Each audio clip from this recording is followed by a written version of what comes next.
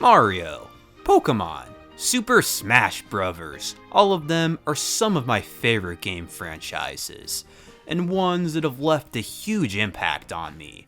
From all the hours of pure enjoyment, to the attachment I have to the characters, and maybe, most important of all of them being the reason my YouTube channel is the way it is. Not only all the subs and views the videos I've made about these games bring in, but the fun I've had making the content as well.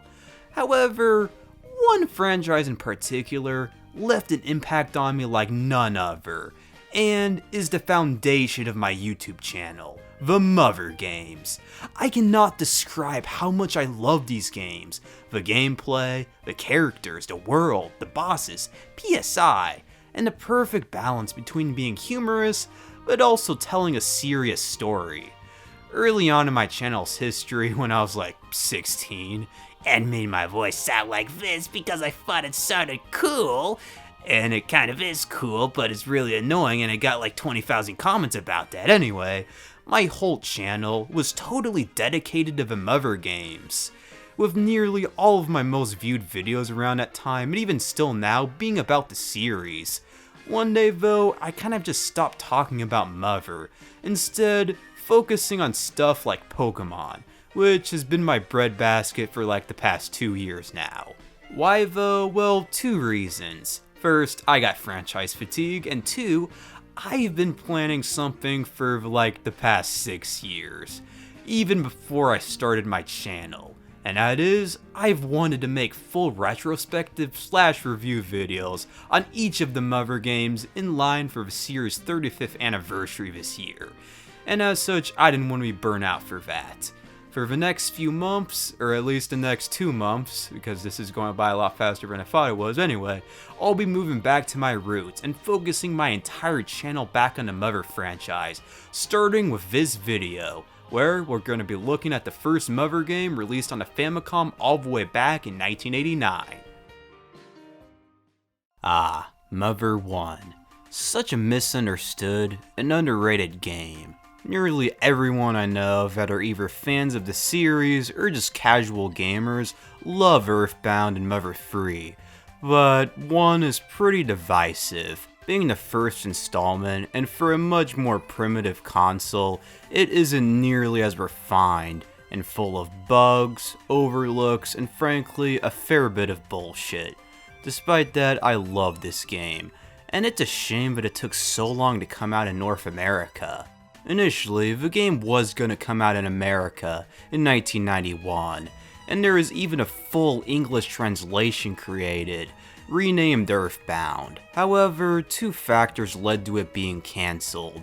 First, the game's release came too close to the SNES's launch, and second, RPGs sold very poorly around this time in the West. Years later, some fans would finally get a hold of some of these prototype carts of the English translation and dump their ROMs on the internet, thankfully. Since Mother 2 eventually would take the name Earthbound when it released in the US, fans gave it a new name, Earthbound Zero, to avoid confusion. In 2015, something shocking happened. Nintendo actually officially released the English translation on the Wii U Virtual Console, going by a new name, Earthbound Beginnings. Beginnings would later be released on Switch Online as well, so there are quite a few options today to play it. I, however, went with none of these free options. Instead of emulating it or playing the official versions, I'll be playing the game on an actual NES with a reproduction card I got on Etsy. Yeah, the video quality sucks, it sucks a lot, and I'm worried about the save battery and build quality of the cart, and I even had the game crash on me a couple times. I assume that's because of some faulty pin connections on my NES, but I don't know, it just doesn't feel the same any other way. Enough on the history behind the game though, let's dive in.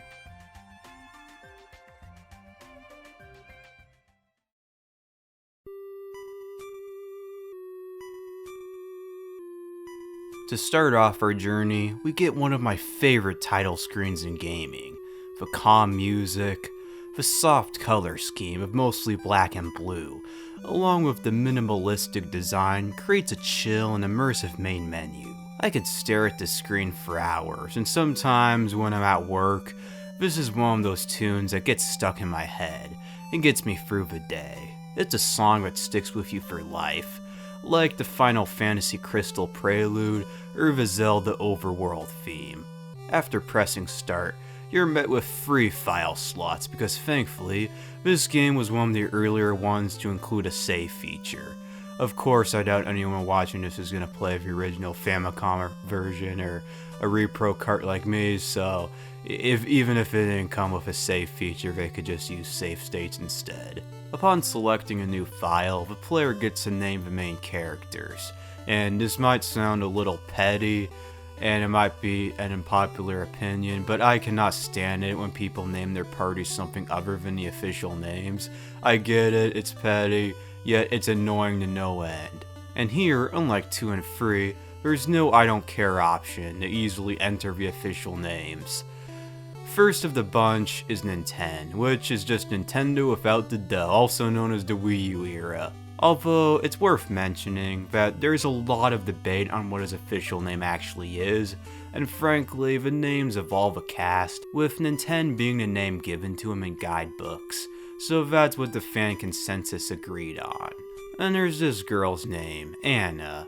This other boy's name is Lloyd, whichever spelling you prefer is up to you, and finally this last boy's name is Teddy. With the exception of Nintendo, just forget about all of them for a good 5 hours. Oh, and I almost forgot.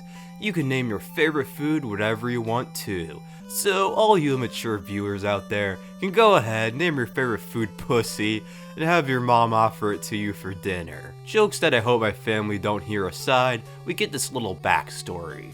In the early 1900s, a dark shadow covered a small country town in non-urban America. Sheesh, I cannot say whatever that word is. At that time, a young married couple vanished mysteriously from their home.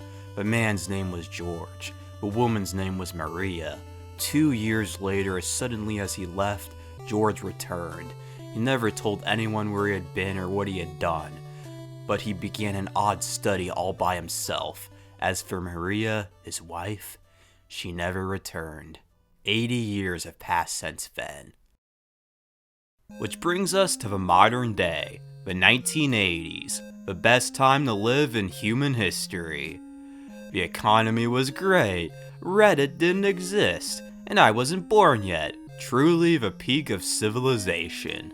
Lucky Nintendo. When our hero tries to leave the room to take a piss, or go listen to his cassette player, or whatever people did in the 1980s, something honestly kind of terrifying happens.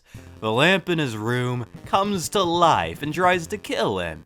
If he did have to take a piss, well, he probably doesn't anymore.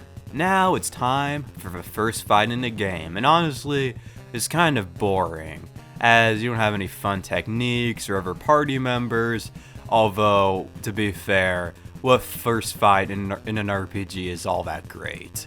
Of course, it could be worse, and be a lengthy tutorial.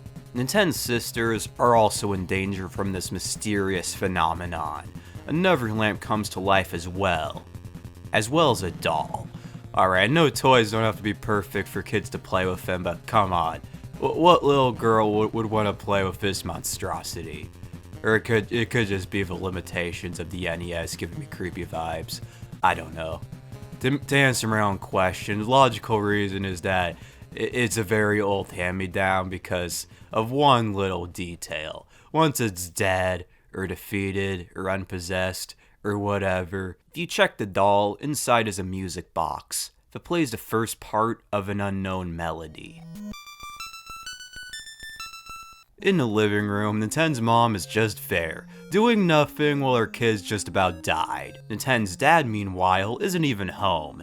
In fact, you'll never see his face the whole game, and can only ever be talked to through the phone, a series tradition, well, except for the third game. He reveals that the mysterious force that brought the household items to life to be a poltergeist, and also that his grandfather studied something known as PSI. Some helpful items are held in the basement. Unfortunately, good old Pops forgot where the key was. because of course he did. And lastly, tells us to go out and explore the world to find out what the heck is going on. I mean, 12 is a little young to do that in my opinion, but alright. Now the true journey begins just like that. With only about a 10-minute prelude, it's a nice change of pace compared to the half an hour to hour-long prologues most newer games have, I'll say that. Gameplay-wise, Mother is a JRPG that takes heavy inspiration from the Dragon Quest series. Battles are turn-based, with a myriad of different command options. You've got the basics, a regular attack, a guard command, an item command and running away, as well as some not so typical ones, like the auto command, where you can let the game play itself, perfect for grinding sessions, or the check command, to view an enemy and learn something about them. After that, there's PSI. I don't want to get too deep into this since I want to wait until some other characters join the party before going over it, but this is basically the magic system of the Mother games. The main difference being, instead of these moves being magical, they're psychic, and you get more the more you level up. Outside of fights is the overworld. Unlike Dragon Quest, or a lot of other early JRPGs, it's almost entirely interconnected. For instance, instead of there being a square on a map to enter a town, you just walk in. The overworld is massive too, at least for the time, with a huge variety in terrain, landmarks, and nice little details. It's definitely one of the better things about Mother 1. While in the overworld, by pressing A command menu can be brought up to interact with the world around you. The B button can be used to run, at least in the North American release, or I guess translation because this game wasn't released. Start brings up a map, and Select brings up a status menu. Again, I really don't want to get too deep into gameplay, since I want to go over every detail about this game, especially story, and it'd be kinda weird to go over aspects that mostly appear late into the adventure, then plot back into the opening hour story-wise. I couldn't really think about a good way to write this script that balances gameplay and story aspects without spending too much time on either, so sorry about that. Remember what I said at the start about how some aspects aren't quite refined? Yeah, well, the best example of that is the difficulty, especially the first stretch of the journey. I have known a lot of people actually that have tried playing through Earthbound beginnings, and they all make one mistake.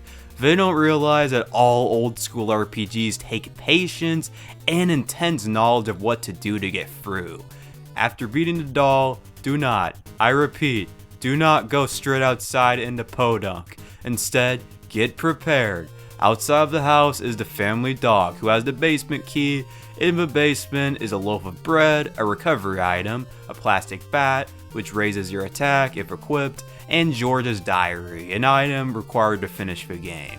This stuff will help out a little, yet to stand a chance, anyone playing this needs to grind from the level 1 or 2 they start with to level 3, maybe even 4 or 5, before we venture out into the great unknown. To be frank though, compared to other RPGs such as the first Dragon Quest game, it really doesn't take all that long to get stronger. It only took me about 15 minutes of fighting rats in the basement to reach the level I wanted to be.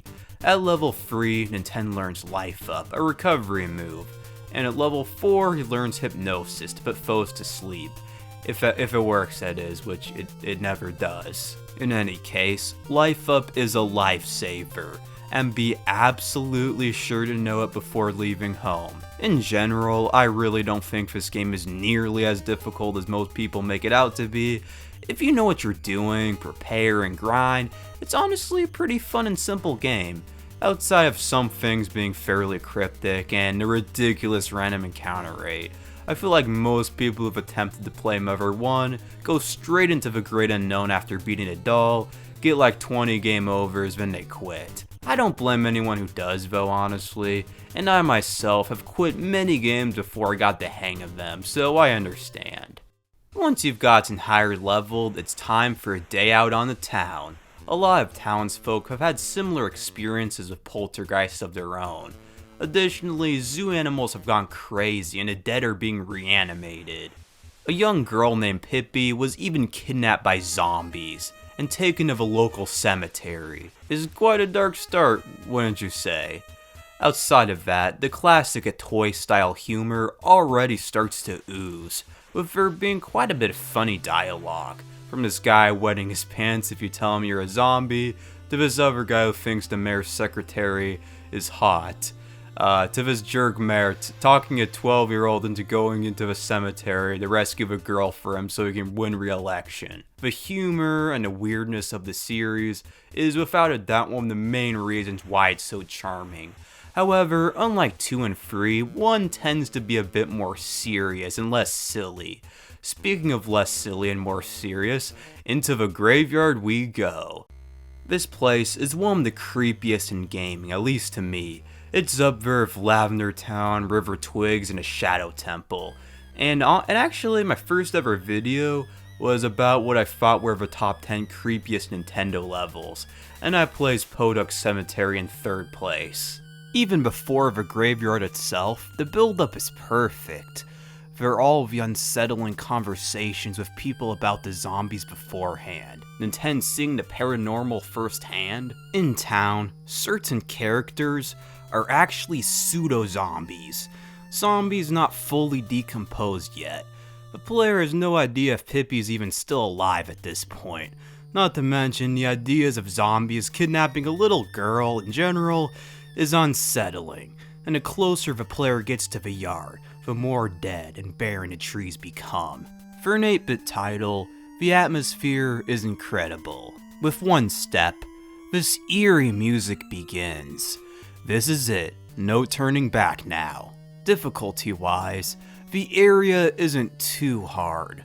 Most enemies are weak, like Mr. Bats and Ghosts. Gang zombies are somewhat tough, although not quite dangerous if you're high enough leveled. Can we talk more about these guys though? Gang zombies? In other words, these guys are reanimated corpses of gangsters that died. For God's sake, in the Famicom version, they even have bullet holes in their chest. This also implies that Podunk has a lot of gang problems. The cemetery isn't nearly as long as I remember it, however, only having 2 areas of interest, this church being one of them. Inside is a priest, and I have to say that this guy has gotta have the worst job in the world. Seriously, imagine if you had to give funerals for individuals who passed away, only have to fend off their reanimated corpses only a few years later. I have to say that he has balls for refusing to leave though, but also trying to reason with the zombies too. I even found this one image at one point where he says he wants to teach the zombies about God. I have no clue where this came from, but still though, the idea of a guy trying to spread the good word to a literal brainless monster is kind of funny. The other area of interest is the graveyard's crypt. Thankfully, Pippi's okay. Physically at least, because there's no way she won't have mental scars after all this. She's so thankful she gives Nintendo one of the most iconic items in the franchise, the Franklin badge, or at least one of them. Don't get me started on theories. In case you're wondering if it wasn't clear at the beginning of the video, I'm actually the guy who made the our Nintendo and Ness father and son videos. God, I cringe so much looking back at those. With Pippi and the party, it's about time we leave this nightmarish dungeon and go back to the mayor so he can take credit for Nintendo's hard work. Pippi, stat-wise, is actually a pretty strong character. Unfortunately, she's not in the party for very long. In return for this publicity stunt, the mayor gives Nintendo $100, which would be about worth like $250 in 1989 in today's money, in case you're wondering. And a key to the zoo. You know, the zoo where animals have been going insane. Police exist, you know that, Mayor. But no, let's get a 12-year-old to go run into the dangerous areas and risk their lives to solve our problems. Alright, I'm gonna try to speed through the next few bits of the game, just so this isn't a 5-hour long video. The script's already at 5 pages, and we're only about an hour and a half in, so yeah. A cryptic, yet very important side quest that has to be done in order to finish the game involves taking a baby canary from the pet shop and taking it to its mother in a wildlife sanctuary. Don't sell it or let it get stolen, or else it's impossible to complete the story. When the two are reunited, the mother sings and a second melody can be heard. The zoo is filled to the brim with dangerous animals. Tigers, gorillas, hyenas, and elephants. At first, I thought it seemed odd that the zoo animals are stronger than zombies. The more I think about it though, the more it makes sense. I would much rather take on an undead corpse of some gangster than a friggin' tiger or elephant. Inside the superintendent's office is an enemy that looks very familiar. One that is by far the most iconic enemy in the franchise, a Starman, or its cousin, Starman Jr. at least. Be sure to bring that Franklin badge with you because this guy knows an insta-kill move, and the badge deflects it back at him. Too bad he's immune to it. Once he's beaten, the animals seem to return to normal, one of which, a renowned singing monkey, sings a third melody. With the town mostly back to the way it was before, these cops finally allowed Nintendo to pass through to investigate a weird cave. I guess standing here to guard a slightly mysterious area must be more important than trying to protect the city from rabid animals in The Walking Dead. Inside said cave, one of my favorite creepy tunes plays. I can't be alone in this, can I? It's just so mysterious and ominous. A weird, pink seashell thing lies at the heart of the cave. When investigated, Nintendo hears a voice in his head. Creepy. If you use telepathy on the rock, he recites a line from his grandfather's diary, and gets taken to a new land, Magicant. Ah, this place. My favorite area of the game.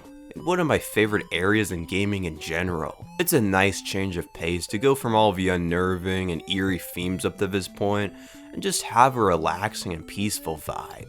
This magical world has a lot of useful items. The big bag, a bag full of 30 magic herbs and is insanely useful, an ocarina to listen to melodies collected, shops to buy equipment, and a free place to heal. Magicant is one of those areas I think about when I'm trying to imagine a calm environment, alongside Jolly Roger Bay, the Fairies Fountain, and the Clock Tower in Majora's Mask. It would eventually become a stage in Smash Bros, with an even more relaxing remix of the original NES theme.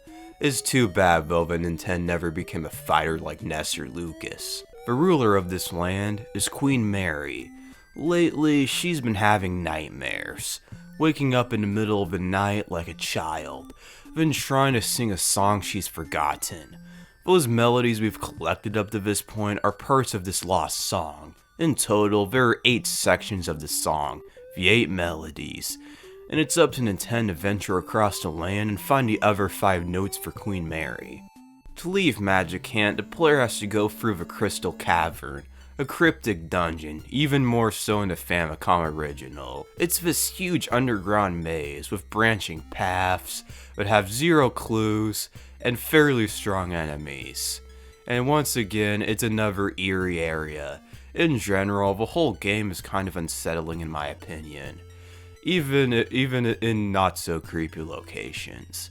The black backgrounds, the adrenaline from almost dying all the time, the primitive sprites, all that. On the bottom floor are quite a few items of interest, starting with one of the few bosses, a fish. Don't take this guy lightly, he can do insane damage. Defense up and defense down are lifesavers. The reward for beating him is the Onyx Hook, an item that can warp the player back to Magicant anywhere at any time. Additionally is a dragon. Unfortunately, or maybe fortunately, it can't be fought for a while until you're around level 25, so unless you spend 10 hours grinding, just come back later. At the exit is a forgotten man. There is a theory on who this person might actually be, but that's gonna spoil the ending, so I'll save that for later on. On the other side is a new city, Marysville. The local school, Twinkle Elementary, is the key area of interest. Speaking of that, since school's in session, does that mean Nintendo is guilty of truancy? On top of that, what school does he even go to? Is he homeschooled because Podunk doesn't have a school? Nitpicking aside, here we find a kid that says there's a Super Mario Bros. 7. but hasn't even finished Mario 3. I guess if you count later 2D Marios, then New Super Mario Bros. 2 would count as that. This does imply that the game takes place in the 80s, if that wasn't clear enough already. So that Ness and Nintendo father-son video theory I made is pretty much impossible. Maybe I'll remake that video someday, I don't know. One student has been bullied relentlessly. Lloyd. The poor kid is found inside of a trash can, on top of the roof of the school. If he's given a bottle rocket from a nearby factory, he becomes your friend. And we have our second team member.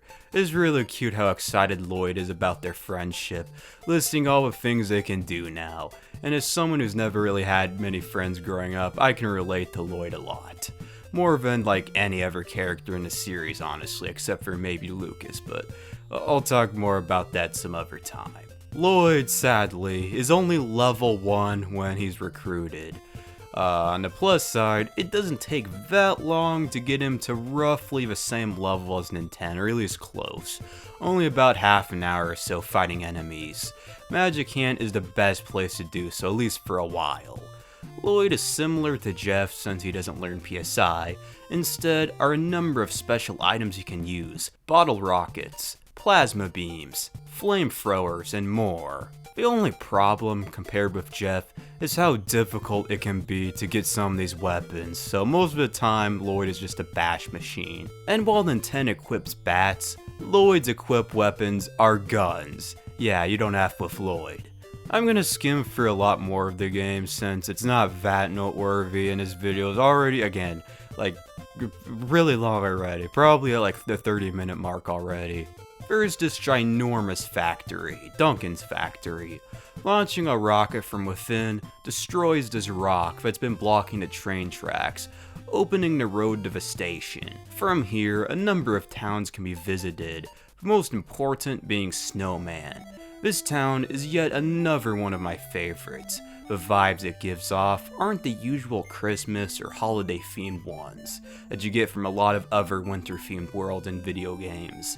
Instead, it reminds me more of a snow day in early January or February, when schools close, you and your friends go out to play in the snow, and you end the day with a hot meal your mom made. Just be careful who you talk to, since quite a few people in this town have colds.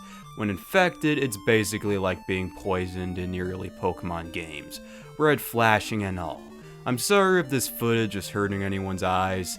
I forgot about that part, so yeah.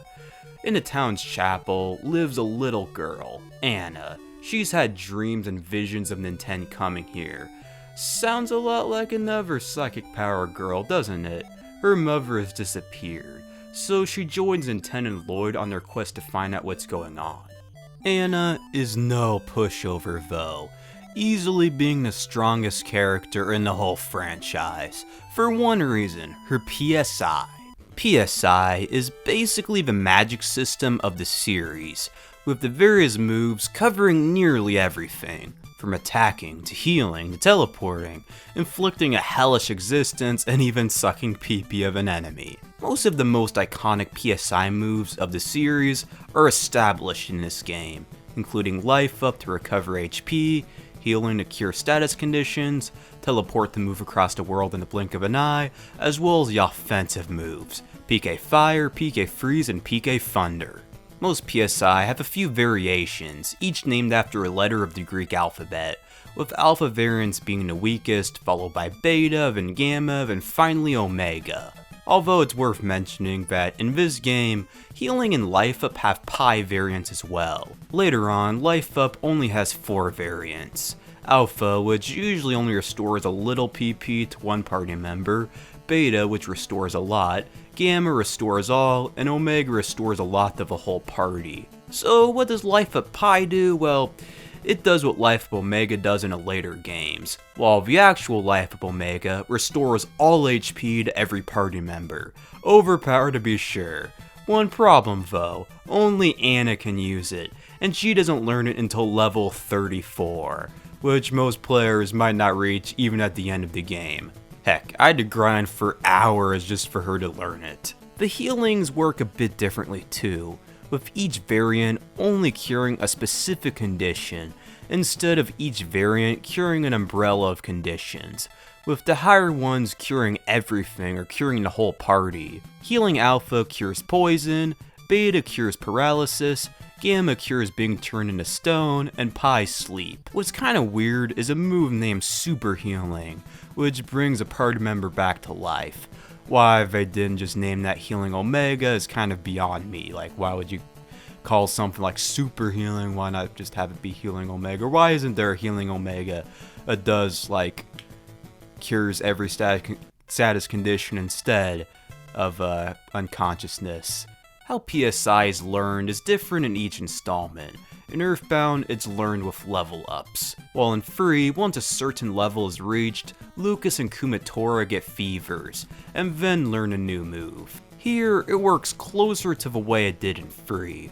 Once a certain level is reached, the new technique isn't learned automatically. Rather, at the end of each battle afterwards, the move gets learned on random once that level is reached. Sometimes you can get really unlucky too, and it can take forever to learn a particular move. Surprisingly though, this game has a lot of PSI, but never made it into later installments. PK Beam is the most notable. Its Alpha and Beta variants do damage to a single enemy. Its Gamma variant is super OP, it insta-kills an enemy, and its Omega variant does loads of damage to every enemy. Free's Alpha damages a single enemy very little, and honestly is basically useless. Free's Beta is alright, while Free's Gamma is insanely OP, bringing a foe's HP to single digits, even bosses, while Free's Omega deals a lot of damage to all enemies. PK Thunder isn't too useful either, at least in comparison to what it is in 2 and 3. Alpha does a little bit of damage to a foe, Beta does a decent amount, and Gamma does a decent amount to all foes on screen. There's no Omega variant for some reason, and I pretty much never used it during my playthrough, once I got Beam at least. And the last of the offensive PSI, PK Fire, specializes in dealing damage to all enemies. Alpha does very little damage, Beta a bit more, Gamma a bit more, and Omega, oh boy, Omega insta-kills everything in one blow. Once you learn Fire Omega, the whole game becomes a complete joke. The only issue is that Anna doesn't learn it until she's level 35, so I assume that most players have never even unlocked it. That's a problem with a lot of PSI in this game too, the fact that it takes way too long to unlock these attacks and moves. By the time you get Anna, Freeze Alpha, Beam Alpha, Thunder Alpha, Fire Alpha are all useless. Well, I guess Fire Alpha is somewhat helpful at times. All of them do far too little damage to the enemies you face once you get Anna in your party, which is a shame. Another big issue is the distribution of PSI. It is incredibly uneven. Nintendo can't learn any offensive PSI, only healing and assist, most of which can be learned by Anna too, and better. Besides Life Up Alpha, Nintendo doesn't learn the other life ups until very late into the game, if at all. Same with Super Healing. He does somewhat make up for it though with certain assist PSI, the best being 4FD Slip. 4FD Slip is a move that lets you run away with a 100% success rate, extremely useful for really hard areas. Other assist PSI vary in use. Defense Up is fairly useful, as are the shields. Offense Up and Quick Up can occasionally be useful in longer fights. Defense Down really helps when fighting enemies with high defense. PSI Block blocks other foes from using their PSI, but again, most fights are too short for it to be really that useful. Shield Off breaks enemies' shield, and lastly are all the infliction moves. PSI Magnet drains PP, Paralysis immobilizes foes, Hypnosis puts them to sleep, Darkness lowers accuracy, while Brain Shock and Cyclone confuses them. And to finish up, there's Telepathy. It has no use in battle, instead it triggers certain events in the overworld. Moving back to Anna and how she's overpowered as fuck, Anna is the offensive powerhouse. healer, and learns most of the status inflictors too. Her only real weakness is her low attack, HP, and defense, meaning she'll die often. Lore-wise, Anna is basically the Martian Manhunter of the Mother universe.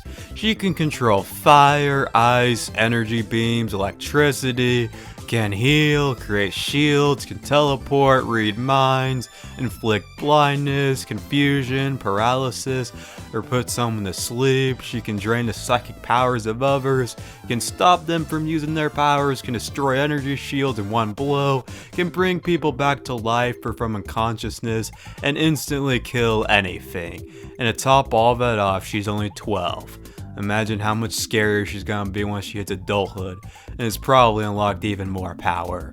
Yeah, I would not want to mess with her, or really any Mother character, to be honest, but I mean, I think she's probably the scariest character in the franchise after maybe Jeff, because yeah, multi-bottle rockets. Another aspect about Anna I couldn't really fit anywhere else in the video is her being a Christian. Not only is Anna a Christian, she's a hardcore believer, being a devout reader of the Bible, was born the day of Christmas Eve, or at least the day before, and even saved frogs from being dissected at a school according to some material.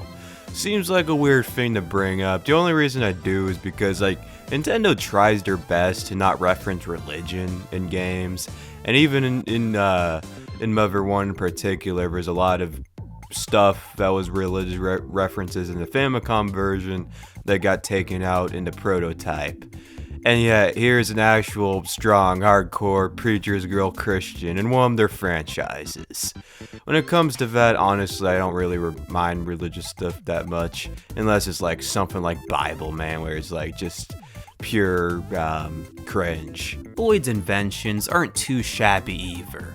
I already mentioned most of them earlier, so allow me to go into some more detail. Bombs do damage to all enemies, bottle rockets do a little damage to a single enemy, flamethrowers are the equivalent of PK fire, and they break like all the time, and they're hard to get to, so yeah, I wouldn't really bother with them.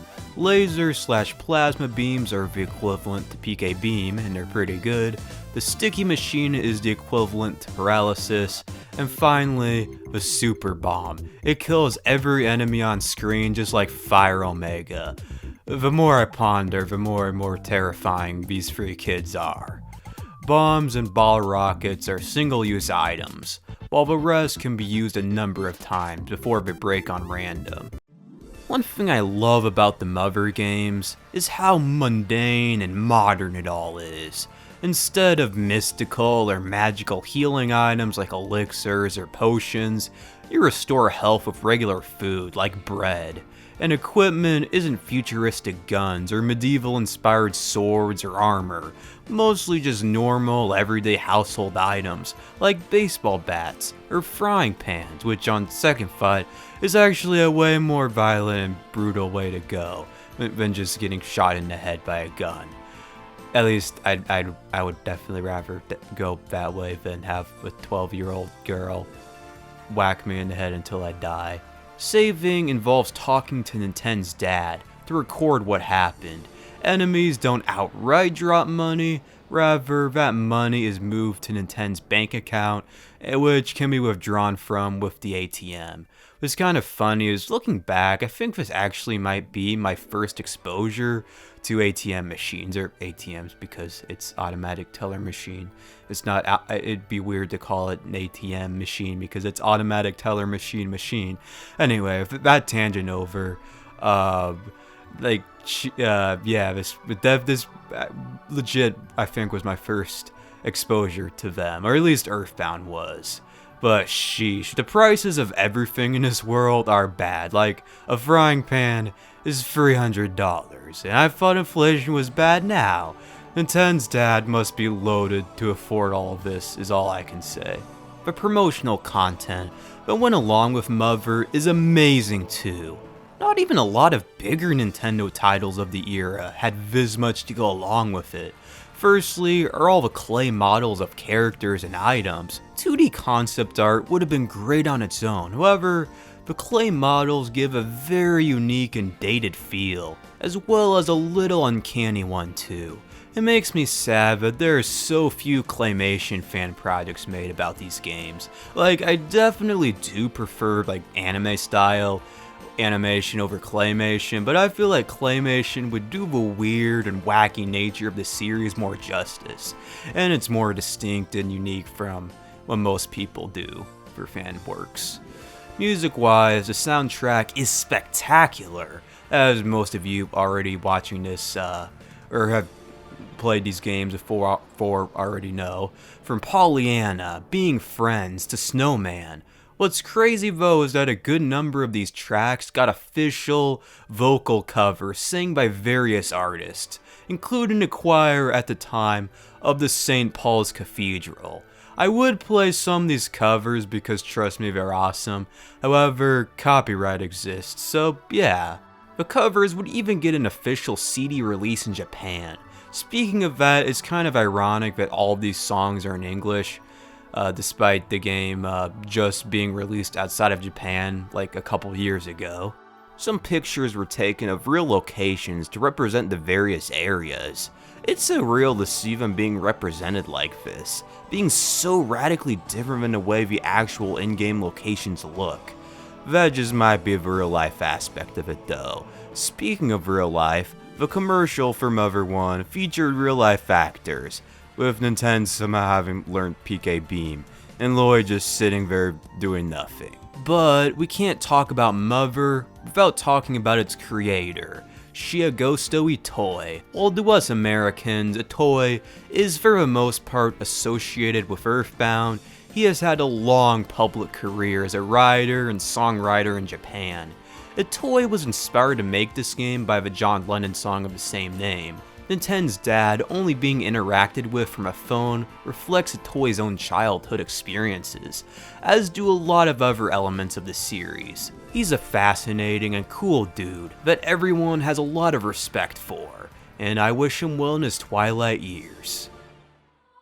Okay, now let's go over all the negative aspects of this game, and oh boy are there a lot of them.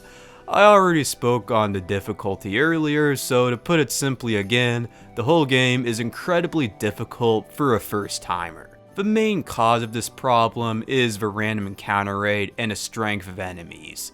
The random encounter rate is way too high at times, and combined again with how hard it is to run away from dangerous foes, you can die a lot just from sheer bad luck. Heck, even running into 10 weak enemies in a row, while not risky, is still annoying as hell. Although, I do have to say, it does add a bit of tension. At certain points, even a feeling of uncertainty, if you will. During certain points, my heart was pumping hard, trying to escape from dire situations, not knowing if you're gonna run into a horde of strong bad guys one move away from a game over. It's been a long time since I felt this way playing something. With how much I love this game, it's been the most fun I've had in a game in what might be years. That being said, it still doesn't change the fact how irritating it is running into fights every 2 seconds. Most of all in areas where the enemies are so weak you can beat them in a single blow, and they practically give out like no XP, at least relative to your level. One thing I actually didn't know until this playthrough though is that there's this shop in Magicant that sells repel rings. These rings work like repels in Pokemon and ward off weak enemies. One issue though, the item space in this game is pitifully low, with each party member only being able to hold 8 items at a time. Equips aren't included alongside other items thankfully. Unthankfully, the key items are. So of how many important things need to be lugged around, like the big bag, well maybe, the Franklin badge and Onyx hook, there isn't much room for other stuff, especially when it's just Nintendo. At the very least though, items can be stored for later at either Nintendo's house or Magicant. A lot of the cool mechanics that made 2 and 3 so popular, such as scrolling HP, or attacks moving on to another enemy if another party member took them out in the same turn, aren't present here either. The lack of bosses is another critical flaw. In total, there are around 10 throughout the whole story. The lamp, Starman Jr., the fish and Magicant, the stray dog in front of Duncan's factory, although it really doesn't even count since it's just a regular enemy that dies in one hit. Then there's another regular enemy boss, that being a Starman, although it also dies pretty fast. Well, not as fast though, because it's kind of a strong enemy at that point in the game when you fight it. This robot, a dragon, and 3 others that are spoilers for later. Out of the 10, only the dragon is a true fight of wits and strategy. Practically every other boss either A, dies too fast, B, by the time you fight them, there's no one else in the party except for an N10, or C, the boss has to be fought in a very specific way with no room for trying something different. The lamb, Starman Jr., and fish fall in the category A, the dog and Starman fall into B, and the robot along with the last 3 bosses fall into C. This robot, R7037 for instance, can only be beaten by a tank. With the tank, you can never lose or take damage. Without it, you can never win. The dragon is the only real challenging fight, where you have nearly every power and ability unlocked, and you can use different methods to beat him. There is the cheap route of using freeze gamma, or moves like defense up or shields to protect yourself and then bash him until he's dead. Despite these flaws, once again, I frickin' adore Mother. Kind of like with Majora's Mask, I have a deep knowledge of what to do, where to go, and what you need to get through. Because of that, I don't have moments where I want to give up, or have to look at a guide to navigate cryptic moments. My playthroughs have been fairly painless. Even before I played the actual game, I watched various people's LPs and formed the photographic memory of everything. Compare that to someone whose first experience is playing it like Earthbound, not knowing any tips or know-how or anything, and getting 50 game overs. In short, I'll never be able to understand why so many people dislike Mother 1 on a personal level. On an investigative level, sure, but I am super biased, and I feel kind of bad for treating other well-regarded titles I didn't like the same way that others treat Mother. Now let's get back to collecting those melodies. Well, after spending a good half hour grinding up Anna, that is. The 4th melody can be found in a haunted house, in a town called Spokane.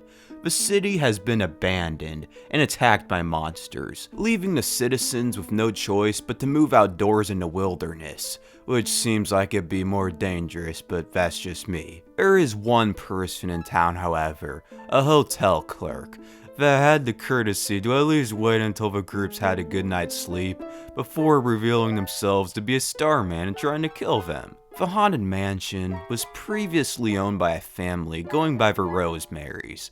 Their house in particular is the most haunted spot in the whole region. The Rosemary Manor isn't that long of a dungeon, thankfully, yet it unnerves me, maybe even more than a cemetery a little bit.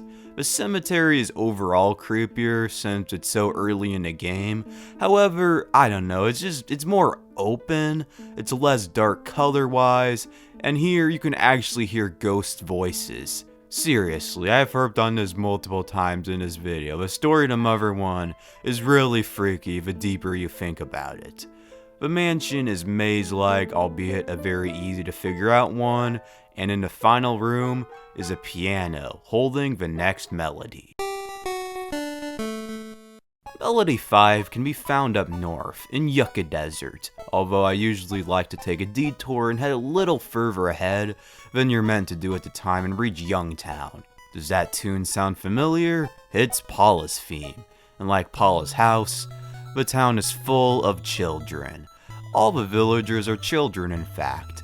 Just like with Anna's mom, these guys' parents got nabbed by someone and taken west, leaving the kids to their own devices. Very Jimmy Neutron-esque, if you ask me. Well, this game came out like 12 years before that, so it's not like Itoi took inspiration from that movie, unless he's a goddamn time traveler. I don't know what my point is. Disregarding my tangents, from here, your adventure gets easier, as well as more convenient, due to a new power Nintendo and Anna learned from a psychic baby, Teleport. As its name suggests, with it, the player can travel around anywhere they want. The only downside is it takes some room to pull off. Actually though, with the Onyx hook, it's no problem at all. Just return a Magicant with tons of wide open space and boom, the whole world becomes a lot smaller. Back in the desert is a World War II veteran, a line that can't be said for much longer. He offers plane rides and a trio to ride a tank. Awesome. Too bad it only lasts for about a minute, and the only fight in it is with that robot I mentioned earlier that you always win against if you have the tank and you always lose against if you don't have it. Inside the ruins it was guarding is a monkey cave. There's not too much here except for another entrance to Magicant and a creepy monkey hitting on Anna. Where is Chris Hansen when you need him? In the heart of the desert lives a cactus with a face. Using telepathy on it unlocks the 5th melody.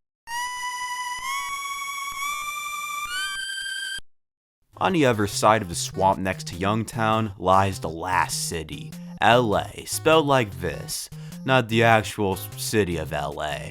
I would say thank God if this town didn't have a worse crime problem than the actual LA. The city is full of gangsters, belonging to the Blah Blah Gang, yet another group of characters that look similar to characters in later games. They don't seem to be attacking the civilian population at the very least, so there's that. In LA's theater, the trio can put on a performance for the crowd that attracts the leader of the gang to come fight in 10. Well, I guess this is a boss fight I kind of forgot about, although it's one of those where there's no strategy, it just goes on for like 2 turns or 3 turns, and it ends in a draw, so. Upon hearing the group's plan to go to Mount Itoi, Teddy comes along to avenge his parents and becomes the 4th party member. Well, not exactly. Lloyd gets replaced by him for the time being. Nintendo and Anna have PSI. Lloyd has his gadgets. So what can Teddy do, you ask? Well, nothing. He has no special skills whatsoever except his sheer amazing stats. I mean, the dude is way underleveled compared to Anna and Nintendo here, yet is still able to own foes the other two can barely manage. Once Teddy joins the crew is the best time to take down a dragon in Magicant, as I mentioned earlier, earning the 6th melody. With that out of the way, there's only one place left to go, Mount Itoi. Alright, get ready for the climb of your lives, because scaling this mountain is the most difficult section of the whole series. Itoi himself, in interviews, has said that they're running out of time, so they neglected fine-tuning the difficulty around the endgame. That's an understatement. Firstly, the cave leading to the base has weaker enemies compared to the rest of the mountain, yet is very cryptic and hard to navigate. On the bright side, it contains the ultimate weapons of Anna and Nintendo and Teddy, rather than all the ultimate weapons being dropped by certain enemies with like less than a 1% chance of being dropped like in Earthbound. It's 2024, so don't feel bad, just use a map. If you do, it's not that terribly bad. Once you reach the outside, don't dilly-dally. Head straight for a house on the mountain, and don't fight any enemies unless you're incredibly over-leveled. Hell, even if you are, it's still not a great idea to try your luck, because the enemies here can mess you up. If you get a game over, it's all the way back to the last place you saved. Although you do keep your progress, thankfully, which is something about the game I forgot to mention earlier. The house you're meant to go to is owned by a healer, who can heal you, obviously. And he has a phone to save too. If you can make it up here and save, then getting a game over is just a minor inconvenience at this point. Something else happens in the house though, something unlike anything we've seen up to this point. When entering the back room, Teddy says he has to make some calls, most likely to his gang. That leaves Nintendo and Anna to their own devices. Anna stands in front of the door. When you talk to her, she says, "Silence falls. Would you like to dance?" The two then have a romantic moment and start dancing. It's a sweet moment for sure. I mean, yeah, there's not much build up to it, yet, for an 8-bit title, it's heartfelt. I do wonder what the scene would have been like if the game was remastered, There's no shortage of fan-made interpretations of this moment though. Anna then goes on to ask Nintendo if he loves her. He says yes, but the moment is interrupted by Teddy. Awkward, and to make things even worse, a giant robot comes to kill them. This is a fight you cannot win no matter what you do.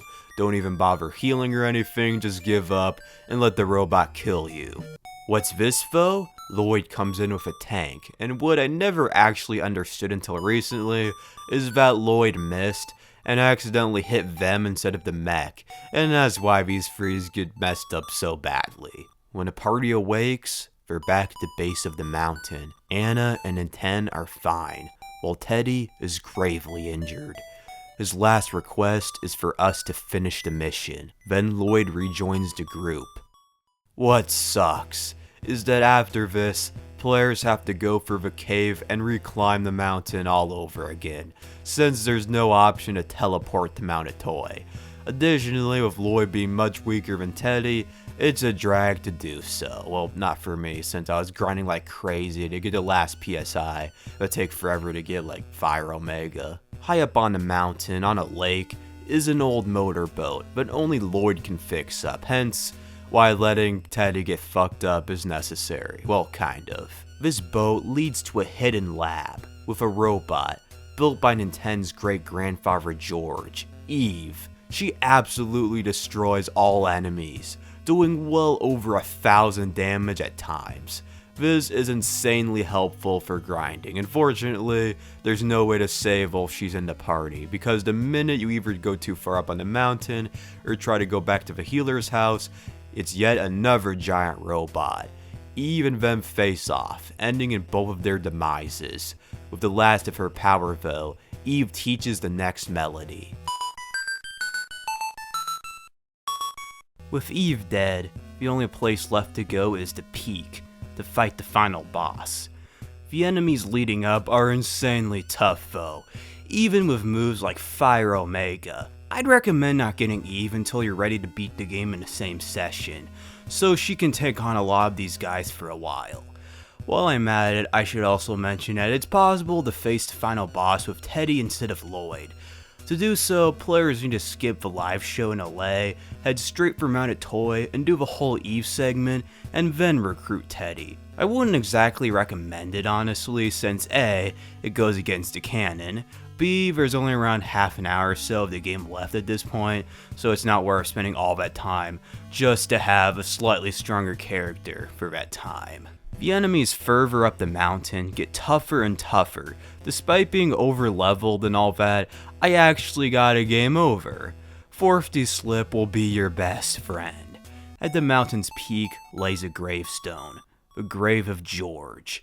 Using his telepathy, Nintendo speaks to it. George explains that the melodies they've been collecting are from Nintendo's great-grandmother and his wife Maria, who never returned to Earth, and teaches him the final melody.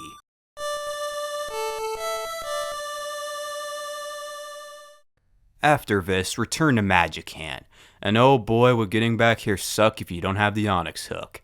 Nintendo sings the 8 melodies to Queen Mary, and she finally remembers who she is, the ghost of Maria. The one behind all of this, all the supernatural, all the rabid animals, all the aliens, is Giegue. When George and Maria disappeared in the early 1900s, in actuality, they were abducted by an alien race. At the time, Giegue was a child, and Maria took care of him, as if he were her own. Not much is told about what happened after that and before George's return, but somehow Maria was trapped in her own mind to create Magicant. Remember that forgotten man from earlier? Some theorize that this guy's George. With her soul freed, she reunites with her husband in the afterlife, and Magicant is no more.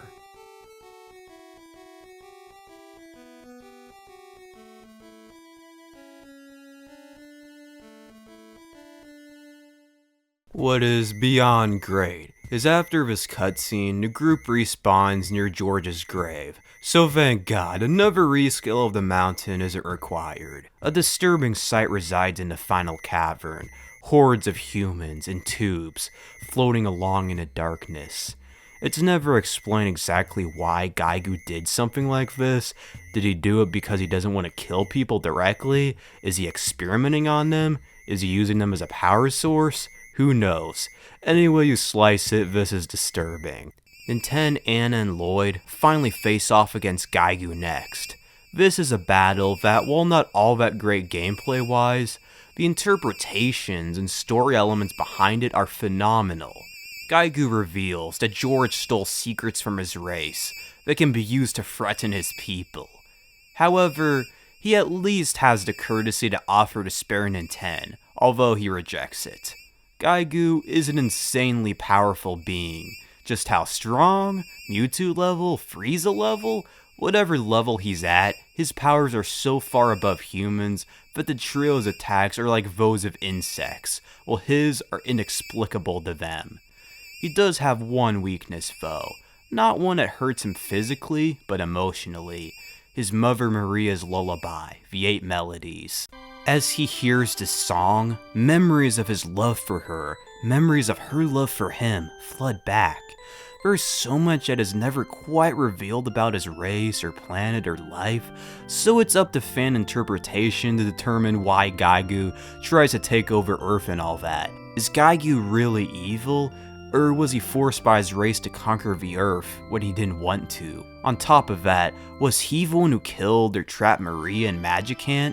No matter what the case, hearing this melody fucks him up emotionally. I've seen tons of fantastic fan works covering this battle in a way that the NES just wasn't capable of on a technical level. It's a real shame too, since I'm sure a lot of people think this is a boring and underwhelming fight, especially from a gameplay standpoint. I mean, all you do is sing and heal to make sure you don't die. Ultimately, Giegue hears the song in its complete form, causing him to lose all morale, and he decides to give up his conquest of the Earth. With the alien retreat, humanity is left to prosper once again. Anna and her mother are reunited. Teddy recovers from his injuries. Lloyd's days of being bullied are over, being celebrated instead as a hero. Nintendo and Anna return home, but the two still keep in contact with letters. I like to believe that eventually the two get married and have like 8 kids and live a happy life. For now, with the Earth's crisis over, Nintendo goes to his room and catches some Z's while the credits roll. And that was Mother, an 8-bit masterpiece. Sure, by today's standards, it doesn't feel like much. Yet, despite all the limitations and lack of dialogue, the story and characters have inspired so much fan theories, works, and interpretations. When compared to similar RPGs of the era, like the early Dragon Quests and Final Fantasies, you don't see nearly as much love and dedication for their stories and characters. Why is that? Well, to be honest, I don't know. Sure, Mother is without a doubt a unique game, being more inspired by the modern day than the Middle Ages, and there's a lot of interesting lore. At the end of the day though, it oozes a feel that draws me in, unlike any other 8-bit title. Its mechanics, meanwhile, haven't aged as well. High random encounters, needing to grind a lot, cryptic elements, and just being hard at times. So a remake would do it wonders, and there are some remakes of Mother, sort of. Firstly, in the early 2000s, along with Mother 2, it was released on a GBA in Mother 1+2. While mostly just being a port, a few changes were made to balance the difficulty and fix glitches. A patch was created for the series' 25th anniversary, having improved graphics and being much easier. And lastly, a full-on fan remake is in development, called Mother Encore. I really cannot wait to play this, along with Mother 4 and Oddity. But who am I kidding? We'll all be long dead before we get to play any of these. Anyway, next time on the channel, I'll be talking about the next Mother game. Mine, and quite a few fans' personal favorite in the franchise, as well as my favorite video game of all time, Mother 2, or to us in the West, Earthbound. Until then, please like the video, subscribe, comment, share the video with your friends, and all that. I'm not one to typically beg for views, but I worked my ass off to make this video, and it would make me really happy if this video could be like the first video I made to go viral and get like 1 million views or something. I mean, that's not gonna happen. In any case, thank you for watching and hopefully I'll see you next time.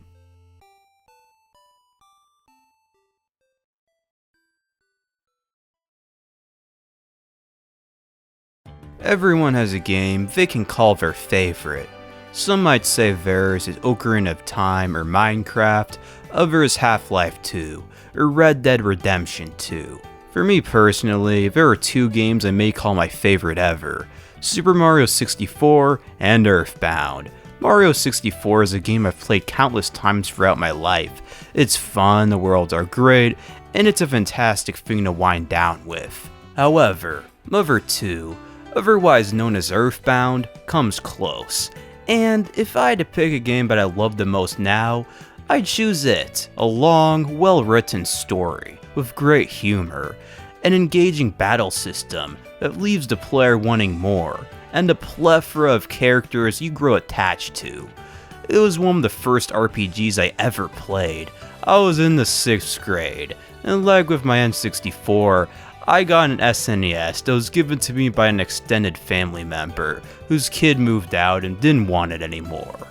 The console didn't come with very many titles, but among the shovelware, sat something I didn't quite realize how lucky I was to be gifted with until years later, a legitimate original Earthbound SNES cartridge. That being said, Earthbound isn't that rare of a cartridge, just a really sought after one, going for well over $400 on eBay nowadays.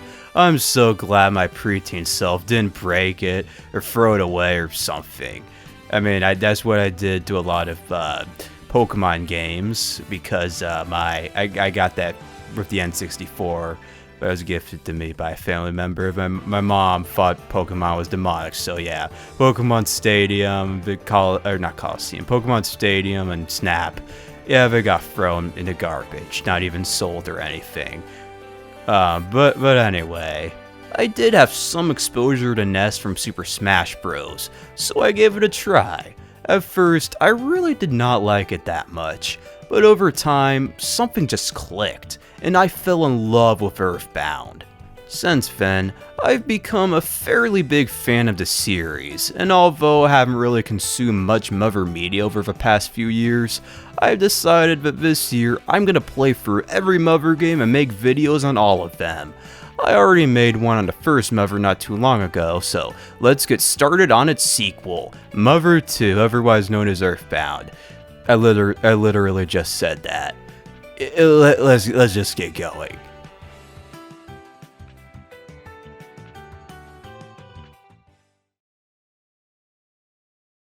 I know I say this in just about every video I make, yet the opening cutscene here is one of my favorites. Red static comes into view, fading out to reveal the site of an alien invasion, while the suspenseful and unnerving track plays. It is a lot darker and creepier compared to the actual game, I'll say that.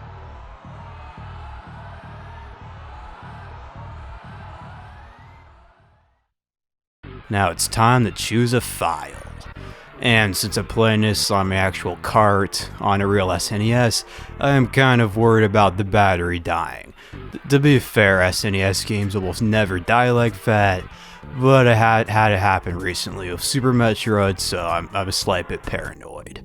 The second you create a new file, that wacky, distinct, unhinged, unique Earthbound feel already is put on full display. The music is kind of weird, you hear a voice when going through the various selections, and even the menu itself feels kind of passive-aggressive with its demands. Moving on to the cast, there's Ness, who I assume everyone is familiar with unless you're a boomer who is watching just some random fishing video and randomly stumbled upon this video. There's Paula, my middle school crush, Jeff the nerd, and Poo. Yeah, you can tell it's already gonna be a great game when one of the main characters is named after literal shit. After that, you can name your dog. To be frank though, he's such a small part in the story it really doesn't even matter. Then your favorite food and favorite thing. The canon food is steak and the thing is rockin'.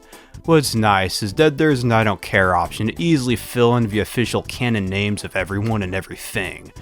With that out of the way though, let's get into the actual adventure. Our story begins in a small town in a country called Eagle Land, sometime in the 90s. What year exactly is anyone's guess, because for some reason Itoi wanted to keep it all mysterious with 1990X. Our main hero, Ness, is just minding his own business, just trying to sleep, when he rudely gets awoken by a strange, loud noise from outside. The noise wakes up the whole house, his sister Tracy, his dog King, and his mom, who, I'm gonna be honest, is the hottest character in the whole franchise, by far. His dad is really lucky, I'll say that. She lets Ness go investigate what's going on, as long as he changes out of his pajamas. Although if you don't talk to her and leave, it's possible to play the first part of the game with Ness just in his PJs. When he goes outside, there's all these people out. The police have set up barricades to prevent you from going to Onett, leaving the nearby hill the only place left to go. What I like about this trek is how many spots you can see down below that serve an important part later on, or at least somewhat. And once again, that Itoi style humor is already starting to ooze, already outdoing the first Mother by a fair margin. On the top of the hill is a meteorite, and its fall to Earth is what caused that loud sound from earlier. Unfortunately, Ness can't go up to see it firsthand yet, and to make matters worse, we meet who is my favorite and least favorite Mother character of all time, Porky, or Pokey in the English version. One of Ness's neighbors and possibly even his friend, albeit the friend you only hang out with because no one else wants to hang out with you. Pokey Mitch is an insufferable douche. He's arrogant, he can't read the room, etc. When I used to use my chain smoker voice in videos, I got tons of comments saying that the voice I used was the perfect voice they might imagine for Porky or Pokey using. And there's even some conspiracy comments that I actually am Pokey. I swear I'm not. That aside, there's not anything else to do for now other than to just return home and go back to sleep. Even deeper into the dead of night, a knocking sound can be heard coming from the front door. It's a fairly realistic sound for the SNES, I'll give it that. Plus, to shave and haircut 2 bits is a nice touch. That's something I would do if I was knocking at someone's door in the dead of night. But I swear, I'm not Pokey, I swear. Ness's mom makes Ness get the door, even though it could be a burglar or a serial killer or something. Thankfully, it's just Pokey, and I just realized I probably shouldn't have said that then, because that kind of gave away the spoiler. Well, to be honest, everyone watching this already played the game, so. He took his little brother Pippi to go see the meteor, and all was fine and dandy until the local gang of Onett, the Sharks, came along to rile up trouble. Pokey, being the pinnacle of bravery, ran off, leaving Pippi behind, so it came to beg Ness to go rescue him before his parents get home and ground his ass. King comes along for the ride too, but before heading out, be sure to equip a cracked bat from Tracy's room and ask her for a cookie. Ness's dad calls. You can use him to save, yada yada yada, let's get going. On the way up the hill are the first enemies. Fairly weak for the most part, yet be careful. I'm usually pretty good at this game, and I still got a game over. At level 2, Ness learns Life Up, a healing move. Don't hesitate to use it, or use food to heal up. Pokey and King don't have an HP bar like Ness. They fall into a category referred to as temporary party members. You can't control them, but they do help out in battles, or at least King does. Pokey just sits there doing nothing other than apologizing to feral animals. When a trio reaches the meteor, King is actually the one who chickens out first. It's always the one you expect the least. Pippi is fine, thankfully. What's this though? Something's coming out of the rock. It's Buzz, a bee he is not. He is a time traveler. 10 years from now, an alien being named Giygas has devastated the universe, widely believed to be the same being as Giegue and Mother. All hope is not lost. a legend from ancient times foretells of a chosen hero, a boy who, along with a girl and 2 other boys, defeat Giygas. Buzz believes that Ness is that boy. Giygas has already put his plan into motion on Earth, corrupting people and animals. Ness must act quickly to stop this apocalypse from happening, and I love how Pogi's reaction to all of this is hoping that he isn't one of the heroes. Thank God he is not. On the way back home, the group is stopped by the first of the invading army's agents, Starman Jr. The following battle is one that you can never lose. Well, technically you can, but it takes effort to do so. All of Starman Jr.'s attacks are negated by the shields Buzz puts up. Spoiled Ness, having to have his fight handed to him on a silver platter, and then actually had to defeat Starman Jr. on his own. Speaking of that, some theorize that Buzz is actually an 10, since he doesn't use any offensive PSI, but that's a discussion for another video. Pokey and Picky don't quite make it home in time, and their parents scold them. These 2 are pretty crappy parents. The dad's greedy and the mom is just a psycho. It makes a lot of sense why Pokey turns out the way it does. As sad as it is, I'll say that. Despite being able to take down a Starman with ease, Buzz gets gravely injured from a simple slap from Mrs. Minch. With his dying breath, Buzz tells Ness what he must do to save the world. The only way to defeat Giygas is for his power to be united with the planets and multiplied. To do this, he must visit 8 locations on Earth, his sanctuaries, that must be made his own. The first is located in Onett, Giant Step. Buzz gives Ness a special item, called the Sound Stone, which records the melodies played in these locations. With his mission complete, Buzz passes on, and Ness goes out to complete his. Upon going outside, a new day begins in Onett, and now you can explore the town. But I think I'll take the time now to take a break from the story and talk about a lot of the new additions and improvements Mother 2 made compared to the last game. Let's start with the controls.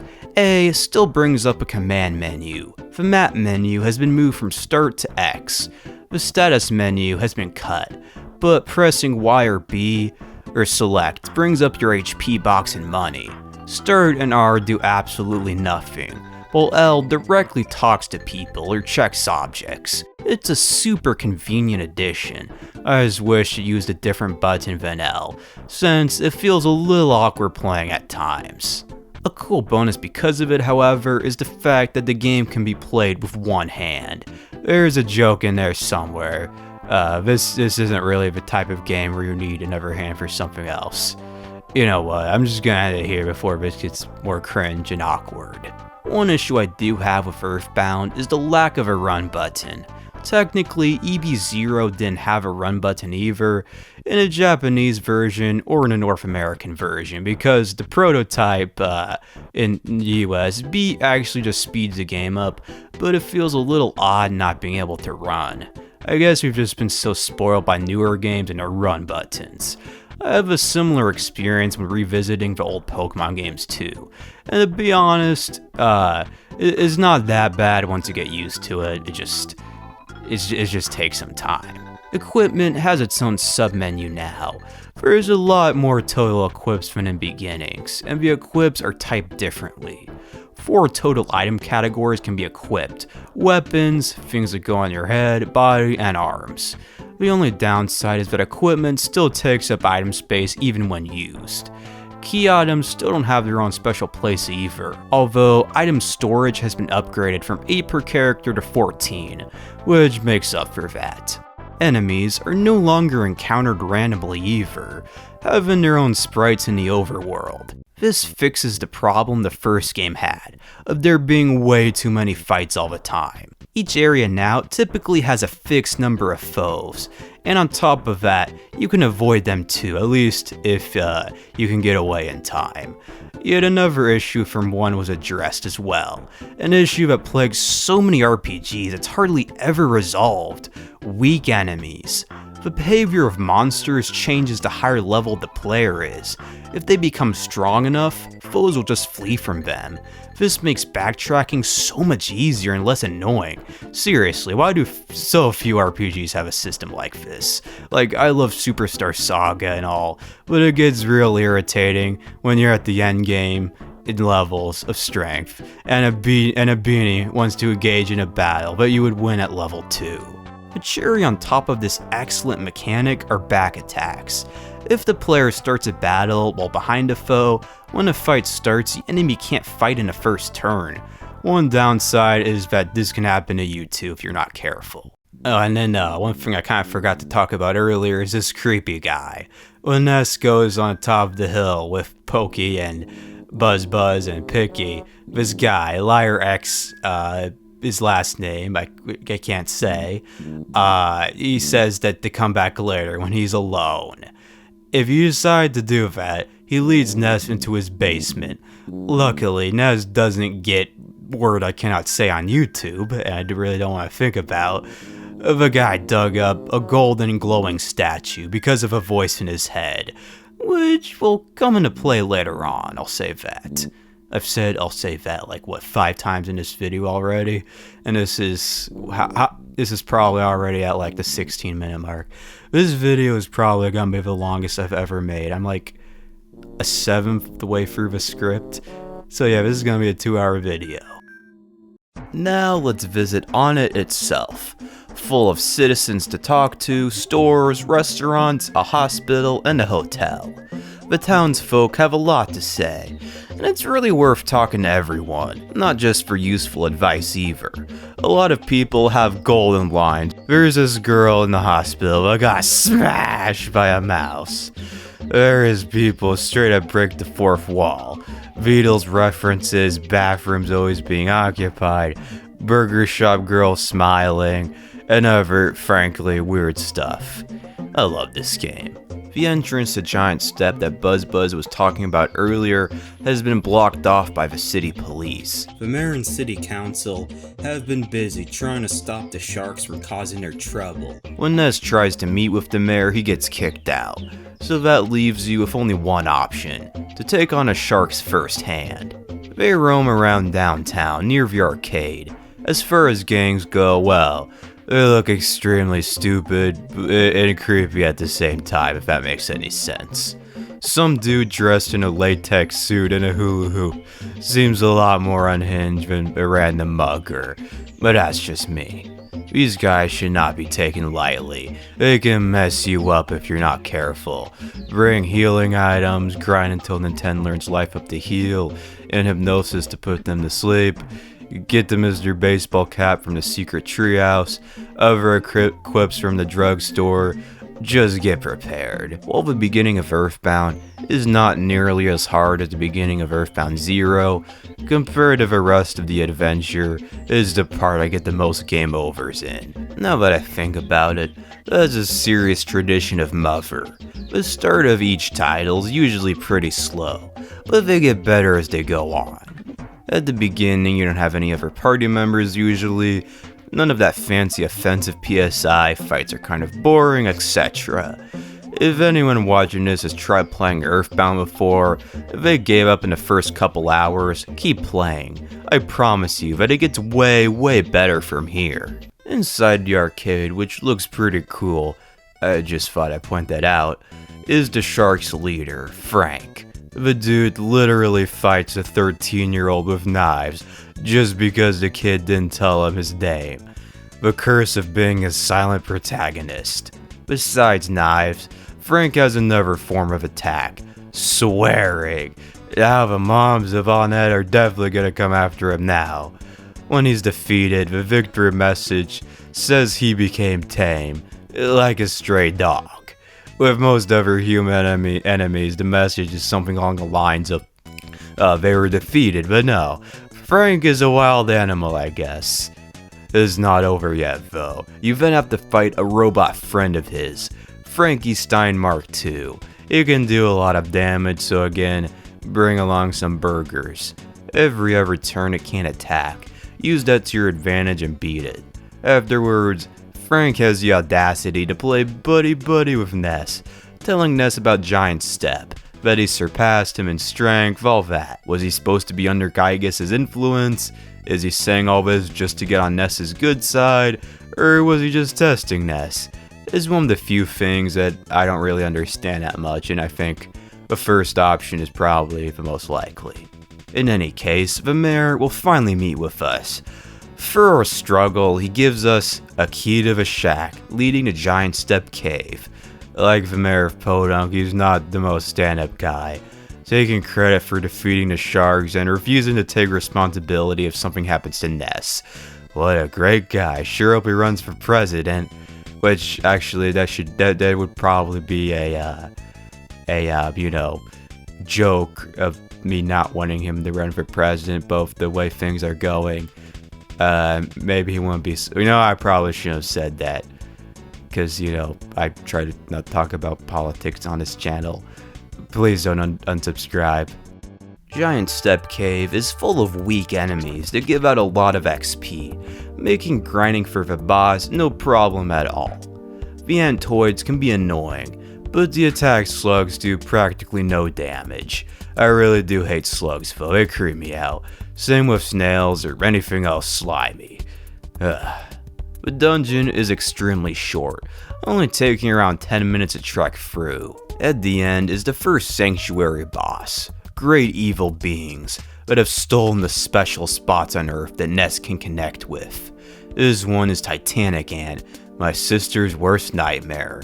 At this point, unless you've been skipping fights, Ness has probably learned PK Rock in Alpha, a powerful move that attacks all enemies but costs a lot of PP. Titanic Ant has 2 black Antoids with him, both of which can use life up to heal him. PK Rockin takes both of them out in one turn. Once they're gone, the fight becomes easy. You'll most likely have enough PP for another Rockin, which brings his HP down enough for 1 or 2 regular attacks to kill it. Once again, bring some burgers along and use those magic butterflies to recover PP before the fight. I was a bit higher level for this than I needed to be. I guess I'm still used to the grind crazy nature of beginnings and Dragon Quest 1 from earlier this year. The area beyond is the actual Giant Step itself. A melody can be heard.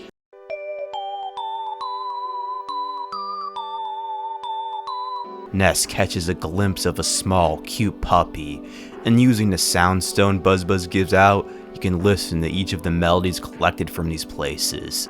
If you're unfamiliar with Earthbound, this doesn't really make all that much sense. Trust me though, you'll understand more as the story goes on. On the way out, a police officer asks Ness to come with him to the station. Alright, I wonder what oh my god, they want to kill me! I can forgive them for putting roadblocks everywhere, and frankly not doing their job, yet this is too far. The police chief is doing this because he wants to test Ness or something, and if he beats his 5 best men, he'll open the road to the next town. Still though, why? The older I get, the more I realize that the government and city officials of the series are incompetent morons or plain corrupt.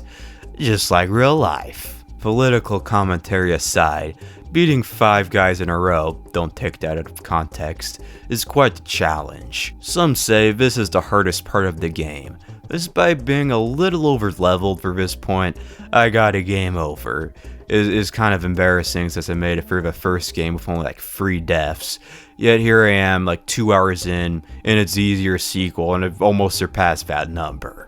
Once bested, the police captain sends out some orders to his men to unblock the road leading to the next town, Tucson. Before all of that, however, spend the night at the hotel. Ness will have a dream from a friend he's never met before, Paula. Creepy. The road to Tucson has these annoying rambling mushrooms that can spread spores to mushroomize party members. When a character is mushroomized, it's similar to being confused, only the controls get inverted. Why? Tucson is a bigger city than Onett. Instead of a general store, there's a mall, there's a theater, there's a park, and Polestar Preschool. The place is owned by a couple with a daughter, Paula. Yes, the same girl from the dream, in case you have like a 5-second attention span. From everyone in town, we can learn that she has immense power, being known far and wide for it. However, when Paula's dad tries to call for her, she's not home. She's gone. People around town give some clues. She was kidnapped. The local crime lord, Everdread, says she was taken by cultists to a town they set up to the east, Happy Village. Worst of all, she's gonna be a sacrifice. Damn, that's kind of dark. I mean, it's not mother-free, but I kind of forgot how dark this game can be at times. Unfortunately, a giant pencil stands in the way of the valley leading to the town. To progress, visit this guy Apple Kid. He's been starving for days. Give him some food and loan him some money, and in return, he gives Ness a pencil eraser that literally erases the pencil blocking the way to Peaceful Rest Valley. The amount of enemies here is a bit much. So much that I was starting to think somehow my copy got corrupted, and the anti-piracy features kicked in. Yeah, I'll talk more about that later. Happy Village is a cult town, owned by the Happyism cult. Everyone here is obsessed with the color blue. They worship their leader like a god, no one thinks for themselves. The whole ordeal is unsettling. Now that I'm older, I understand the real-life inspirations for the cultist. It's eerily similar to some other tragic events. Well, at least it doesn't end like those ones did, thank God. The ones wearing suits look awfully familiar to another hooded group too. So much that in a North American version they got these Santa hat puffs put on the hoods to make them look less similar. The cult's obsession with the color blue is the only thing keeping Happyism from hitting so close to home that it breaks that sense of escapism.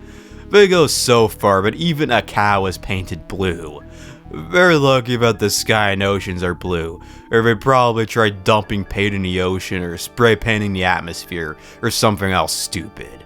The townsfolk reveal more about what happened to Paula. She isn't gonna be a sacrifice per se. Instead, their leader, Carpainter, wants to make her his high priestess. Another guy says he and his buddy were the ones to kidnap her. Who's the other guy? Well, none other than Pokey. Less than the 5th through the game and he's already betrayed us. Paula's trapped in this cabin. Only Carpainter has the key to her cell. However, it's impossible to beat him unless you talk to her to get the Franklin badge. When confronting Mr. Carpainter, he makes an offer to Ness to become his right-hand man. A tempting offer to be sure, but Ness refuses. Then he engages the player in battle. Without the badge, you'll get struck by lightning and booted from the mansion.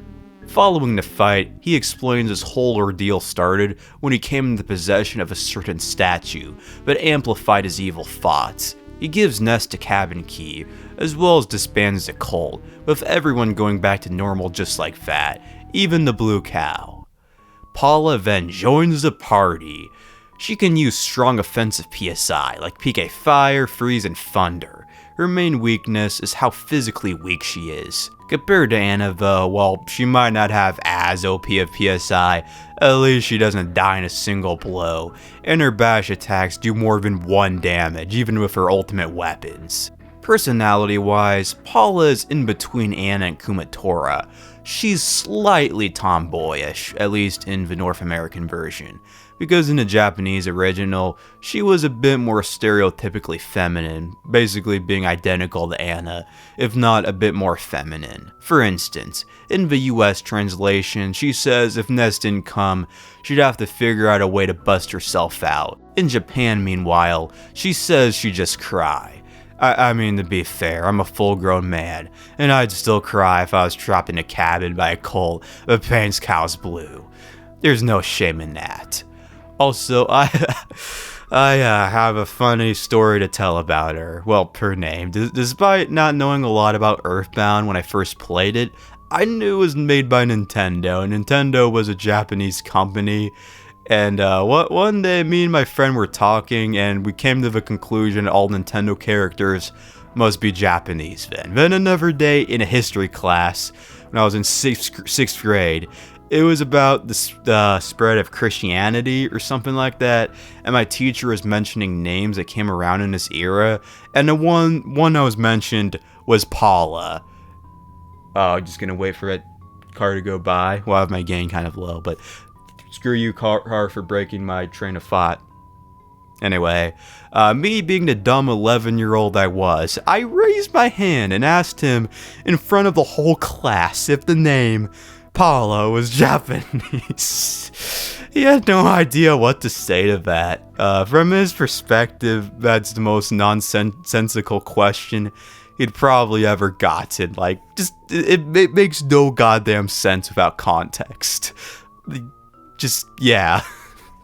And I can't quite remember how he even responded, other than asking me if my name is Japanese as kind of a retort, like, oh, is your name Japanese?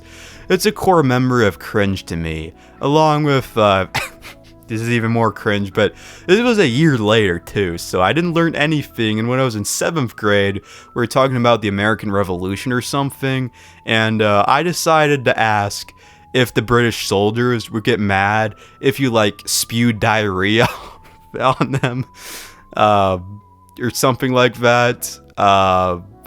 Yeah. Or, when I was in high school, I made a YouTube poop of my principal, and I actually got suspended for that. Yeah, I was a wild kid. Okay, I'm done talking about my childhood cringe for now. There's a cave in the village as well. Paula only starts off at level 1. Yet she levels up quickly, getting to level 10 or so in only a dozen fights.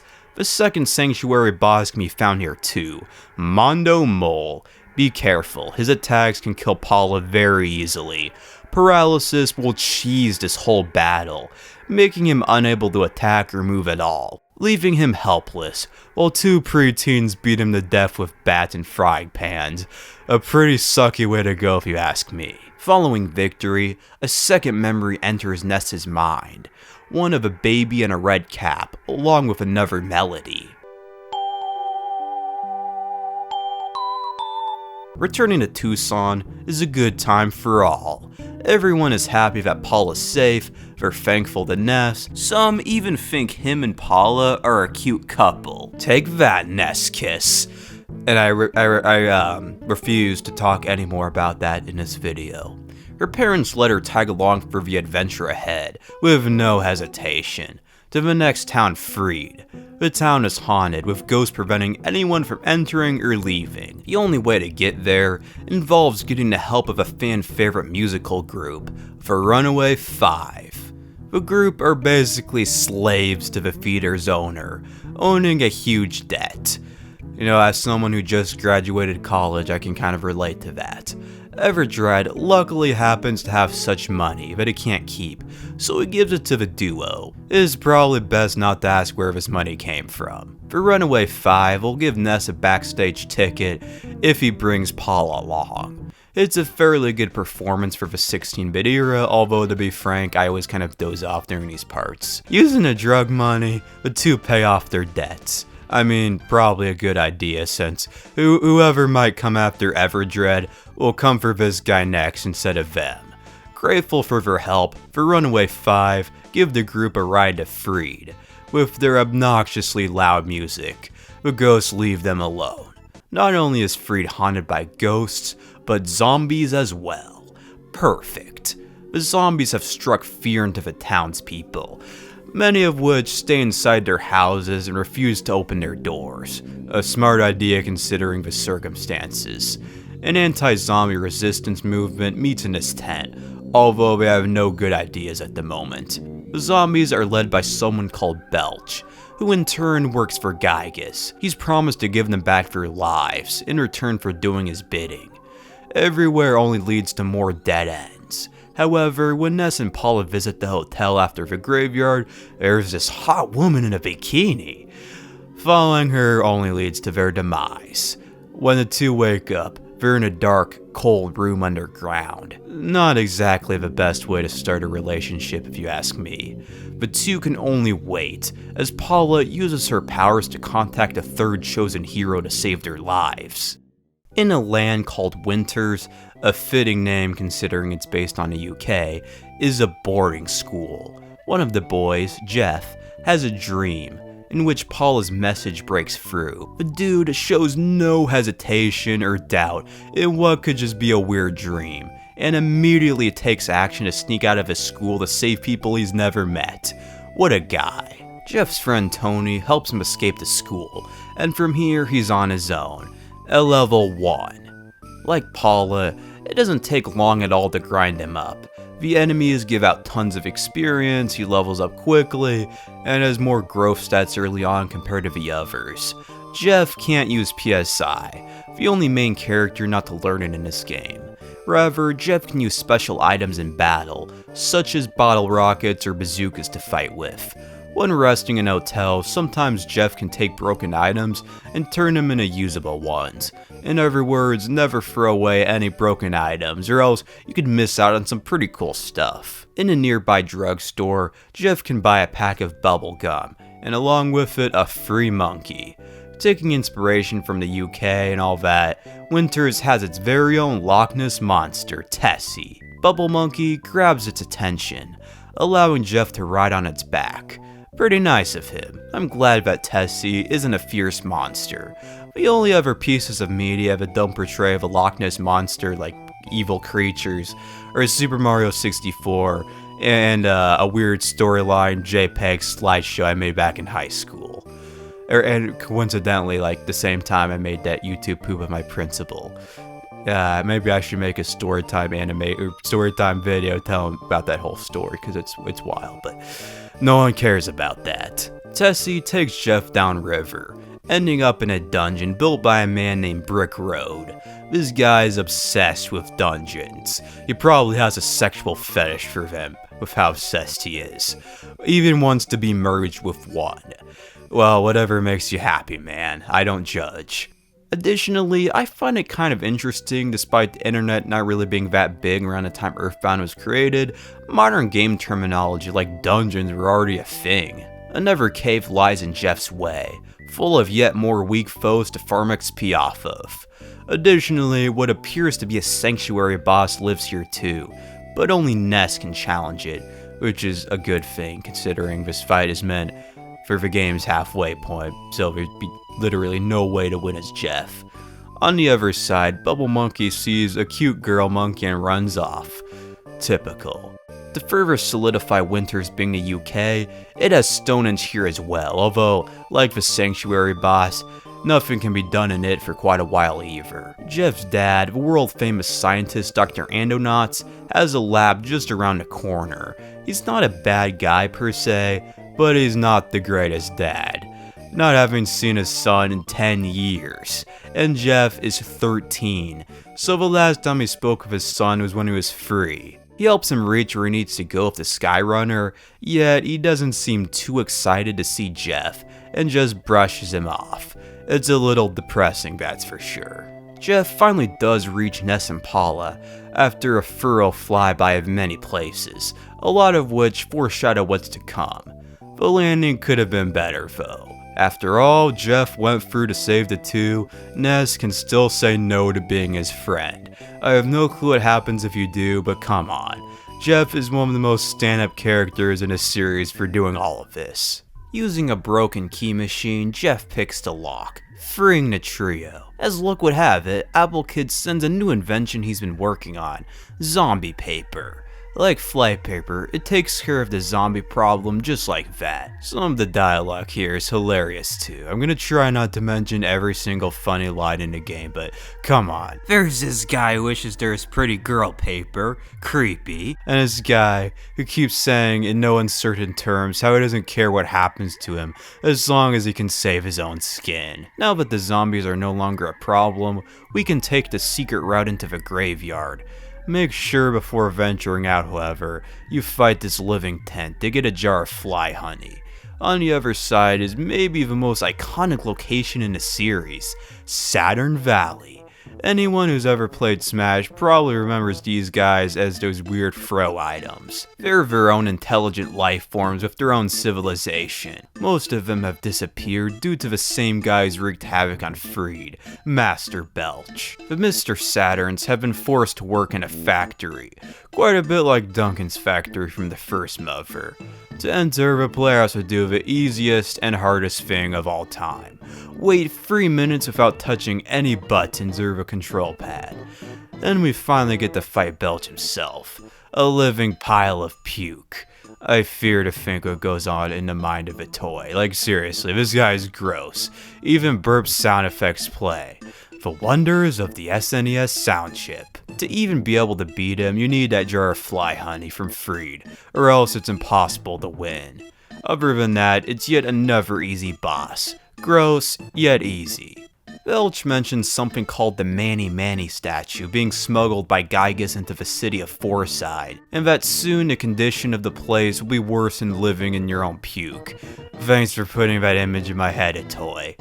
Anyway, the Mr. Saturns are all freed and return home. One of them offers a trio a cup of coffee. Apparently it was drugged. I mean, how else would you explain this acid trip? Jokes aside, it's a great sequence. Like you're going through Ness's internal monologue of what he's accomplished and what he needs to do. The third Sanctuary boss can be fought right after. And good lord, can this fight be hard under-leveled. He has an insta-kill move that it thankfully never used on me, and on top of that, I was over-leveled.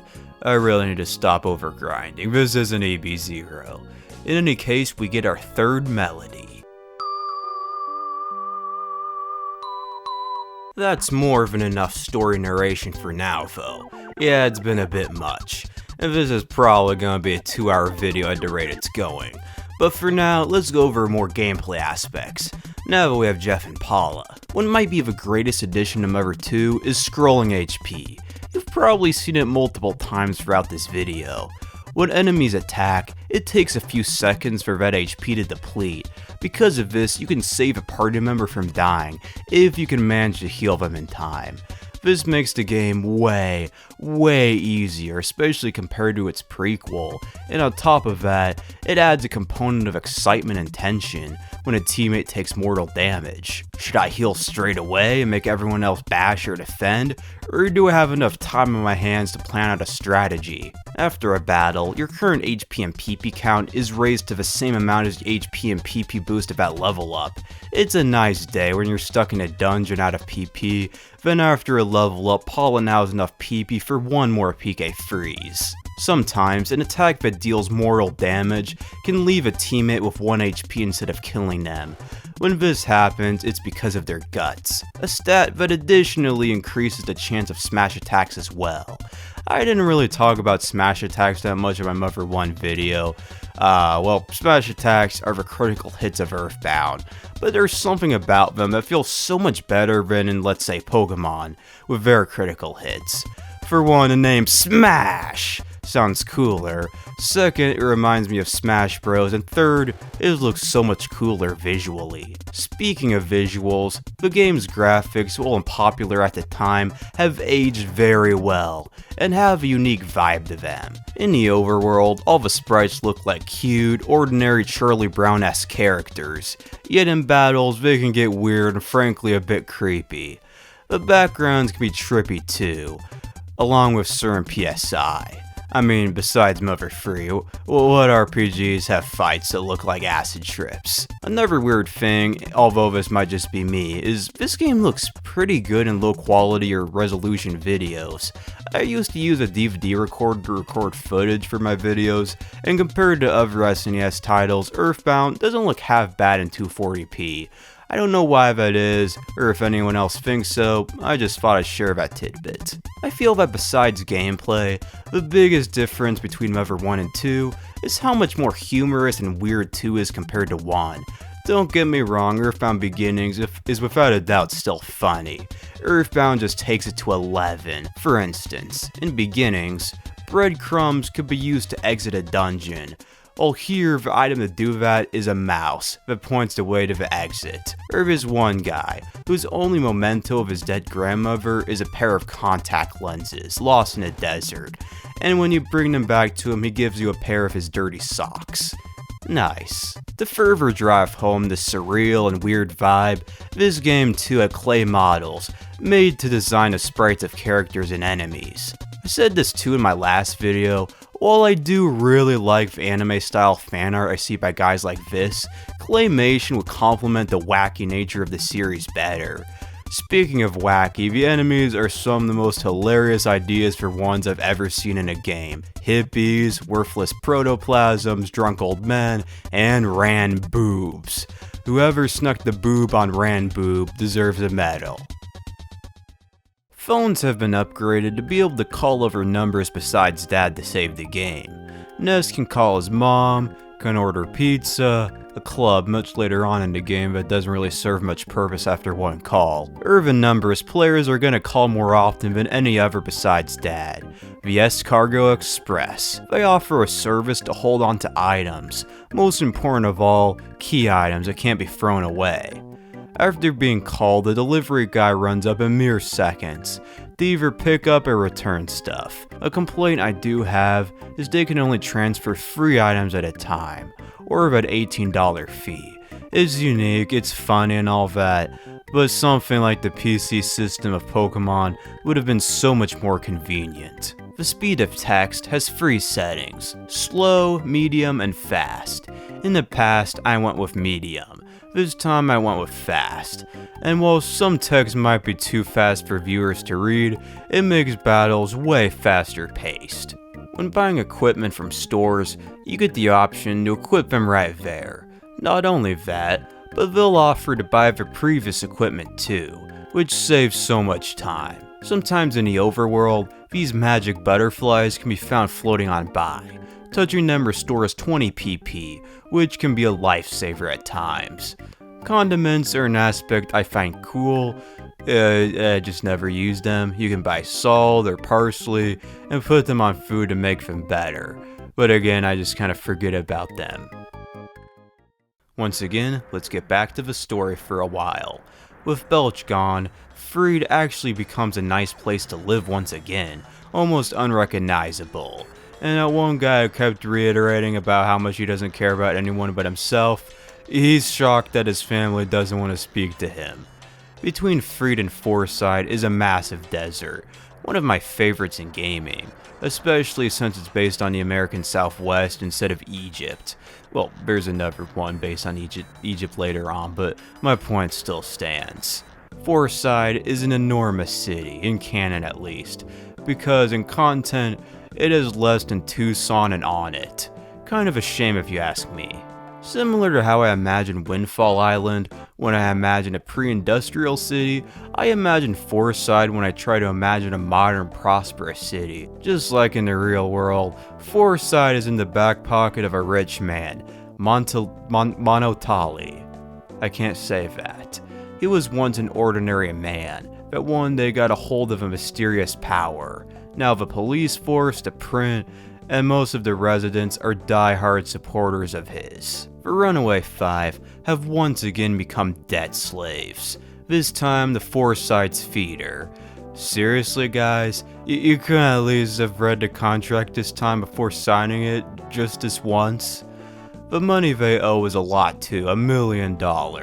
The only way to pay it back is if Ness somehow finds buried gold. As luck would have it, on the way to the city, we pass some miners digging for gold. Returning there, the miners need the group's help to clear the mine of 5 killer moles.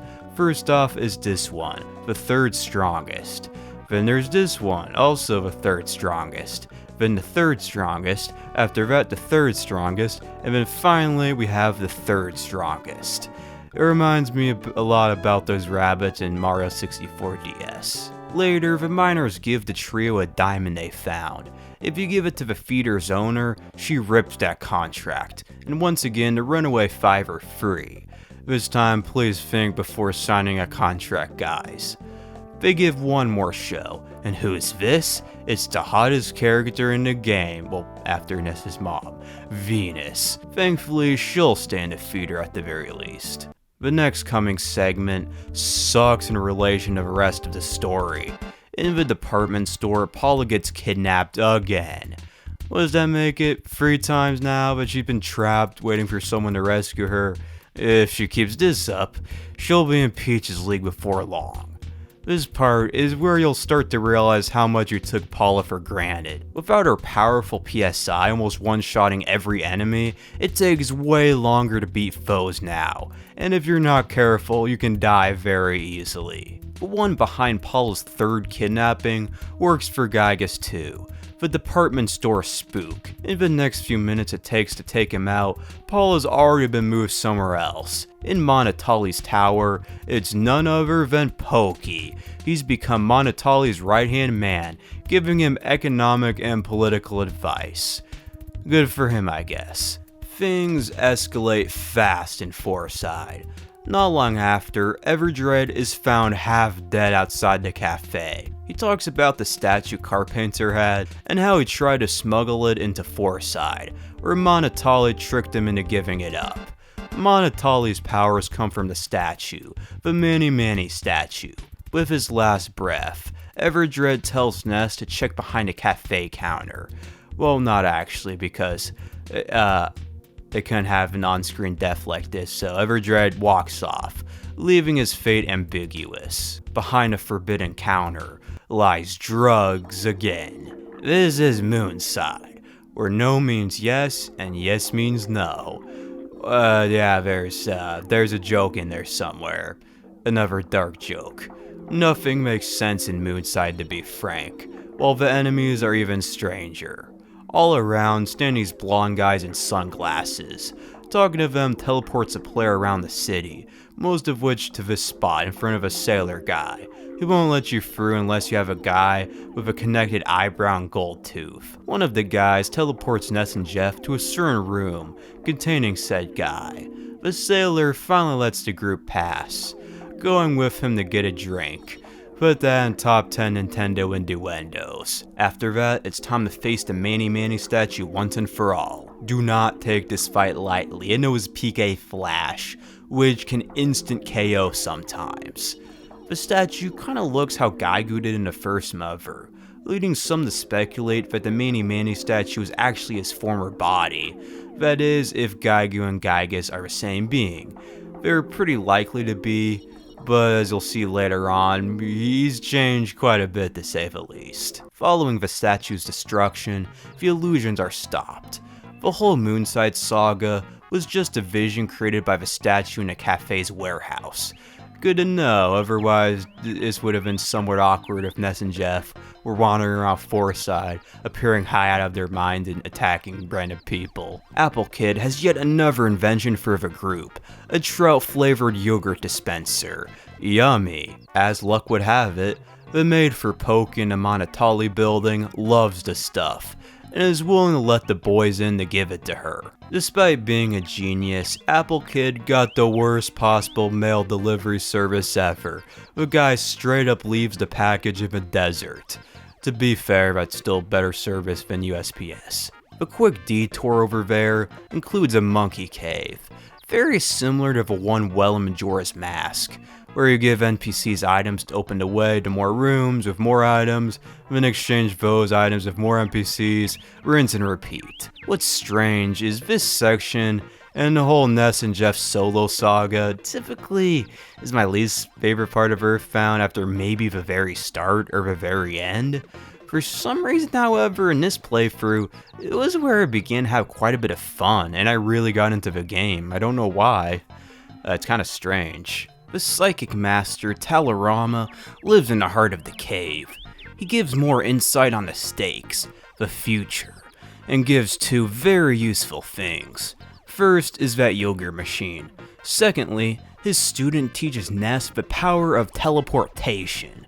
From here on out, the world becomes a lot smaller. All it takes is the press of a few buttons, along with a little room, and boom, you're at your destination. Pokey's maid lets Vatoon to take the yogurt machine. Now it's time to rescue Paula. The Runaway 5 coming to help too. When confronted, Monotali 2 turns out to not be a totally evil man either. Paula is perfectly fine, with not a scratch on her. The two of them even grew close the past few hours, or days, or months, or however long canonically the series of events take place. Anyway, when he possessed a statue, he would hear a voice telling him to stop Ness and not let him go to Summers, the voice of Giygas. He offers to let the free ride his helicopter to get there. Unfortunately, Pokey ditches Monotali now that he's lost all his power, taking his helicopter with him. Paula gets another vision about Freed. The Runaway 5 are more than willing to give the group another ride over there. Some of the townsfolk fix the Skyrunner. Jeff makes a quick detour to Winters to get his dad to help him finalize the preparations needed to get to Summers, and in the meantime, the player gets to explore around for a little bit. Remember that cave from earlier? Well, it's finally time to check out that sanctuary boss, Shroom. This boss holds a special place in my heart, as the first gameplay footage I ever captured was this very boss fight on a DVD recorder. I doubt anyone else cares about that, but it means a lot to me. Shroom is an easy, yet difficult boss at the same time. His attacks don't do much damage. What makes the battle tough is his mushroomization move. When mushroomized, it's like being confused, only with reverse controls outside of battle. And for the cherry on top, it can't be cured with healing moves or items, only in specific healing spots or from healers and hospitals. For me, Ness was the one who got mushroomized, in which case, you do not dare use PK Rockin' unless you really want to risk wiping out your whole team in one shot. The sanctuary Shroom was guarding has gotta be one of my favorites, the Rainy Circle. Rain always relaxes me. I just wish more games had rain effects. In any case, Ness catches a whiff of steak. If you named your favorite food something else, like something gross, like piss, that'll probably ruin the whole tone of the scene. It would be pretty funny though. Well, with 4 melodies collected, the game's already halfway over. And hopefully this video too, because I really don't want to become one of those video essayists man-carrying thing makes comedy sketches about, or Chad Cat or whatever his name is, makes like a 15-second ADHD video about this, which is, it's kind of ironic because I don't quite have ADHD, but I cannot sit through very long videos either, and here I am making a super long video. Yeah, I promise this is gonna be the last really long video I make for quite a while. I mean, mother free, but anyway, I'm gonna make sure the videos coming here soon, I promise. Summers comes next, an area that I typically didn't pay all that much attention to, but this time around had a lot of fun with. It's kind of weird that the areas I enjoy the least are the ones I enjoyed the most this time around. Summers is a popular vacation spot in Tourist Trap. Everything here is ridiculously expensive. Props to Ness's dad for paying for all of this. One attraction in particular is the biggest tourist trap of all, the Stoic Club, full of brain-dead intellectuals paying for high-priced water.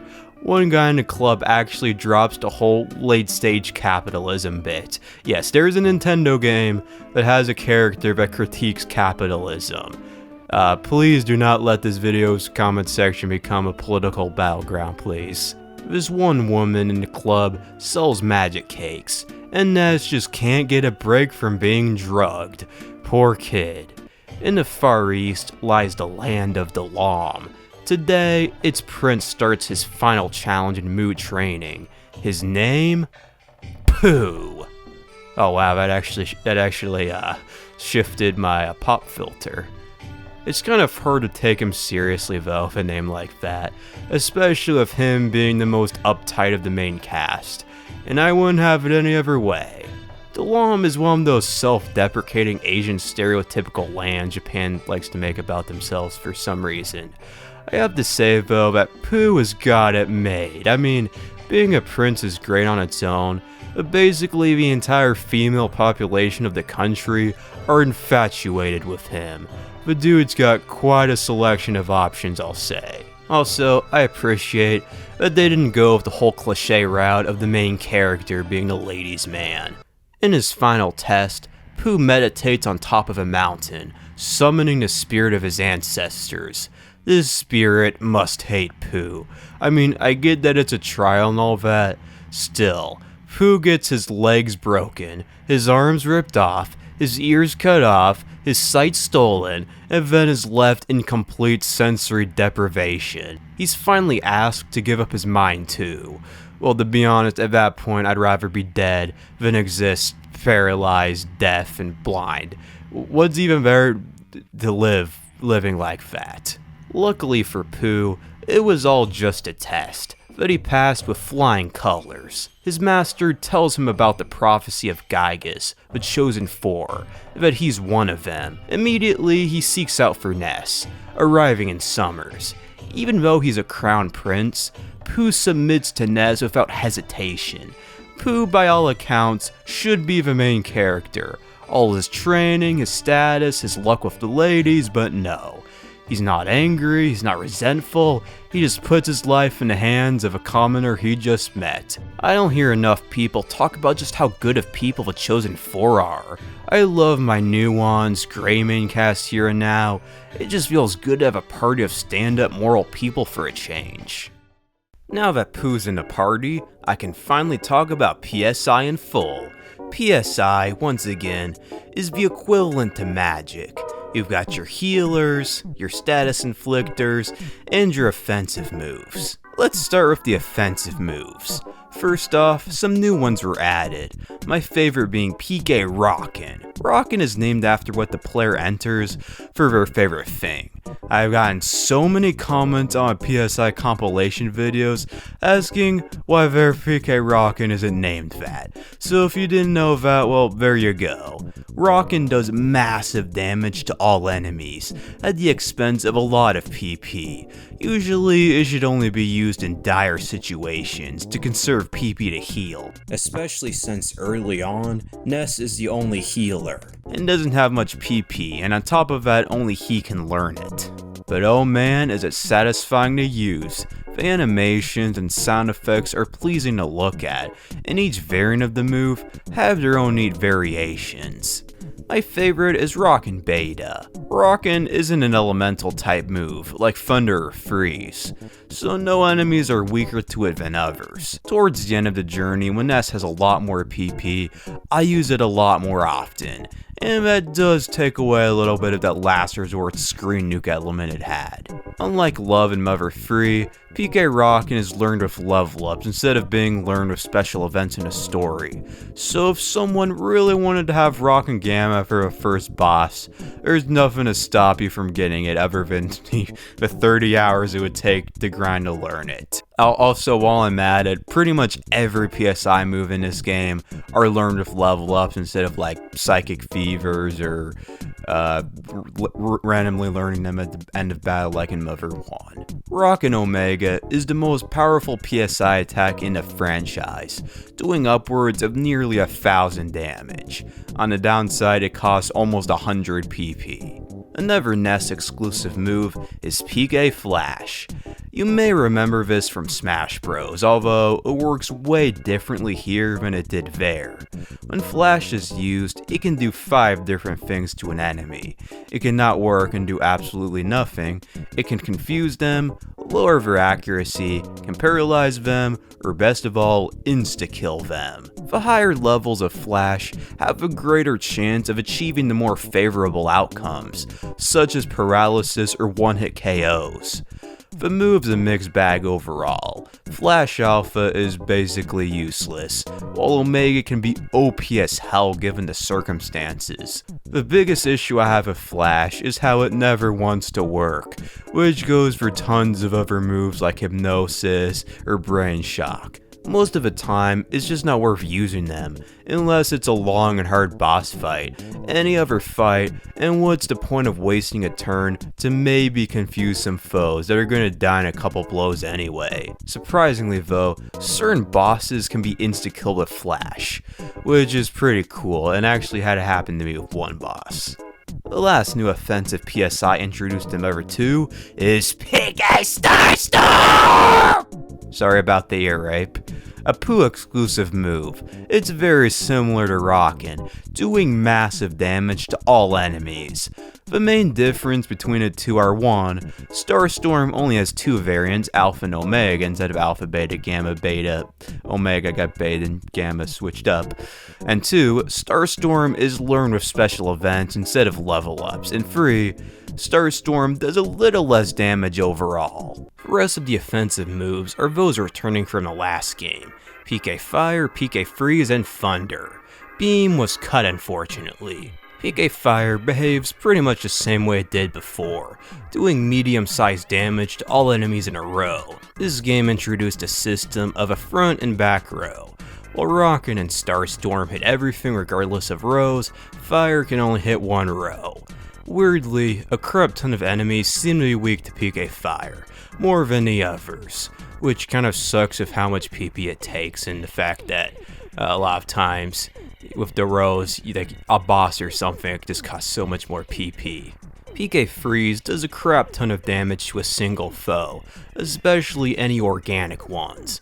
For a bonus, it can solidify an opponent, or in other words, freeze them for a time. PK Thunder is way different in Earthbound compared to Beginnings, more so than any other PSI. Each variant has a certain number of Thunderbolts. Alpha has 1, Beta 2, Gamma 3, and Omega 4. You can't control which enemy these bolts hit, and sometimes they won't hit anything at all. Sometimes Thunder can cause paralysis, plus some foes are weak to it. Most of the time though, it's just not worth using, just use Freeze. Life Up recovers health, while Healing cures status ailments. Don't get the two mixed up. PSI Magnet drains PP from enemies. For a long time, I thought it was one of the most useless attacks in the series. During this playthrough though, I've come to realize just how useful it can be in certain situations, like dungeons, since there aren't that many PP recovering items, especially early on. Hypnosis, once again, never wants to work. Paralysis can be OP as well, since when you're numb, you can't use any physical attacks. Plus, unlike being asleep, it doesn't wear off with time. The only way to cure it is with either items, or like healing gamma, or certain healing locations. Yeah, healing gamma. The same kind of healing that is necessary to bring a party member back to life is what it takes to cure paralysis. So when you're paralyzed, yes, it kind of sucks. Brain shock doesn't really come in handy all that often either, since like hypnosis, it never wants to work. But when it does, foes can sometimes attack themselves. Shields are a whole league of their own. There are physical ones or psychic ones, each of which have 2 variants on top of that, regular and power. Regular shields lower the damage taken by half. Power shields counteract the attacker. PSI plane shields absorb PSI attacks, while PSI power shields reflect the move back at them, which is sweet. Defense down and offense up don't come in quite as handy as they did in Mother 1 or 3. Most of the time, I just kind of forget about them if I'm being honest. There are 2 types of teleport, Alpha and Beta. Alpha runs in a straight line. However, you can now turn the teleport in tighter spaces. Beta spins the group in a circle, although it can only be learned by Poo for most of the game. The distribution of PSI is much better in Mother 2 as well. Ness doesn't learn that much in terms of offense, yet it's better than nothing unlike Nintendo. He learns most of the recovery stuff and has a decent amount of assist moves. Paula learns a crap ton of attacks, has a modest collection of assist, but doesn't learn life up or healing. The only PSI user in the series to not learn at least one variant of each. Poo is the only 3rd PSI user in a party out of all the installments. As such, he overlaps a lot with Ness and Paula. Overall, he's kind of a mix of both. He has a modest arsenal of offensive spells, he can heal, and he has his own pool of assist moves. Outside of his PSI, Poo is just a weird character. He has a hard time eating normal food items, being so used to his typical Dalam cuisine, so he needs his own special foods. Well, kind of, since life is a thing. And one of the Lom's best foods, brain food lunches, also work good on Ness and Paula, recovering a lot of HP and PP. Speaking of PP, Poo can recover a lot more from drinking water than the other two. I really hope someone clips the audio from that sentence and sends it to someone who has no clue what the context is. Poo is picky with equipment too, only having one equipable item of each category. These equips can't be just bought either. All of them have their own special locations. 3 of the 4 are fairly easy to get. The last one though, his weapon, is not. This weapon, the Sword of Kings, is infamous for being hard to obtain. It's only dropped by a certain enemy, the Starman Super, with only a 1 in 128 chance of dropping it. Yeah, it's a pain to get. And the last thing regarding Poo is his mirror ability. When used, Poo can transform into an enemy, learning its moves. The only downside is the player can't control him once he's transformed. Paula and Jeff have their own free-to-use powers as well, that I forgot to mention earlier. Paula can pray. When she does, it can do all kinds of weird things, from healing to doing damage to bringing enemies back to life. It's a gamble to use, since it can harm the party instead of helping them sometimes. Jeff can spy on foes, learning their stats, weaknesses, and sometimes can spot an item an enemy holds. And now that we have the chance, let's go into a bit more detail about Jeff's items now too. Jeff, if used correctly, can become the most OP character in the series. Most people just don't know or forget to buy or fix broken items. Bottle rockets do good damage, and in total, there are 3 varieties: regular, big, and multi-bottle. Multi-bottle rockets put every single PSI to shame, even Rock and Omega, doing thousands of damage. Jeff is basically a god when he has some in his inventory. The shield killer can, well, kill shields. His counter PSI device disables enemies' PSI. The neutralizer negates any PSI boosts in battle. The defense shower raises the team's defense, and the slime generator immobilizes foes. Then there's the HP suckers. They don't do much damage, but they do steal HP.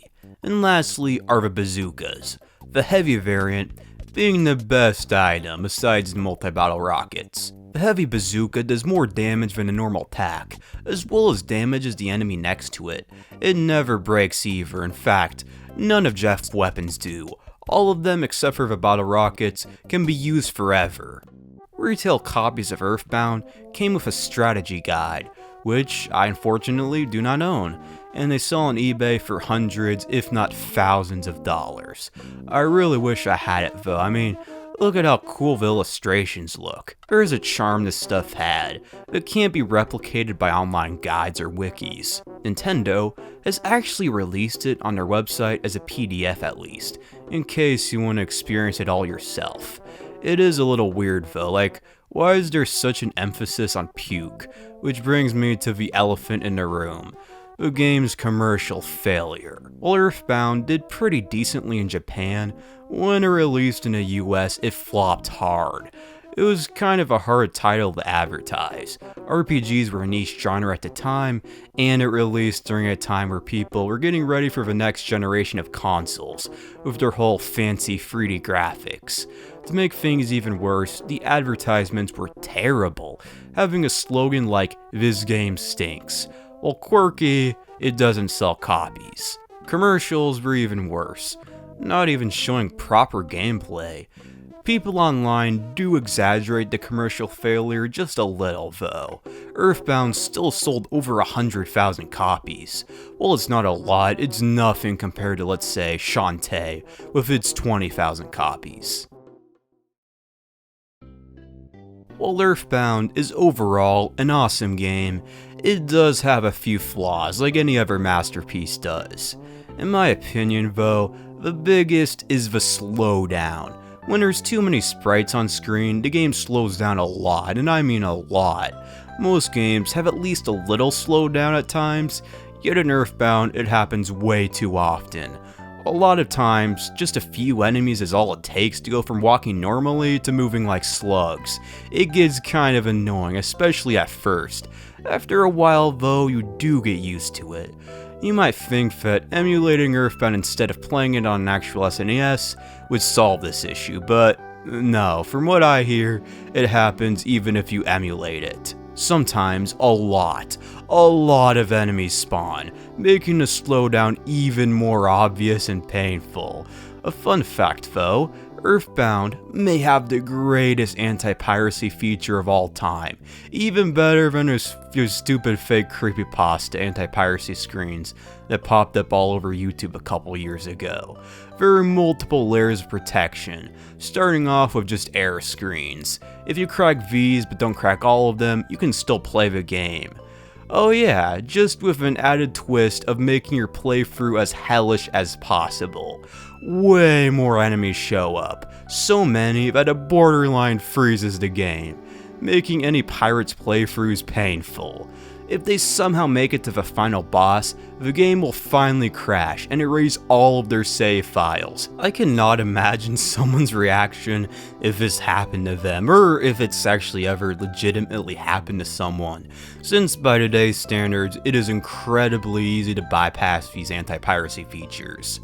Despite me playing this on an actual SNES cart right now, there were still times in my playthrough where I was worried that something went wrong with it, somehow activating the anti-piracy mechanisms. A lot of foe spawning is normal most of the time, and even if you are worried about any of this, there are ways to find out, like these glitchy spiteful crows in Onett. Moving on to things I don't like about this game again, Ness is a mama boy at heart. I mean, the series is called Mother for a reason, but getting homesick is annoying. Spending too much time away from home, mostly in dungeons, causes Ness to become homesick sometimes.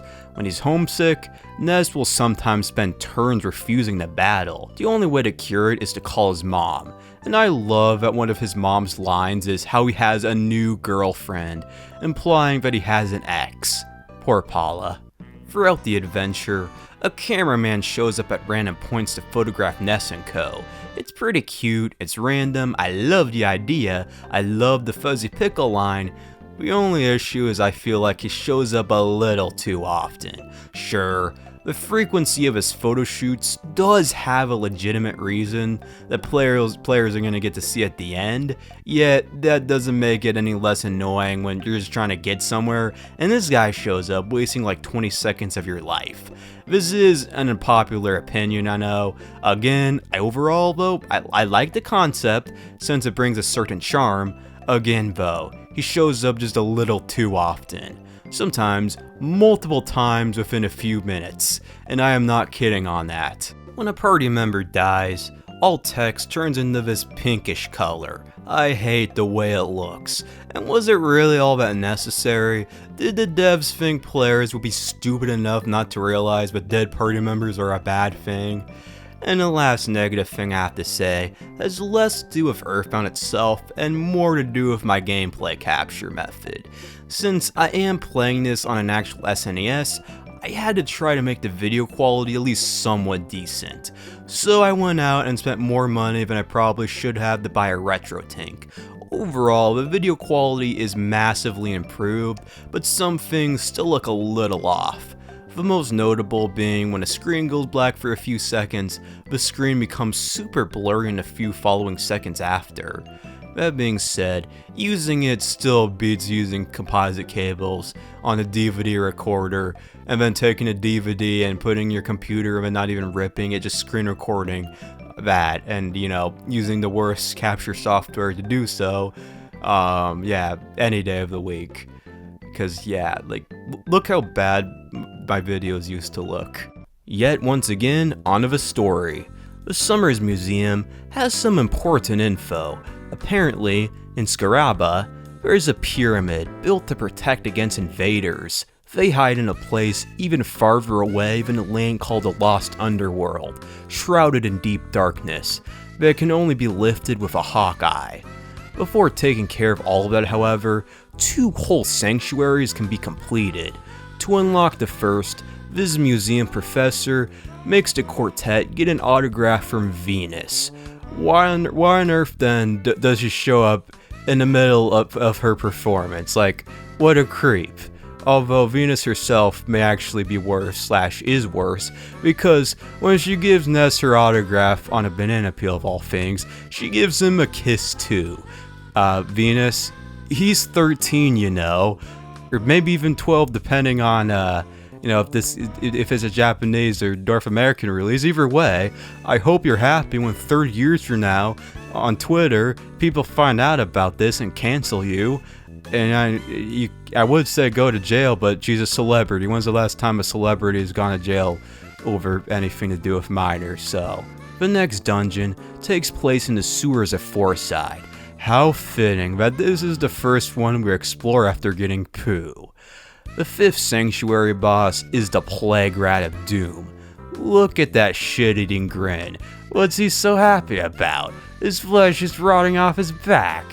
He's one of those bosses that can be killed with flash, and I was just so lucky enough for this to happen to me. Overall, it's probably the easiest sanctuary boss, and like always, afterwards, a new melody is collected. The 6th sanctuary lies back in the Lom, another fairly easy one, both the dungeon and the boss. The dungeon is short, albeit a bit confusing, with super weak enemies. Thunder and Storm is the sanctuary guardian, or I should say guardian, since there are 2 of them. Well, kind of at least, because the 2 of them act as one unit in battle. There is a great deal of questions I have about the 2's relationship, but I'll never be answered. Flash can insta-KO them too, although this time I had no luck. Once again, victory unlocks yet another melody. Back in Summers, again, the husband of that weird cake lady is willing to give our heroes a ride across the sea to Scaraba. The ship gets attacked by none other than a monster from the Greek mythos, the Kraken. Funnily enough, this was my first exposure to the creature, much like ATMs. When I was in 7th grade, gonna bring this up real fast, we watched Clash of the Titans in some English class. I can't remember the name of it, but thankfully this time I didn't embarrass myself in class like I did with the whole Japanese Paula incident. But I didn't take the Kraken seriously enough this time around. It's an easy boss. I've just been steamrolling every fight for a good while, so I decided to mess around. Little did I remember that the Kraken has a really strong fire attack, but I was able to kill everyone but Ness.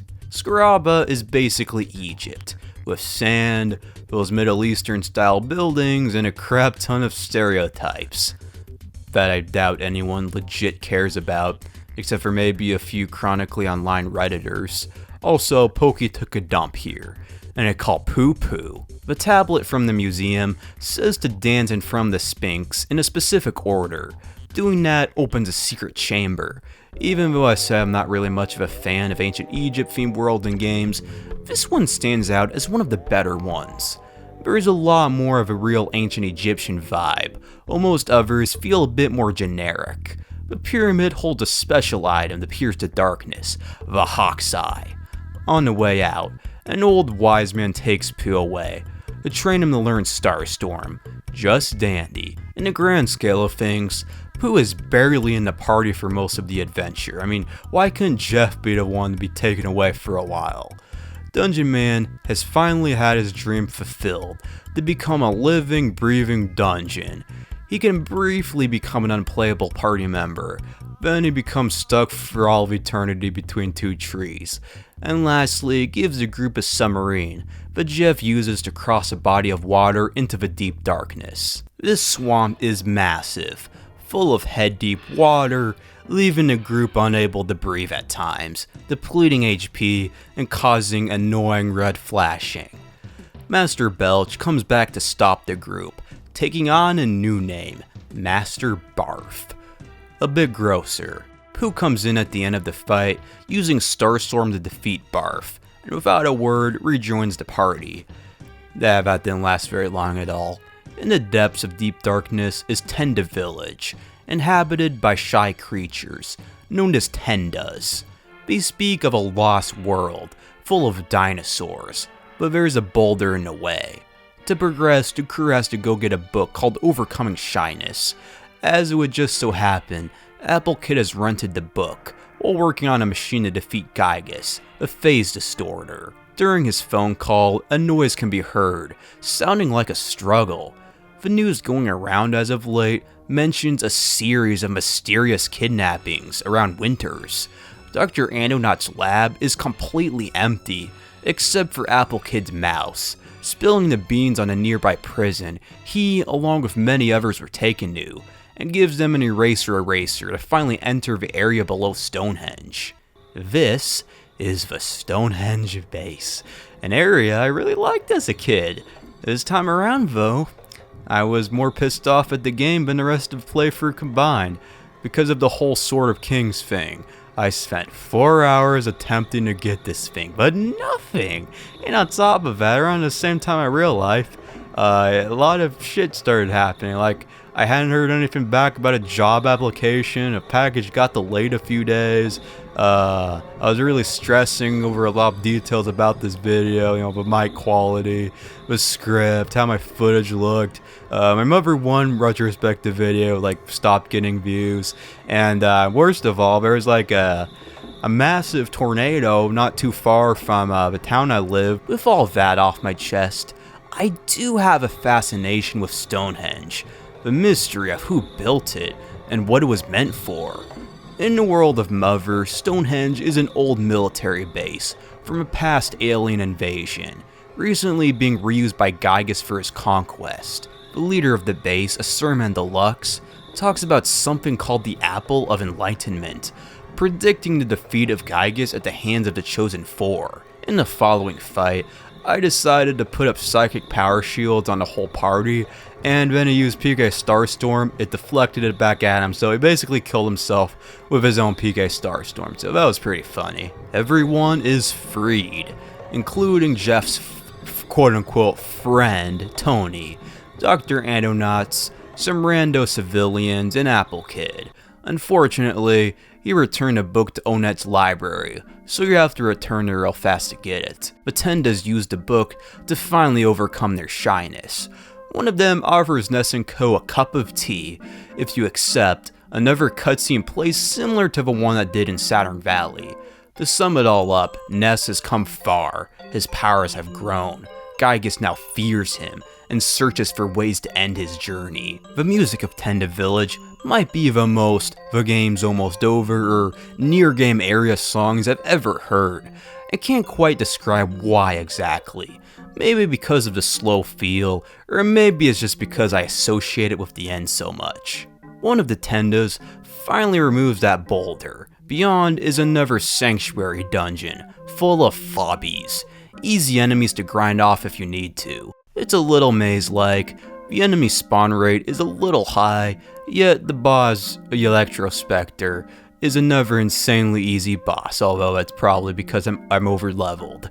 But other games are just really weird like that. As they go on, they get easier and harder at the same time. This sanctuary is one of the more intriguing ones, writing Ness's thoughts on the wall. Good thing he wasn't thinking of anything embarrassing or about Paula, or that would have been a very awkward situation. A seventh melody is heard, and with that, only one more remains. Conveniently, the warp to the next land is right there in Lumaine Hall, a hole leading to a Lost Underworld. The Lost Underworld. Not exactly the most creative name I know. Dinosaurs still exist here, being some of the strongest and most annoying enemies to fight. The worst aspect about this area by far is the easiest to spot just by watching. The tiny sprite. I don't like it at all. Thankfully, the Lost Underworld is incredibly short and small. All you have to do is visit a Tenda settlement and talk to this rock. He talks about every sanctuary, while players have to beat most to progress up to this point, such as Giant Step. There are a few here and there they can skip or miss, like little put steps. So for players who didn't have a strategy guide or the internet, he'd be pretty useful. Some optional side quests can be completed too, and by optional side quests I mean there are 4 items scattered around that take 2 minutes to get. Oh, and there's one dino, the Chomposaur. Like the Sturman Super, he is an item with a 1 in 128 drop rate, the magic frying pan, Paula's ultimate weapon. While I had the worst luck of all time getting the Sword of Kings, well, I didn't get it, I actually lucked out this time, and got the magic frying pan without even grinding or trying or intending to get it. Too bad it kinda sucks though, it misses a lot, it actually lowers her attack, yet raises her guts massively. Whether or not the trade is worth it, I'll leave it up to you. The final sanctuary thankfully ditches the whole small sprite large world mechanic, the fire spring. While most sanctuary dungeons I don't think all that much about, this one's special. It's inside of a frickin' volcano. Is there anywhere else on Earth that's more dangerous than that? Most of the other sanctuaries are either plain generic caves, except for Magnet Hill, but come on, look at this lava, it looks way cooler than a sewer. Less gross too. At the end, Ness must face his final foe, Carbon Dog. This fight can be tough unprepared. Once again though, I was overleveled. I swear, me overleveling really took away a lot of the enjoyment I usually have with this game.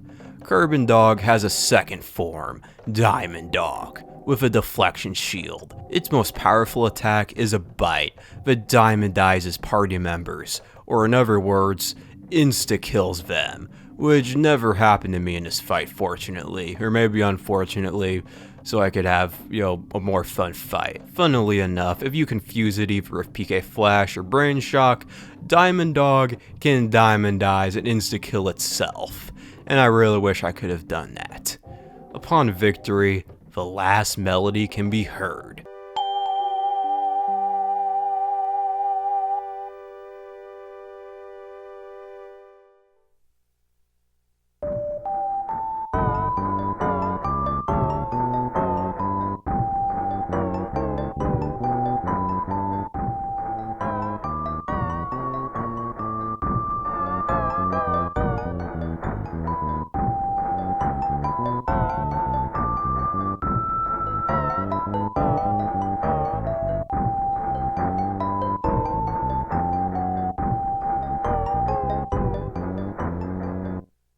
Ness then gets a flashback to his earliest memory, his birth. This moment is my favorite in the whole series after the end of Mother 3. The music that plays is a remix of the 8 melodies. It sounds similar to a nursery rhyme, or like something else you'd hear in your early childhood. There's no other track that I can think about that reminds me of my early childhood, at least that I didn't hear at that age. The way his parents talk about him, about what they want him to be, it all brings a tear to my eye from being so nostalgic. That's what the Mother games deep down are all about, especially this one, growing up. When I initially first played Earthbound, I was about the same age as Ness, going through that stage of life of no longer being a child. But over the years, there's never been a moment where this moment right here stops being relatable. I could relate to it when I became a teenager, when I graduated high school, and just now after finishing college. And I'm sure that there's gonna be a lot more moments in my life where I take a look at this cutscene, and not only can I still relate to it, but I see it in a new light.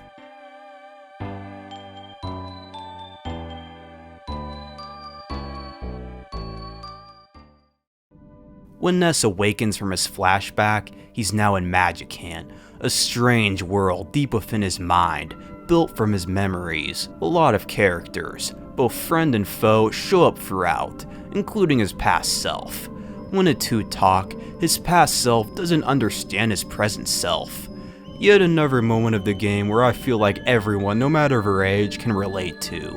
Nothing really makes all that much sense. The color changes constantly, and there's flowers that look similar to something else, I'll say that. Pokey shows up in Magicant too, not as Ness's enemy but friend. Even after all he's done, Ness still doesn't hate Pokey in his subconscious. One thing I forgot to mention in my Mother 1 video were the flying men. They can join the main character temporarily, only in Magicant. In battles that can't be controlled, but can really help out by either attacking or taking hits for Ness. If one of them dies, they get a grave next to their house. Then another flying man can be recruited.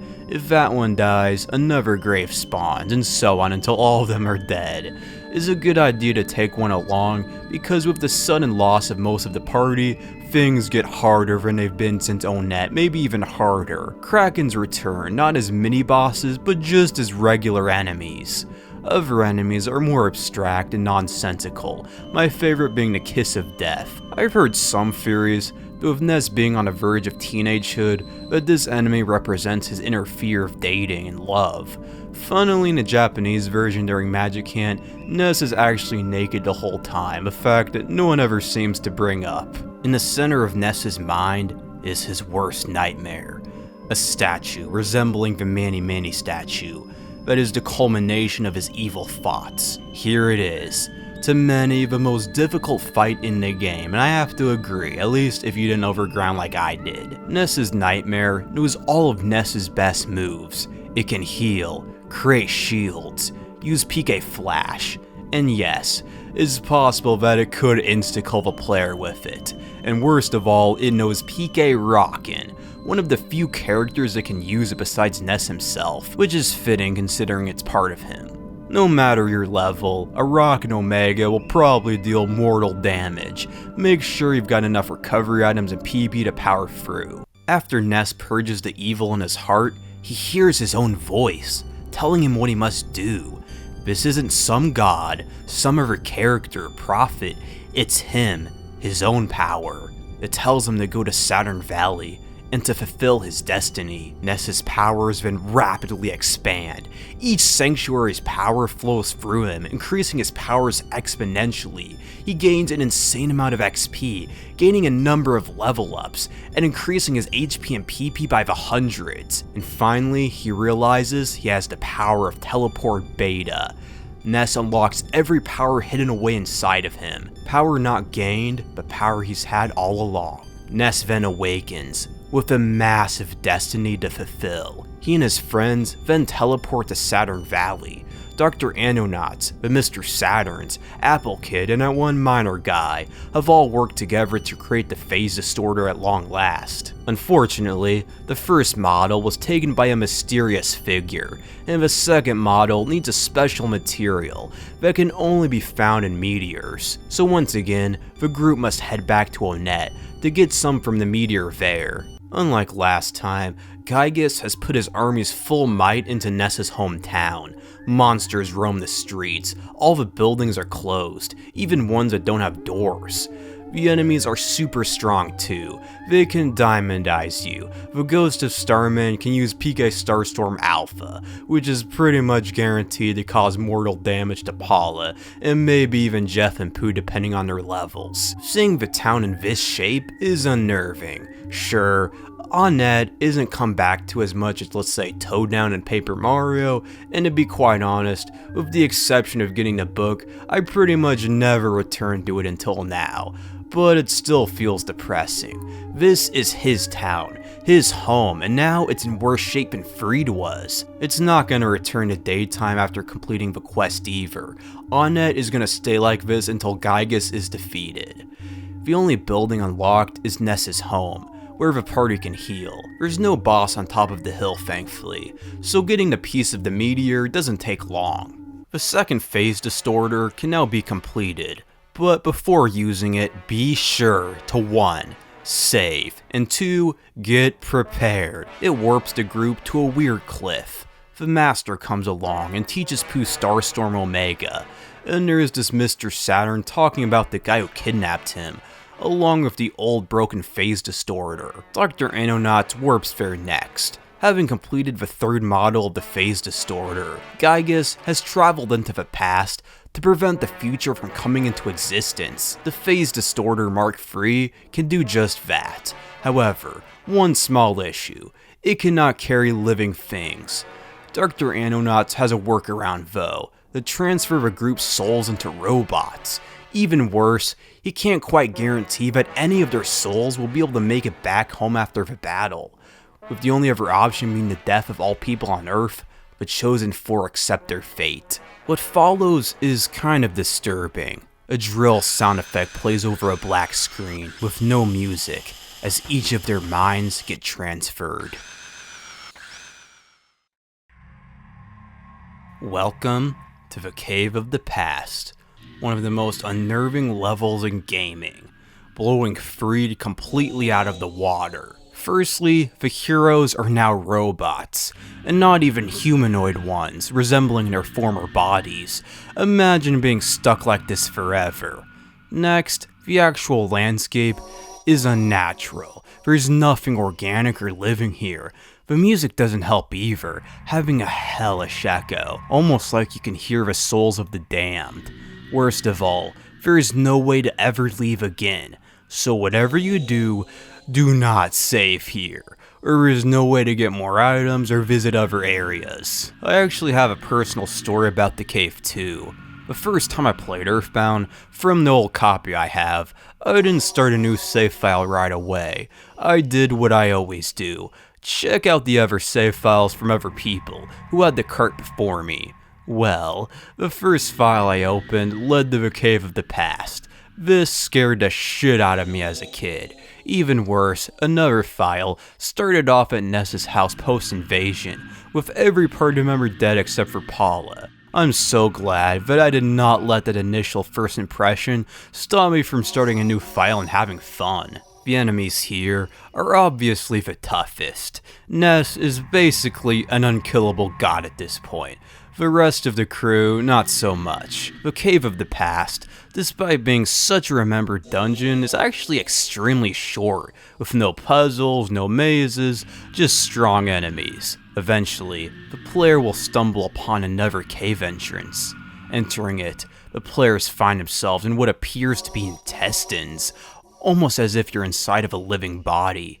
The path leads to an egg or eye, opening to reveal Ness's face. Before you can think about what's even going on, Pokey comes into the scene. We've seen him working for Giygas' underlings up to this point, but now he's become his right-hand man. Giygas has become a godlike being, no longer being the mere wielder of evil, but the embodiment of evil itself.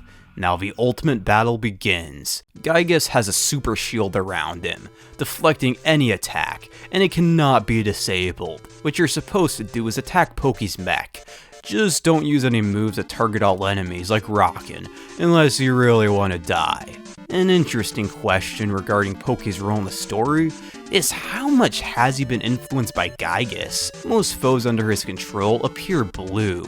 Pokey here looks blue, and the way he speaks seems a little out of character in some ways. On the flip side though, he's been behind nefarious actions before this point, like kidnapping Paula. Plus in Mother 3, he's even more evil than he is while under Giygas' control. My personal headcanon is that Giygas merely brings out the worst in people, but can't force them to do things they don't have a secret desire to do. The soundtrack for this phase is incredible too. It starts off with a catchy chiptune, only to evolve into heavy rock. Impressive in regards to the 16-bit era. Too bad it doesn't last very long.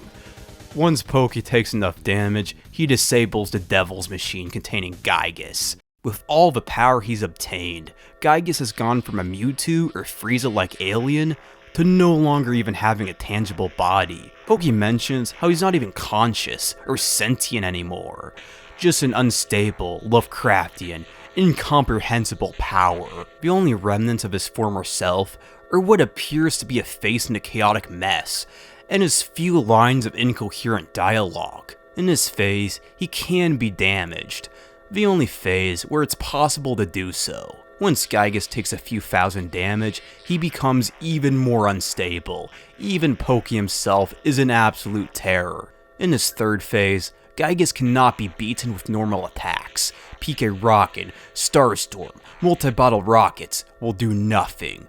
The only thing the group can do is pray. Pray for help. Pray for safety. Pray that their efforts are not futile. Paula's prayers transcend space and time to make it back home, where all the people that the group has helped, everyone they know, feel the trouble they're in. Countless people throughout the earth then begin to pray for the safety of Ness and his friends, Dr. Anonauts, Apple Kid, and the Mr. Saturns, the Runaway Five, Paula's parents, Tony, and the other students of Winters, the women of Delam, Frank, Ness's mother, Tracy, King, and many more. I like to believe that many more people worldwide, like the Tenda, Mr. Monatali, and the people of Freed pray too. The only reason you don't see that is so this battle isn't an hour long. Each prayer hurts Giygas, with each subsequent prayer doing more and more damage to him. Giygas then enters his fourth and final stage, becoming so distorted that he resembles TB Static more than anything else. Even all those prayers couldn't stop him. Paula can't think of anyone else to call out to, and even if she did, her prayers are now being stopped by the darkness. Just then, a mysterious person starts praying. Despite having never met them, they keep praying, doing insane damage. Who are they? You. No, not Ness. You, the player, personally pray to save the Chosen Four. All these prayers combined are finally too much for Giygas as he begins to glitch out. Poki then comes in to have the last word before slipping away to another era. Following that, Giygas dies in the most epic way possible.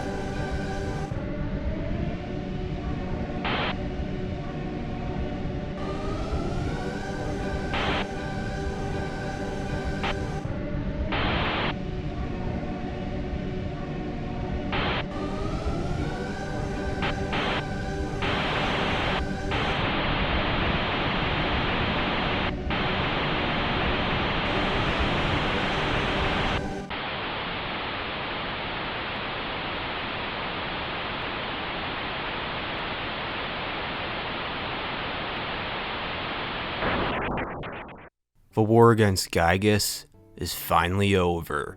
The souls of the Chosen Four, some way, somehow, are able to leave their robot bodies to return to the present day. The heroes then awaken and go their own ways. Poo says PSI farewell and goes back to Delam. Jeff has forgiven his father and decides to stay with him in SatValley, and Paula wants Ness to escort her home. If you're unconvinced about their feelings for each other now, I don't know what to say, especially since the song playing is titled Because I Love You.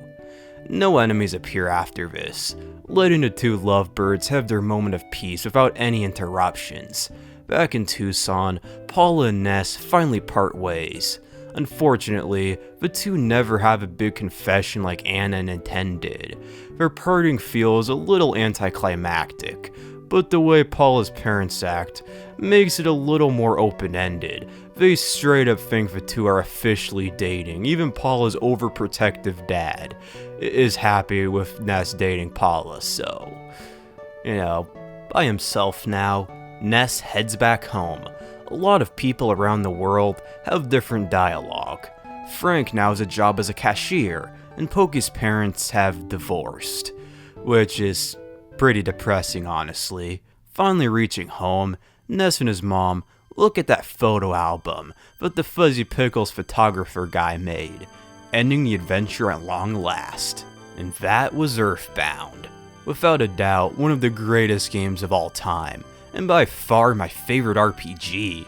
I love the characters, the battle system, the dialogue, the witty humor, the lands, the bosses, the enemies, the story, the main cast, and a whole lot more. It's such a shame that the game flopped in the US.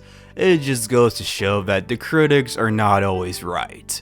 I would highly recommend you check it out too, if you haven't already. Getting an original copy is out of the question obviously unless you're rich, but thankfully, Earthbound has been released on a few more Nintendo consoles. Firstly, there's Mother 1+2 on a GBA, although it only came out in Japan, and most feel like it's an inferior port. Then a re-release on a Wii U in 2013 and 3DS in 2016. Unfortunately, since the eShop shut down, these versions can no longer be bought. When the SNES Classic launched in 2017, one of the titles it came with was Earthbound, and it's available on Switch Online as well currently. The re-releases have a few changes though, like blur effects that I really don't like that much. While I don't emulate myself, to be quite honest, emulation is the best way to go in this case. Overall, I love this game to death, however, I will admit that this playthrough has probably been the least fun playthrough I have ever had playing it. I've just been kind of in this exhausted and depressed funk while playing it, which is weird because it's summer break. But I just did not have all that much fun if I'm being honest, especially at the beginning.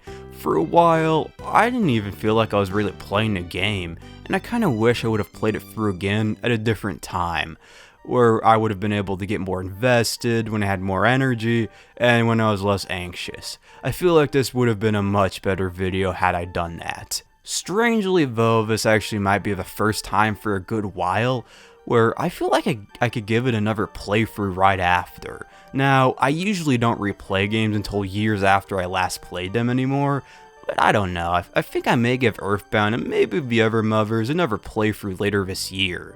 Speaking of that though, next time on Alpha Leaf Gaming, we're finishing this trilogy with the third Mother game. One that I have a complicated relationship with. One that is seen as the best by many fans. One that has never been released in the US, and that's Mother 3. I hope to see you all there.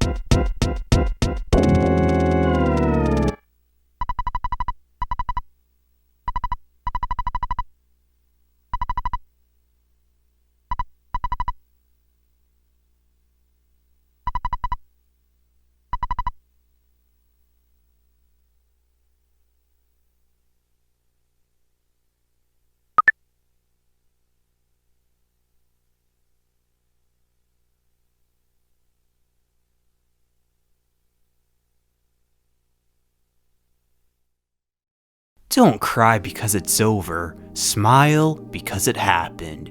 If there's one series that I feel this quote represents the most, it's the Mother series. While the franchise did die a premature death, what we did get is great enough on its own, and at least the series didn't get milked to death like a lot of other games. We really are lucky to have gotten what we did. The series could have been cancelled after the first game.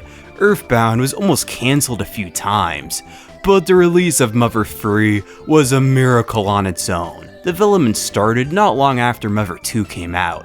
Originally, it was gonna be an SNES game as well. However, with the launch of Nintendo's new console, the N64, it wouldn't be long before development switched over to it. Development would switch over yet again, from the regular cartridge format to the Nintendo 64 DD.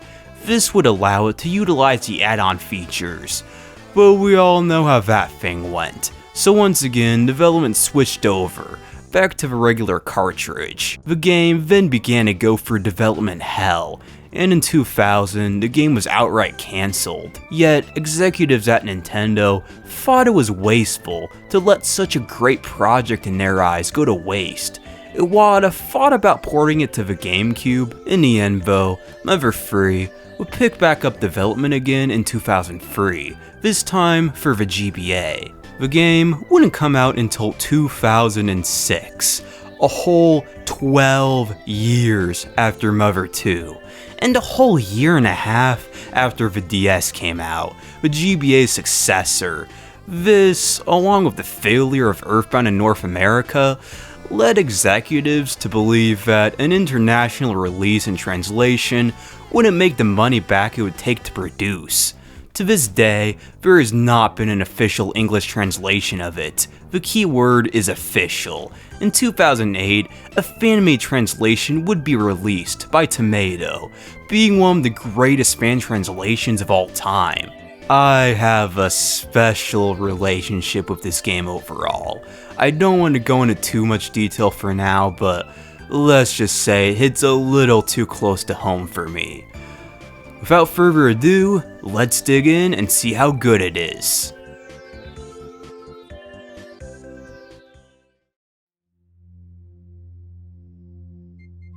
To begin, the title screen is kind of meh compared to Mother 1 and Earthbound.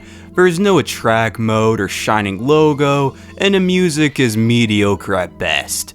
In line with the rest of the series, it's time to name stuff.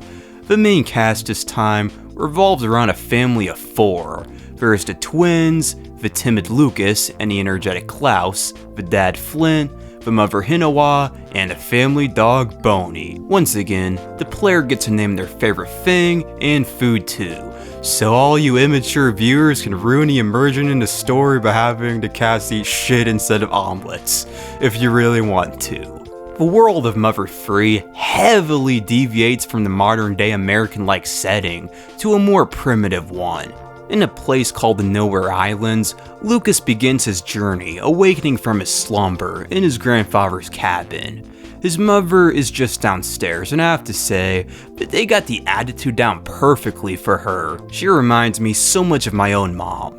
Outside, his grandpa and bro have been playing with dragos, dinosaur-like creatures, but harmless.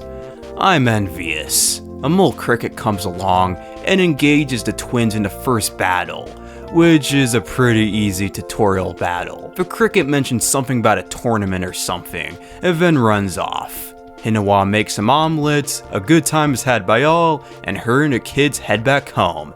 The end. What a great game. What's this though? A strange, UFO-like object in the sky. What could this be? That very night, a series of explosions take place in the forest. Weird men in pig masks set off these super bombs, which sets the whole forest on fire. The local town crier Thomas runs at top speed to get the help of the town's toughest man, as well as the father of the twins, Flint. The two then set off, but the player can explore around the village, SatValley, if they so wish. SatValley is a tight-knit community, full of different villagers with distinct personalities. It almost feels like an Animal Crossing game or Harvest Moon game, to be honest, with how much different dialogue they have.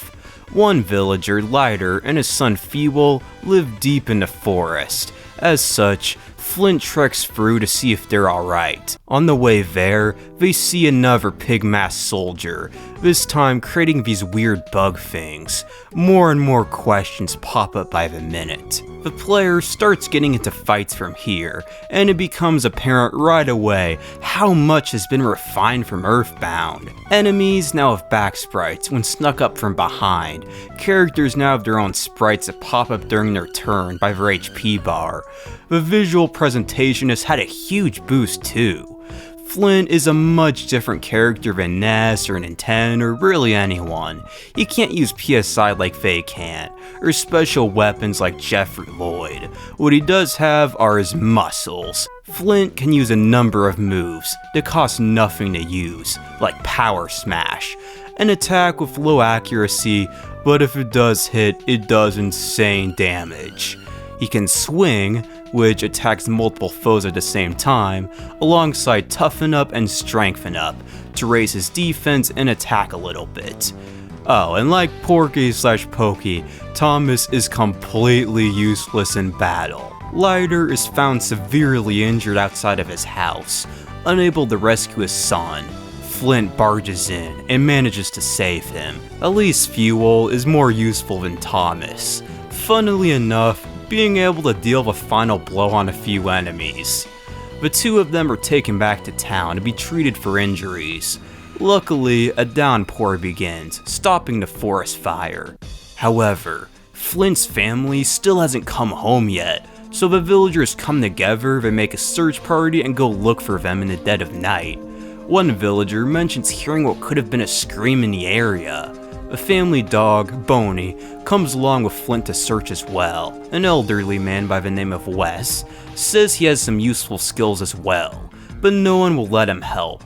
A piece of cloth, resembling Hinawa's dress, is spotted near a cliff face. Wes sends for his son, Duster, to come help. Duster has mastered a secret art, the art of holding what must be a dozen giant staples in his pockets, and implanting them secure enough into the wall to serve as a ladder basically. The trio see those same pig-masked men from earlier, only this time they've got an ace up their sleeve. A hybrid of machine and caribou, which overall is pretty tame compared to whatever the hell the enemies are later on. The mysterious men once again get away, but Flint has more pressing concerns. His boys have been found washed up nearby. They seem traumatized, not mentioning what happened to their mother. Soon after, Bronson comes onto the scene with terrible news. He found the fang of a Drago lodged into Hinawa's heart. Flint has nothing short of a mental breakdown hearing this news, blaming himself for not going with them or not searching sooner. He even goes so far to harm other villagers trying to calm him down, before Leiter sneaks attack him with a 2x4. Flint awakens in jail, well, sort of. While he gets locked into a cell, with the help of Klaus he escapes, but no one seems to care. To be fair, he did just have his wife die.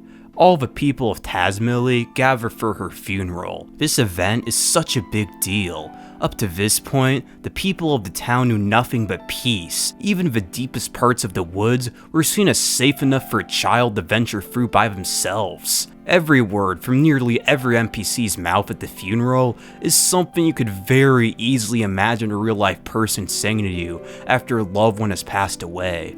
There is a time and place for humor, and I'm glad that this moment, with the exception of the whole bad news, good news spiel Bronson gives, is treated with complete seriousness. Although someone seems to be missing, Klaus.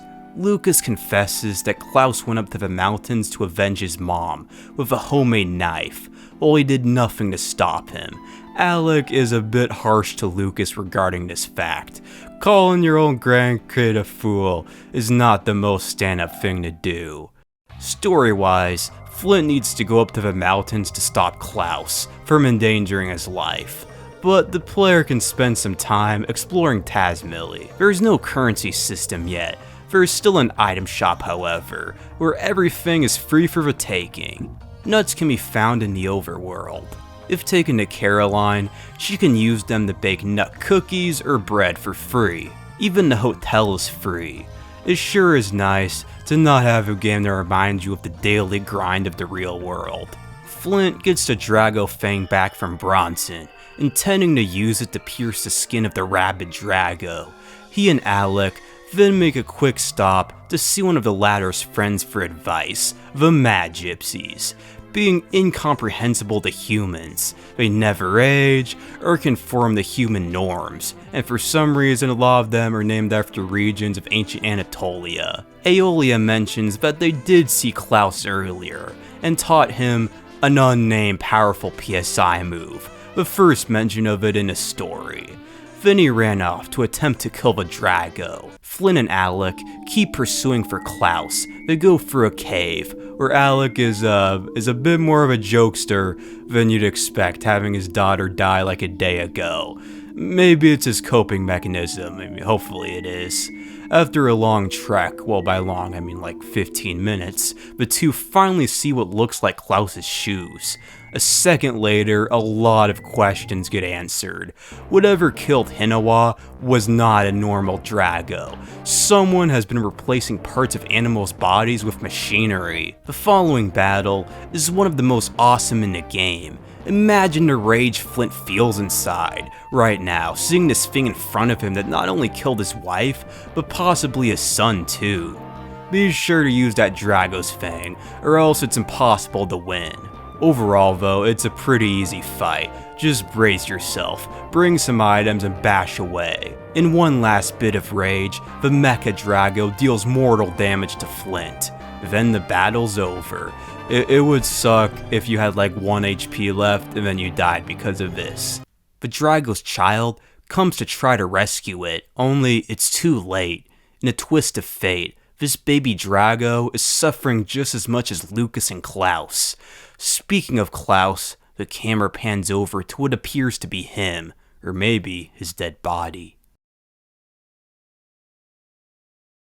Chapter 2 begins on a completely different note, focusing not on Flint but Duster. Wes has been training his son, in case what's happened now just so happened to happen. In the nearby Oso Castle lies a very important item for Duster to retrieve. What kind of item? Well, Wes doesn't say. I'm sure that won't lead to any confusion. Lastly, Duster is given 5 special thief tools to help him on his way. It is now nighttime outside. I love it when it's nighttime in games. Same with rain, it's so atmospheric. The only downside is all the shops are closed. On the way to the cemetery, Duster runs into a weird guy with a monkey that seems reluctant to follow him. He apparently traded one of the villagers their pigs for something called money, which he hides in the local well. All of this is foreshadowing something big in the next chapter, but for now, Duster heads into the graveyard, full of zombies, zombie dogs, and living gravestones. Not exactly the best place to bury Hinawa. In fact, some speculate that one of these zombies is actually Hinawa, although it's somewhat disproven later on in the game with what happens. Before I forget, let's talk about Duster in battle. He's kinda like Jeffrey Lloyd, yet still incredibly different. He's one of the stronger characters stat-wise, he's not quite on Flint's level of OP, but still pretty decent. His thief tools can be used forever. Wall staples immobilizes a foe for a turn or two. The Siren Beetle turns him around, exposing weak points. His Hypnopendulum is basically hypnosis. His Scary Mask lowers offense, his Tickle Feather lowers defense, and a Smoke Bomb lowers the chance of enemies' attacks hitting. I really like how some are kind of realistic, like the Smoke Bomb, and then you just have ridiculous ones like the Tickle Feather. Duster has a few other neat tricks in battle as well, although I'm not going to mention them because I know for a fact that I probably did not have any of them during this part of the game in Chapter 2 when it's just Duster, and also I know that the future me that's going to be editing this is going to hate me, so you just have to use your imagination. With the drawbridge up, Duster has to use every skill he's learned to enter it, from venturing through a secret passageway to once again using his magic staple technique to scale the castle walls. The caretaker seems to know a lot about the living dead, yet doesn't feel the need to tell anyone or get help. Once again, the curators of cemeteries in the other games have balls, I'll say that. Oso Castle has gotta be my favorite area in the whole game, with maybe a few exceptions. Well, it doesn't unnerve me at all, like, the cemetery, or in Podunk Cemetery in Mother 1, or the Cave of the Past. The atmosphere and aesthetic are still awesome. The creepy paintings, the slightly unsettling yet not terrifying music, the aged look, and all the ghosts. Some ghosts are enemies, while others are helpful, acting as shopkeepers, irregular NPCs, most of which are throwing a great party in the dining hall. I love it when ghosts aren't the bad guys. I do wonder how it got here if the lore of it gets revealed later on though. Sometimes ghosts drop rotten eclairs, items a duster can't eat. Instead, they act as currency. I have to give Itoi credit for managing to work a traditional barter economy into a game and have it work so well. The most important item to get is a rope snake. Now, Itoi could have just had this be like a regular grapple hook, or like a hook shot or something. It's used to get across ledges. Yet, this is the mother franchise, and what we got instead is a talking, living, breathing character to be our grapple hook. I do feel a bit sorry for it though, having to stay in Duster's pants all the time. That must suck. Oso Castle has a lot of optional bosses, I must say. From a crazed painting, to a glob of jelly, to a knight's armor. Near one staircase in particular, what looks like a teenage girl jumps from the ceiling and runs off, leaving behind her pendant. Strange, but there's bigger fish to fry for now, like the stage boss, Lord Passion. It's advised to use Duster's thief tools for this battle. Lower his offense, his defense, his accuracy, whatever you need to, because his combo attacks can be deadly. I was a little over leveled, I used Duster's thief tools to my advantage, and I still went for like half a dozen beef jerkies. In the room beyond is what appears to be the item Duster was sent to collect, the noble spittoon. I don't know what was once with the royal family's spit, but I'm not one to judge. Well, maybe I should be, since Wes has a meltdown the minute Duster brings it to him. I shouldn't find his outbursts towards his own son funny. I really shouldn't, but I'm ashamed to admit that I always laugh during this part. It wasn't a complete loss at least. Wes recognizes the pendant Duster found. It belongs to the Princess of Oso. This time, Wes comes along with Duster. However, those same strange men from earlier come back in even greater numbers. They ransack the castle, to the point of where the ghosts go into hiding, which is impressive, I have to admit. In battle, Wes isn't a regular party member, rather one of those temporary, uncontrollable ones without a health bar. In spite of that, Wes might be the best temporary party member in a series after Eve. He can do all kinds of cool stuff. Thunder bombs, special thief art attacks, or throwing Duster's dirty socks at enemies. A fate that I'd wish on nobody. The room where Duster found the spittoon is where he went wrong. See these carvings? Well, he was supposed to do a special dance to open the door. Wes decides to be the one to do it instead, giving us one of the funniest cutscenes in gaming. Wes tells Duster to look away, then he starts shaking his ass to the beat, and damn can he sway those hips. He's got... okay, I wrote something else down, but I'm not gonna say that, because it's cringe. Duster even decides to have a look against his better judgment, and even though he seems a little traumatized, he keeps watching his dad twerk. What the actual fuck? Beyond the doors, the two run into the princess, Kumatora. While Paula was my middle school crush, she was my high school crush. She heavily deviates from the regular, feminine, frying pan wielding, pink dress wearing girly girls of Anna and Paula. Kumatora is a teenage sailor mouth tomboy. She's also the first PSI user you get to play as. Not only can she learn PK Freeze, Fire, and Thunder, but also Life Up to Heal. She's a lot more versatile than Paula, although not as OP in the psychic field as Anna.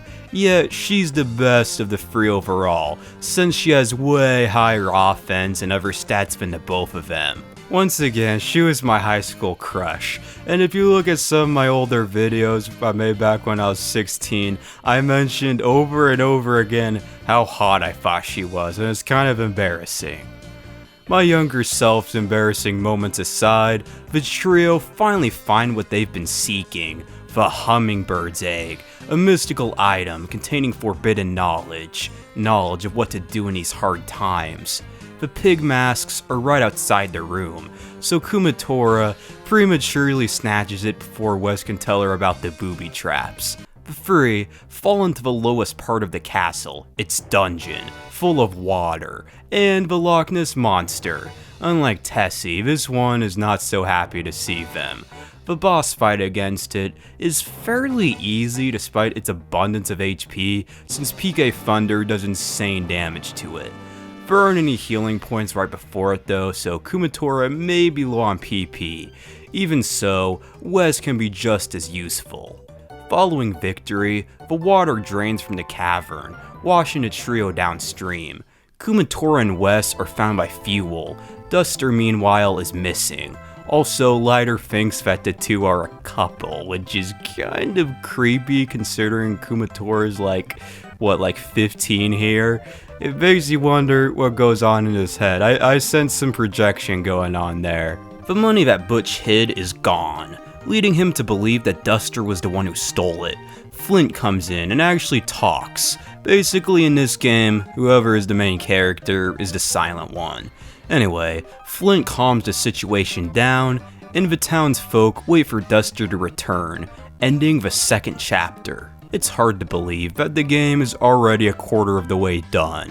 Nonetheless, Chapter 3 is mine and most people's least favorite chapter. It starts with the pig masks capturing two monkeys. A mysterious peddler Facade forces the male monkey Salsa to do whatever he asks under threat of his girlfriend's life. For extra insurance, Facade places a shock collar on Salsa, and oh boy does he not use it sparingly. The two then trek through the desert to get to their destination. Salsa frankly sucks as a playable character. He has low stats, and while he does have some neat special skills to distract foes and the like, he's overall the least fun character to play as. Most of the time, Facade is the only one actually doing damage to enemies.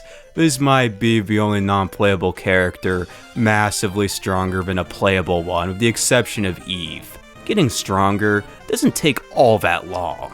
Certain enemies drop dung, which you can give to this beetle by the Oasis to gain free XP to level up even quicker. Once through the desert, you go through this underground tunnel and exit out a secret passageway in the graveyard. On the way out, the two run into Duster when he was headed for Oso Castle. I just think it's neat that we play from different characters' point of view of the same events.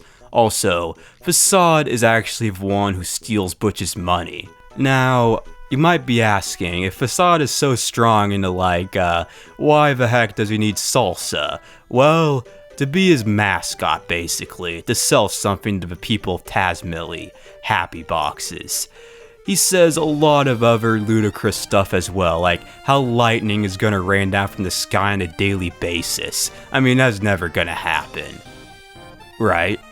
In any case, it's up to Salsa to deliver everyone's happy boxes, and for the first time, the player gets to play as Salsa alone. And while I hate Facade for being an abusive maniac, he did come in handy during battles. Facade made a promise to Salsa that he'd give him a luxury banana if he can deliver every package in under 23 minutes. Doing so is easy, and I mean easy. But when you come back, he gaslights Salsa and then zaps him again. The next day, the two head for Oso Castle, around the same time that Duster, Wes, and Kumatora were meddling around. Salsa does the dance like Wes, to enter a new secret chamber in the castle. I have to admit that this time, it's not as funny. Facade is the one behind the water drainage after the Oso Castle snake fight.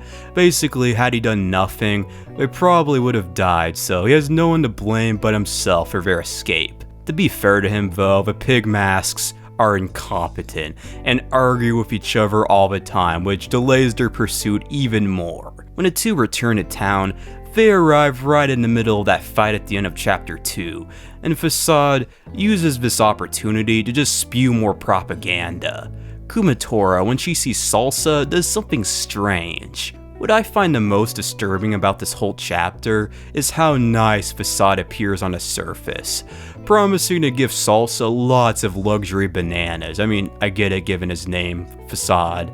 It kind of makes you think how often this happens in real life. An answer to that is a lot. When the two spend the night in the inn again, Kumatora and Wes break into the room to rescue Salsa. When Kumatora did her weird thing from earlier, she was actually reading his mind.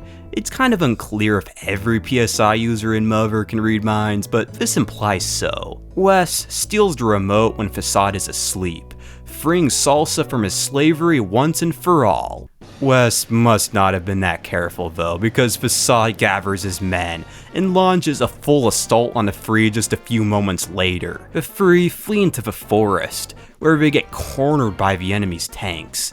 You know, imagine how terrifying it would be for the people of SatValley to see tanks if they've never seen or heard of them before. I mean, you hear all these stories in World War I about how terrified soldiers were when they first were starting to be used.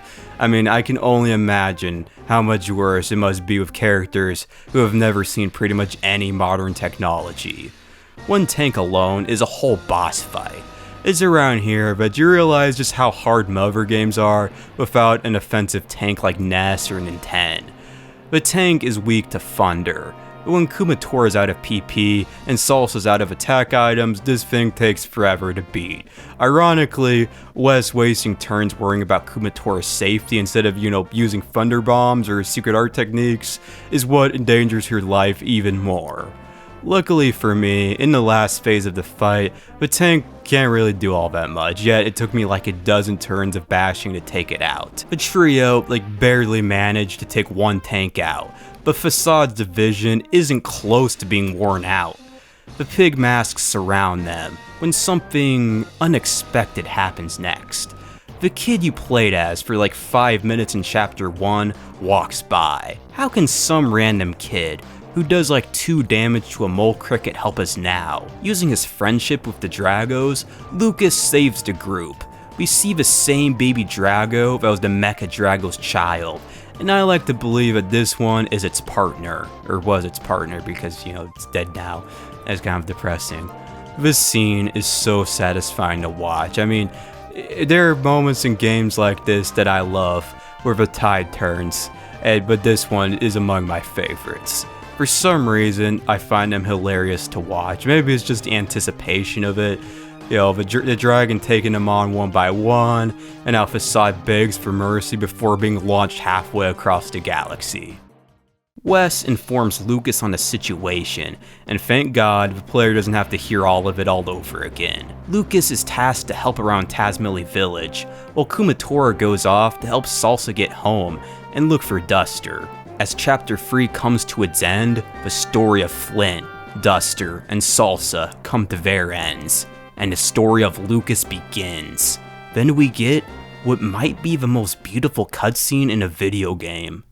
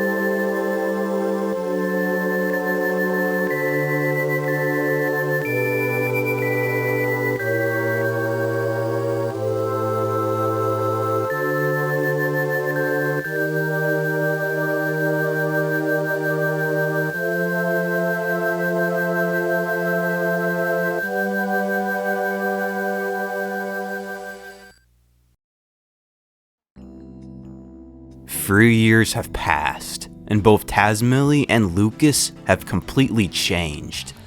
The village has become a fully industrialized modern city on par with Onett or Podunk, while Lucas has grown up, becoming a young teenager now.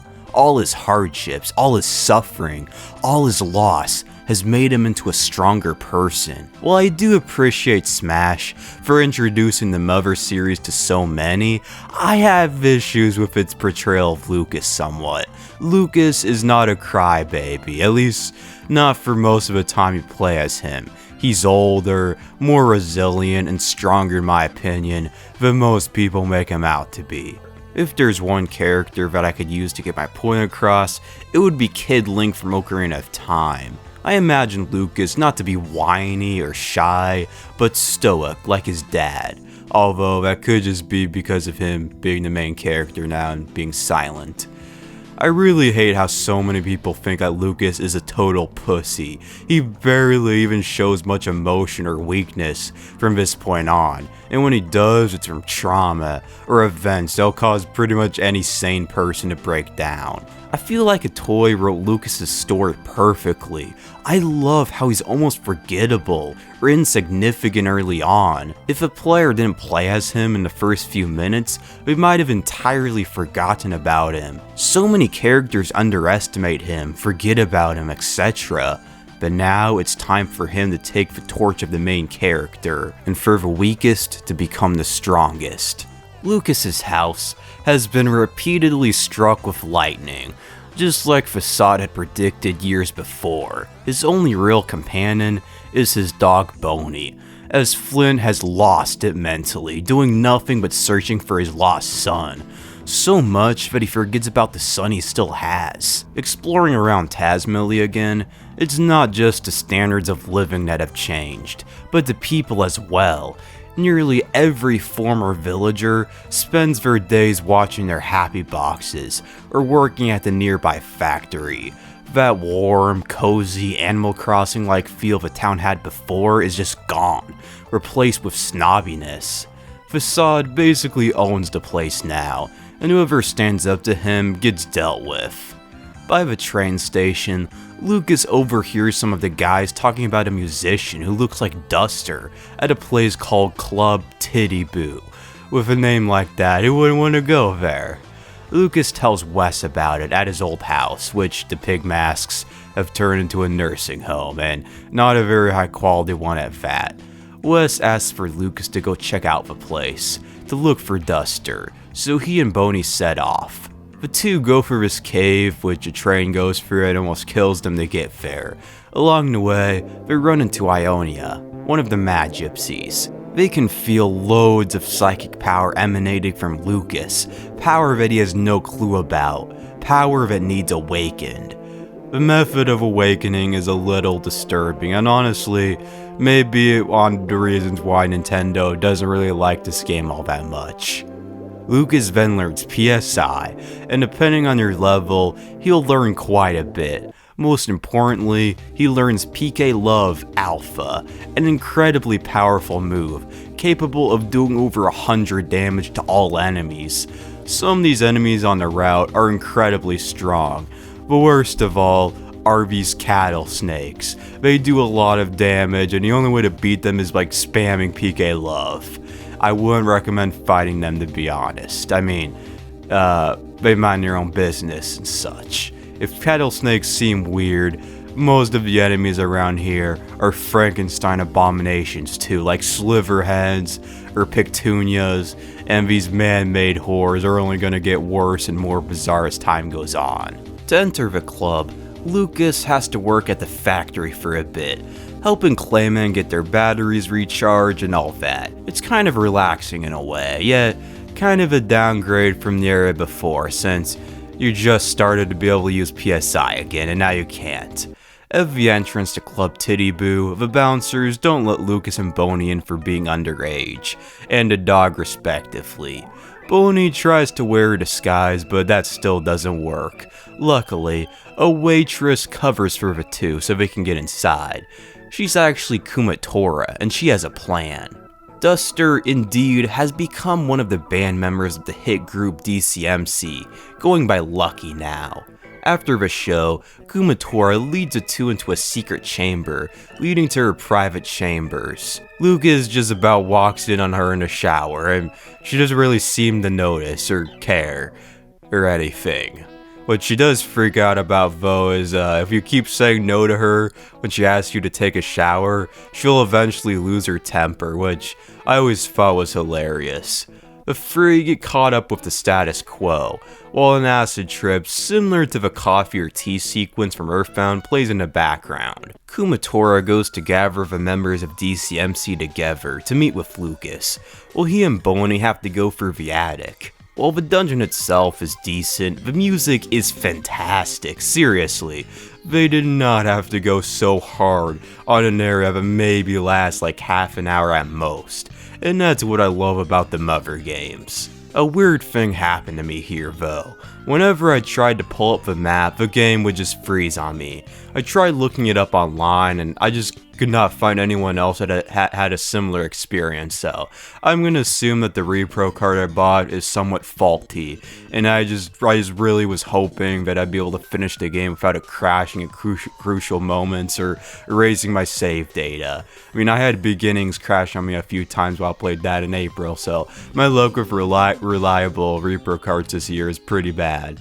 But yeah, I managed to beat the game, thankfully, or else I wouldn't really be making this video. The boss of this place is the old bass the band used to use, but oh my word, is this a difficult boss. The only way to win is to either spam PK Love like crazy along with other items or grind for an hour.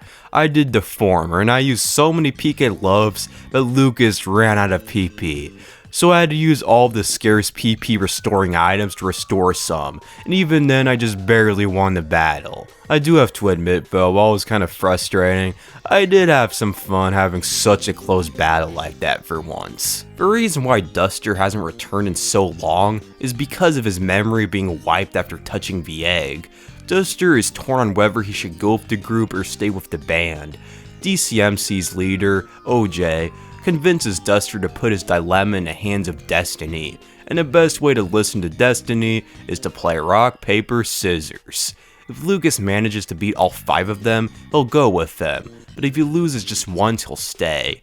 Thankfully, it's impossible to lose. If you pick the losing option, they'll say they did something wrong and allow you to redo it. Once beaten, the DCMC have no choice but to let Duster go with the group to help on their mission. On the way out, an emotional flashback of Duster, remembering how he got there plays, meeting them, etc.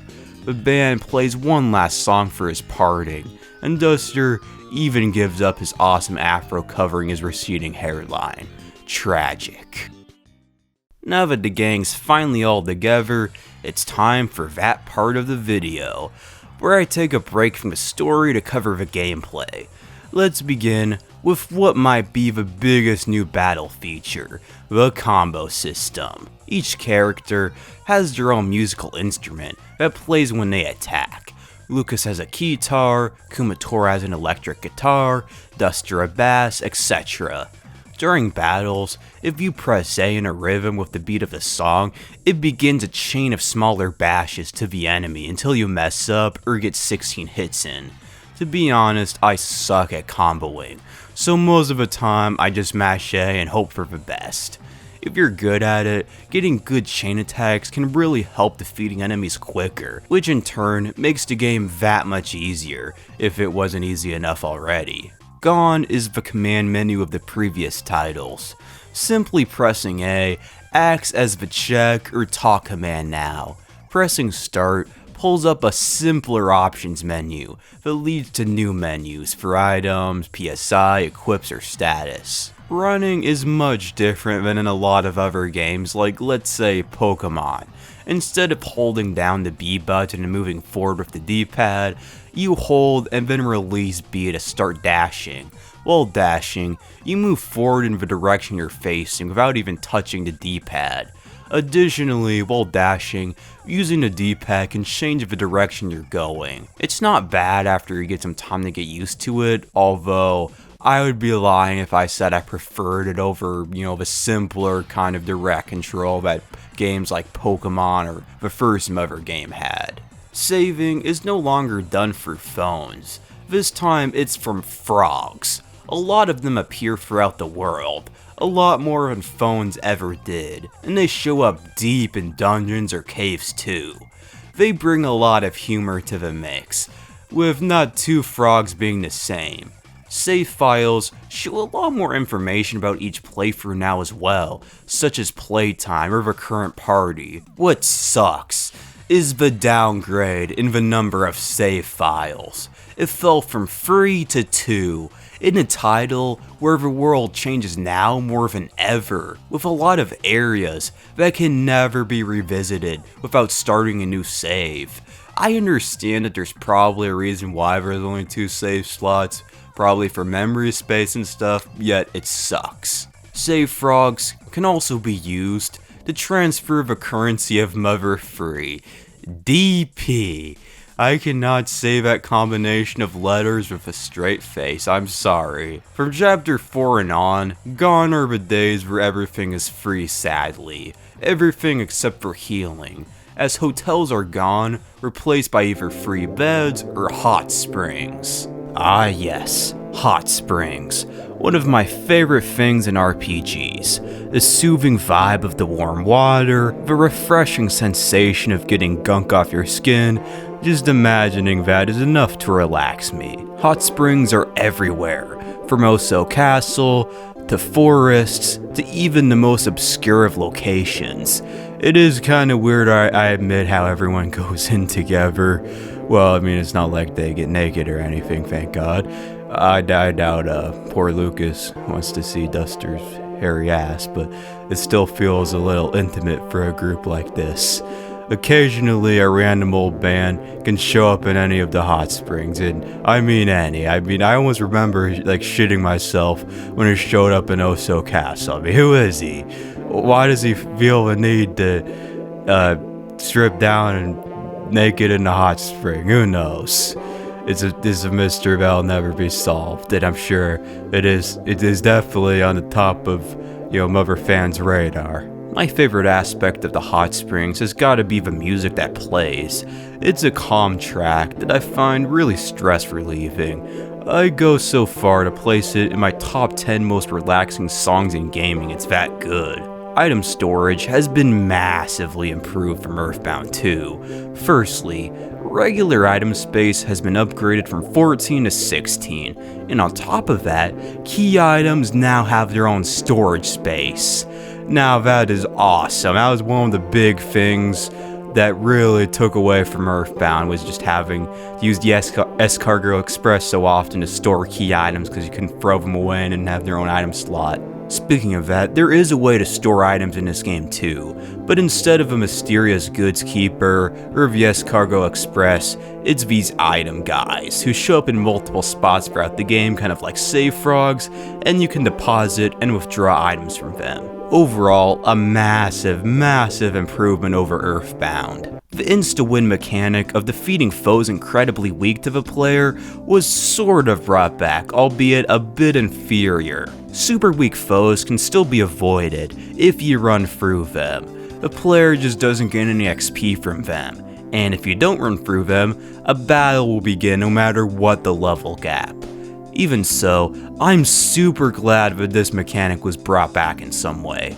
It's so annoying in so many RPGs when you're exploring around the early game areas while being like level 50 or 80 or something, but still have to fight enemies that can be beaten with a single blow, and don't give out any worthwhile XP or items. When party members fall in battle, in the overworld, they no longer turn into ghosts. They just look kinda sleepy. A shame, with how cool everyone was as angels/ghosts. When someone is dead, running isn't possible, which in turn puts the player in even more danger, since you can't even run now and you have a harder time fleeing pursuing monsters.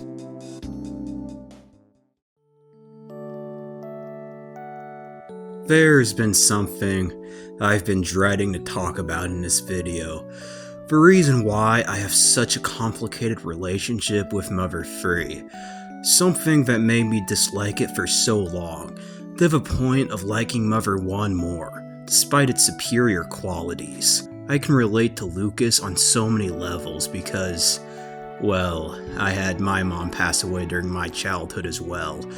I was a bit older than Lucas, I was in early high school, but it still devastated me just like it did him. From having a dad, I was so devastated with the loss of his wife to the point of forgetting about you sometimes, to no one giving a damn about you, to having to learn to take care of yourself in such a short amount of time.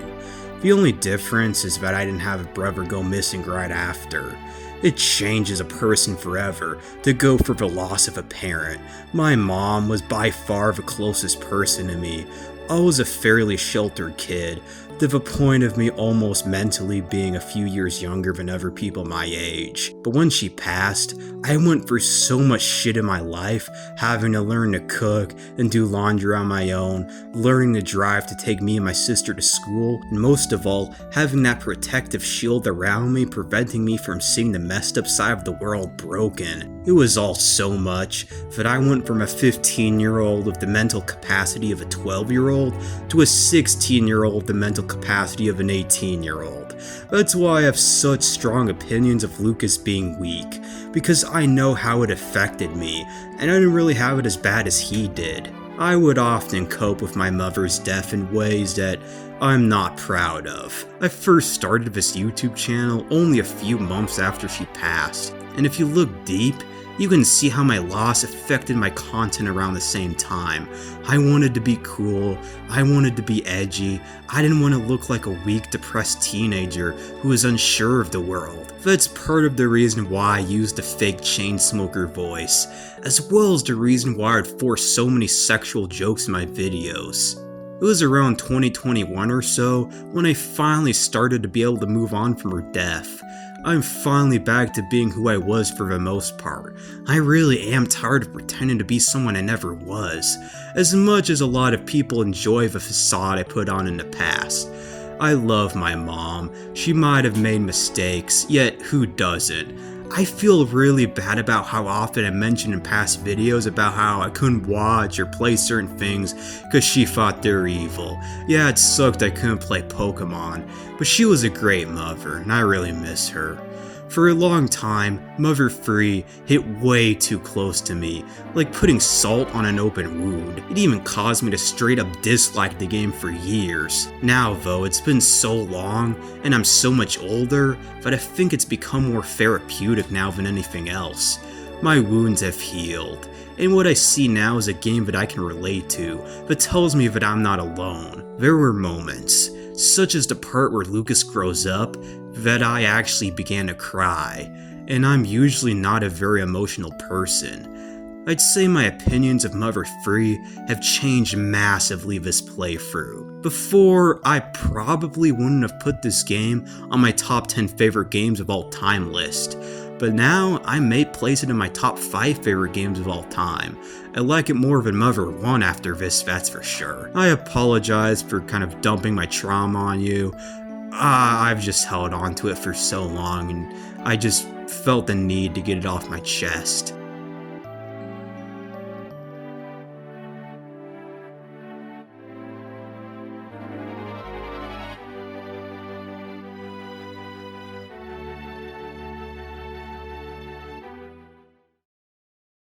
Returning to the story, Duster does remember where he left Giegue, in a clay man inside a hole behind the lift of a concert building. But these moles have dug up loads of new holes. Then when the four find the clay man, it gets struck by lightning and starts running all over the place. When the group runs into the pig masks again, they seem to recognize Lucas, but they think that he's their commander. That's strange, right? In any case, whoever the real commander is must be ruthless, with how skittish they are around Lucas, and how they give the group everything they need to progress. The Clayman gets into a garbage truck headed for the dump, so your truck continues there, through highways, road tunnels, and truck stops. You do get to ride around in a pork bean for a while at the very least, which is pretty fun. On the way there, that giant pig guy from the DCMC concert runs into the group. He's the only soldier to realize that Lucas cannot be the commander and fights them. When you finally track down the Clayman and take down yet another boss, the egg is finally in the hero's possession once again. Duster's memory is restored, but other than that, the egg does absolutely nothing for the rest of the story. kind of like the GS ball from the Pokemon anime. The next objective is to decommission the Thunder Tower, the source of all the lightning strikes on people's houses. For a while, Lucas is still able to pass as the Pigmask commander, but then Facade comes along and ruins everything. The only place left to run is higher up the tower. Not exactly the best long-term plan, but alright. One of the most unintentionally funny moments in the whole series happens right before the climax. A massive discharge bolt hits Lucas, burning him to a crisp, and Lucas's friends don't really say all that much except for Duster, and all he does is nonchalantly ask Lucas if he's alright. Then Lucas learns PK Flash, and just continues about his day like nothing happened. Why on earth do people still think he's a weakling? Like, the kid got pumped full of 8,000 bolts, and barely flinched. He doesn't cry, he doesn't even care. He doesn't even give a shit that the rest of the gang just stood there with blank expressions while he got roasted like a Thanksgiving turkey. Be more like Lucas, guys. Also on the way up is this strange room, full of objects from Earthbound. Even though the gang is on the run, they still have time for a leisurely dip in the hot spring. A robot maid, Little Miss Marshmallow, attacks them if they try to take a yo-yo. A yo-yo called the Friend's Yo-Yo, implying that it belongs to Ness, as well as foreshadowing who the big man at the top really is. Yet another boss, was that make it like 5, including the second fight with the Pork Trooper, I forgot to mention. Anyway, one last chapter boss, Mr. Generator, stands in the player's way. While he's not as hard as a Jealous Bass, this fight can be tricky too. It's not often in Mother games where I almost get a game over. Its attacks can do tons of damage to the whole party, especially Boney, so I had him die me a few times here. The group climbs to the top, leaving no place left to go. Facade calls for reinforcements. However, his karma finally came to bite him in the ass. He trips on his own banana peel, slipping off to his certain death. There's no time to gloat though. Duster tries to use his rope snake to catch a ride on the Pigmask aircraft. All seems to go well at first. Then we see the real commander that these guys were talking about, a mysterious masked man. Before a battle can take place, however, the rope snake's jaw can no longer hold the weight of 3 people and a dog. Maybe gloating about Facade falling to his death wasn't such a smart move after all.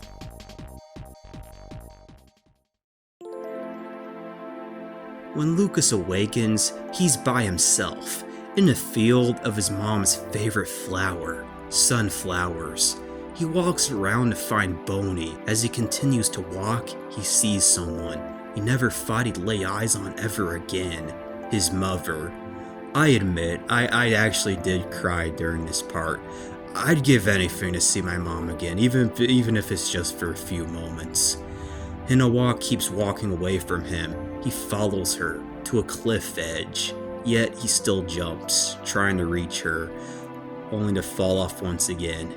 He and Boney are saved by Wes and Alec. In a dream Alec had, Hinawa told him to place a pile of leaves in that same spot, saving the two's lives. In contrast with Chapter 6, which was just that interactive cutscene with Hinawa, Chapter 7 is so long that it's basically half the game. I am not joking about that either. It starts with a familiar face, Iona. She was attacked by someone and sent downriver. She now worries about her friend Aeolia. When they get to her place, all seems to be fine at the moment, until a weird event takes place. Aeolia begins to disappear, mentioning something about her needle being pulled. Upon investigation, her needle was in fact pulled. Let me explain. Under the Nowhere Islands sleeps a great dragon with power to recreate the world. The dragon couldn't be controlled, so the Mad Gypsy's ancestors placed 7 needles on the dragon to put it to sleep, then let it lay below the islands. Only someone who is able to use PK Love can pull these needles, an extreme rarity. If a majority of these needles are pulled by someone, then a dragon will obey them, their will, for good or evil. Whoever it was that pulled this needle, however, has no heart at all.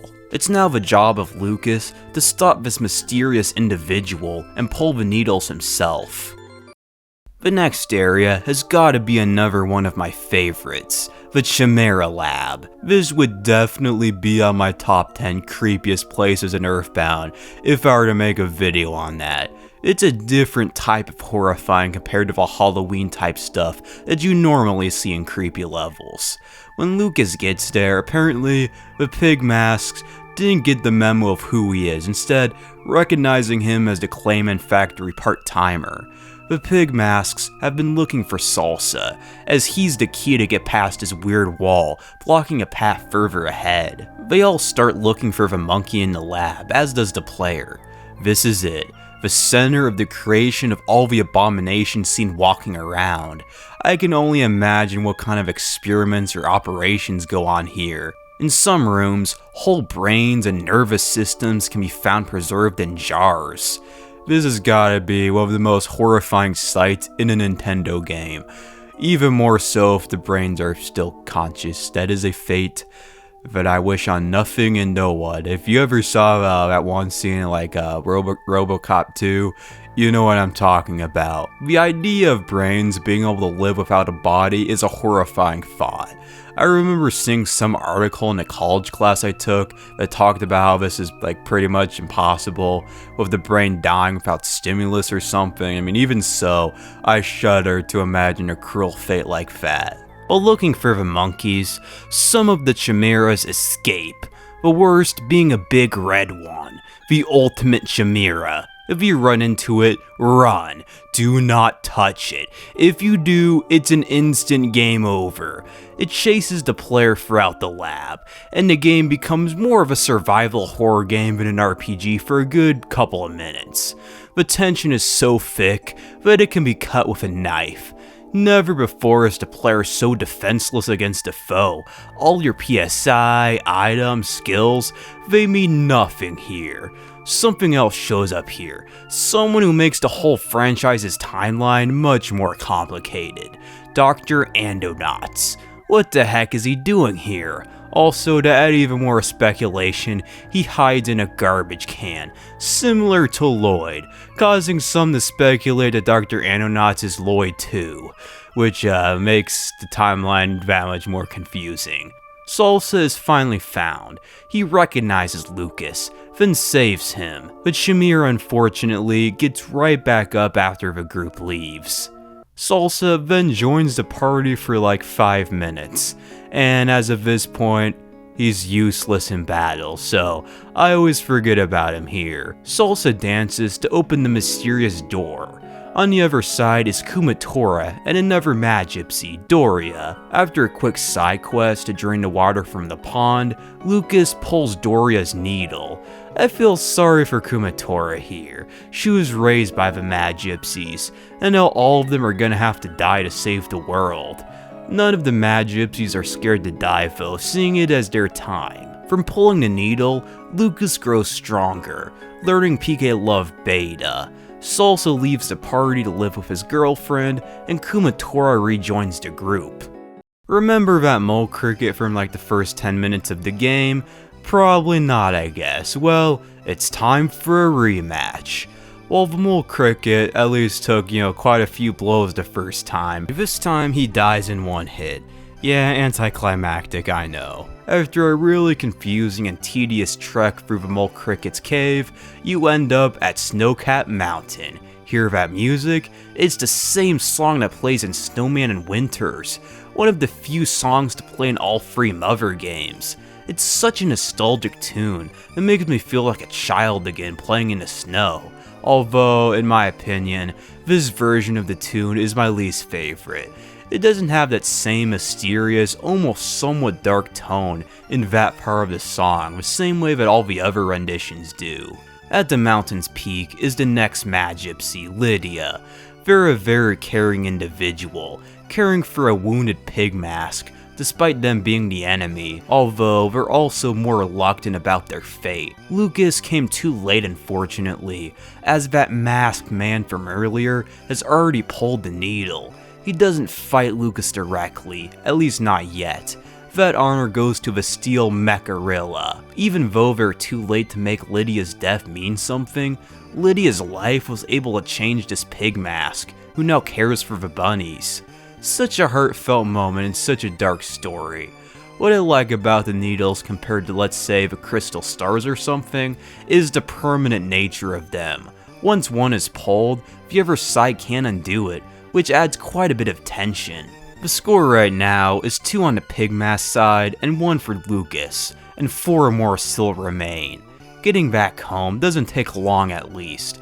Now, Itoi could have had there be a guy with a sled who takes the group down or something of that nature, but instead, you ride a fridge down the slope. The chances of living after doing this are below 0, yet Lucas just goes along with it. If anything, he's more of a reckless idiot than a coward, to be honest. Next up, we have another throwback to the last adventure, SatValley. This opens up a lot of questions. Is this the same SatValley? How are they here?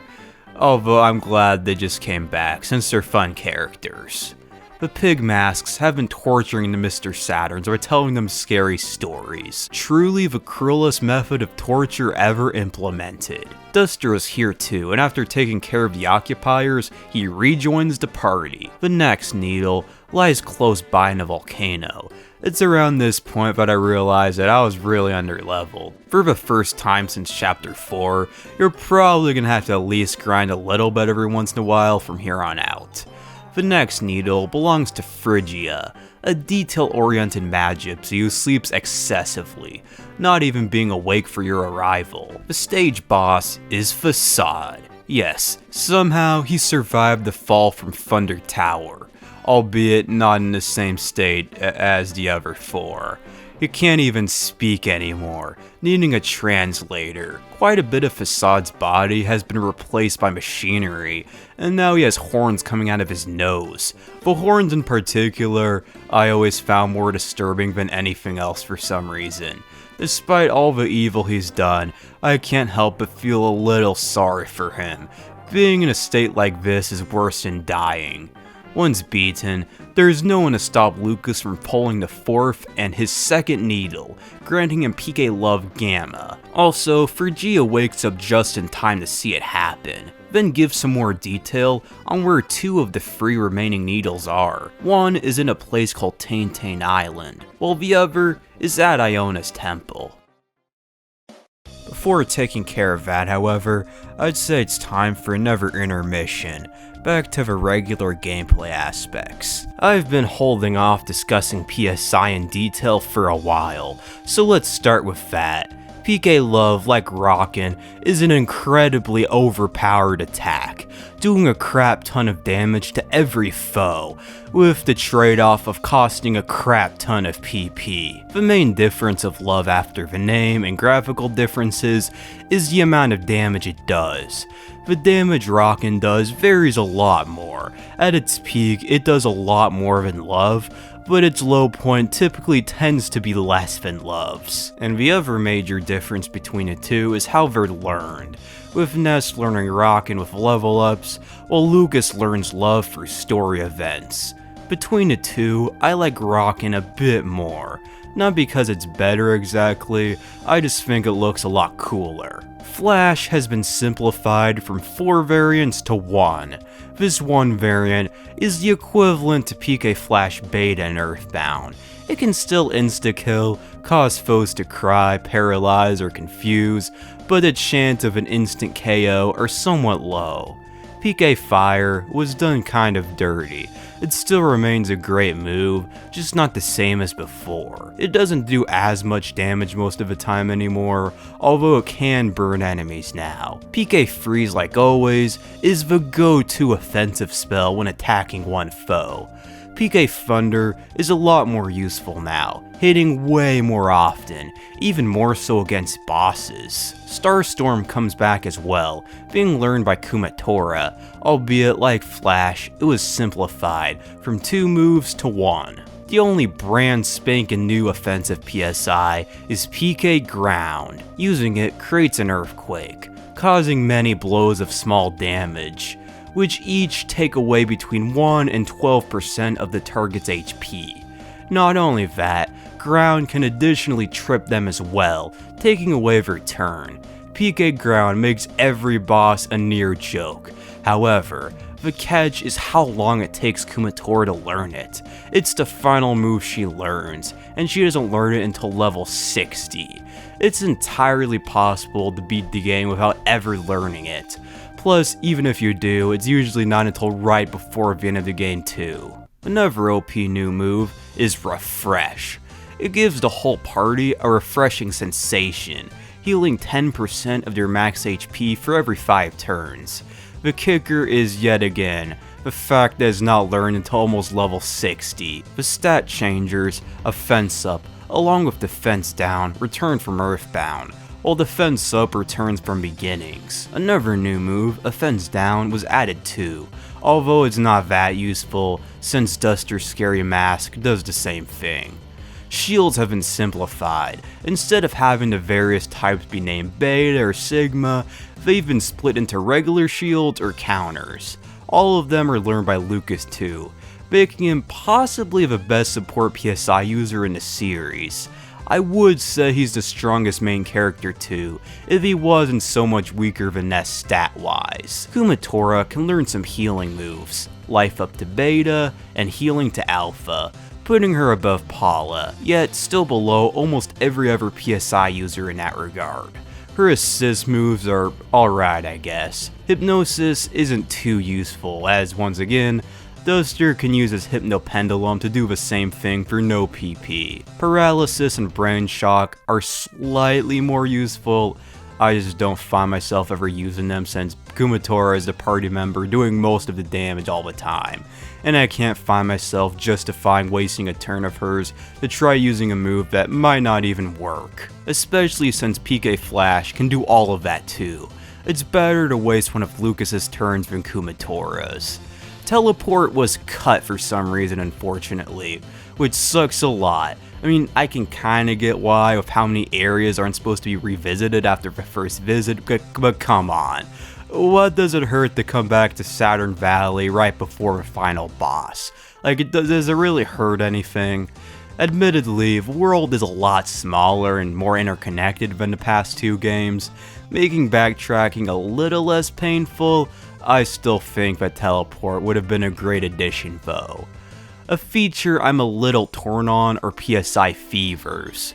When a certain level is reached for a PSI move to be learned, it isn't learned right away. Instead, after reaching a level and walking around a bit, Lucas or Kumatora get a fever. You can't run when either of them have one, and basically have to wait around for one of them to get over it. When they do, they learn a new move. It's kind of exciting anticipating a new move, but not being able to run is annoying, so I wish they would have just had it be like it was in Earthbound and you just learn it immediately after reaching a certain level. I already talked about Duster earlier, so let's talk about Boney. Boney doesn't have all that much going for him. He can sniff to learn enemies' weaknesses, but that's pretty much it. Stat-wise, he's not the best either, and he has very few equips. Overall, Boney is probably the least useful character besides maybe Salsa. However, a number of attack items have been added, from pencil rockets to super bombs to the shield snatcher. A lot of these emulate either Jeff or Lloyd's old items, but they can be used by anyone, which does give Duster or Boney something to do other than a normal attack during tough fights. A cool addition that makes creating a compilation video way easier is the battle memory. The book can be found in Oso Castle during Chapter 2. When used, the player can battle old enemies they faced off with before, even ones by Salsa or Flint. These enemies don't attack you, so it's not quite as cool as it could have been, yet it's still neat nonetheless. Even though Mother 3 is perfect as perfect can be, there are a few bad things about it, like any other game. The biggest flaw is the pacing. The chapters are wildly longer or shorter than each other. Chapter 1 is only about an hour or two. Chapter 2 is a little longer, Chapter 3 is a little shorter, Chapter 4 is like 2 hours, Chapter 5 is 2 or 3, Chapter 6 is a few minutes, and then Chapter 7 is like 8 hours long. But other games have a tendency to take a while to get good, and I feel like 3 is both the worst and least worst at the same time. It takes forever to get your overpowered PSI. Kumatora isn't a party member until Chapter 2, in which she can only use very weak PSI moves. On top of that, she's only a party member for maybe a third of Chapter 2, along with Chapter 3. In Chapter 4, Lucas finally does learn PSI, albeit his only offensive PSI attack is PK Love Alpha, and he doesn't learn that many supportive moves either. In Chapter 5, Kumatora joins the party again, and this is finally where she starts to learn stronger moves. But honestly, it's not until Chapter 7, the second to last one, where Lucas and Kumatora get most of their awesome skills. But while the pacing of levels and PSI may be slow early on, Chapter 7 goes by a little too quickly now. For instance, by the time PK Love Beta is learned, it's no longer even all that useful by this point, relative to the OP nature of Love Alpha or Love Omega. While the game might take a while to reach its zenith, at least the early game isn't bad per se. It's a lot more fun than in the previous entries for sure. It's not nearly as unfair, you can do a lot more than just bash, the story is engaging, etc. Plus, while I do admit not having PSI early on is a bummer, I wouldn't have it any other way. Lucas being a background character early on makes his role as main character that much more impactful later on. The whole game is a little too short as well. I never quite realized how short it was until now. The whole game is only around 25 or so hours, even less so on subsequent playthroughs. Now, RPGs don't need to be 40 hours long in my opinion. I really like my short games. So to be frank, the story being a little short doesn't really bother me all that much. What does bother me is what I was getting at while talking about Teleport. How so much changes and there are tons and tons of areas that can never be revisited after a certain point. It's very easy to miss optional content because of this. The Shield Snatcher is the worst to miss out on. Or there's a rematch with Lord Passion that can be missed unless he's fought in Chapter 5. Stuff like this really irritates me. As flawed as Beginnings is, at least there, you can return anywhere at any time. Podunk Cemetery, Rosemary Manor, and so on. So, why can't the player just come back to Taintain Island for instance after clearing it? Once again, what's the harm, even if there's not really much of a point? Sometimes, I enjoy playing an old save file of a game I haven't played for years for a few hours, exploring old areas for fun. Sometimes I do it to get in the mood if I want to start another playthrough of something. With Mother 3, I can't do that. Is this a huge issue? It depends.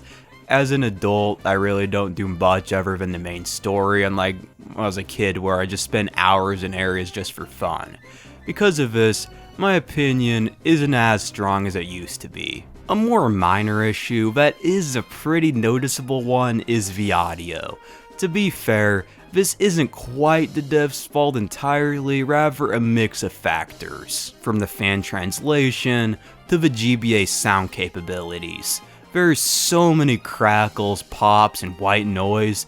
Even tracks ripped from the files have this humming sound in the background. The problem has a lot to do with the GBA sound chip, since many other GBA titles have similar issues, and the fan translation makes the problem a little worse I hear. Thankfully, there are mods to fix this issue if it bothers you that much. Some elements in the story, such as the role of the hummingbird egg, could have been utilized better, but other than that, I honestly can't really think of that many more bad aspects of this game. As much as I would have hated to admit before, I'm having way more fun here than I did during my beginnings or my Earthbound playthroughs this year. Well, with practically everything else gone over, I think it's time to talk about what might be the greatest what if in the series. the original N64 version of Mother 3, it was fairly close to completion, around 80% done, and given more time, it actually would have been completed. There are two main reasons for its cancellation. One, the devs were unsure if they could get it done on time. Before the N64, it was no longer commercially relevant. The N64 died very quickly compared to nearly every other Nintendo console. Not a single first-party N64 game came out on the system after the launch of the GameCube. With the exception of Animal Crossing, no other first-party titles came out in 2001 in general, except for ones that are already released in other regions like Paper Mario. And to finish off, even third-party support died in 01. The only exception is Tony Hawk's Pro Skater 2, which came out in 02 on the N64 for whatever reason. My point is that the team didn't really have much time to finish development, maybe a year, and they're unsure if they could complete the game before then.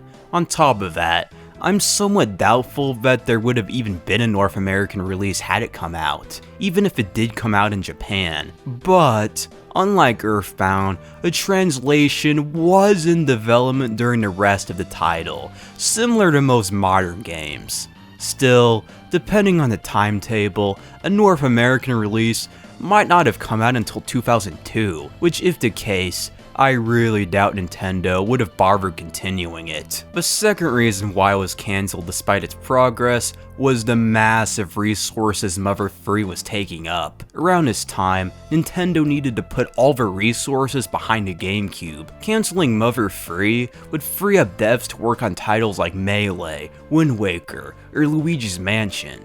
One of the big questions surrounding Earthbound 64 is whether or not it would have been better than the final GBA version we got. While graphically, I do prefer the sprite art of the GBA, there is a lot of content in the original version that had to be cut. The amount of chapters would have been 12 instead of 8. There is a morality system, and a way more immersive, detailed town.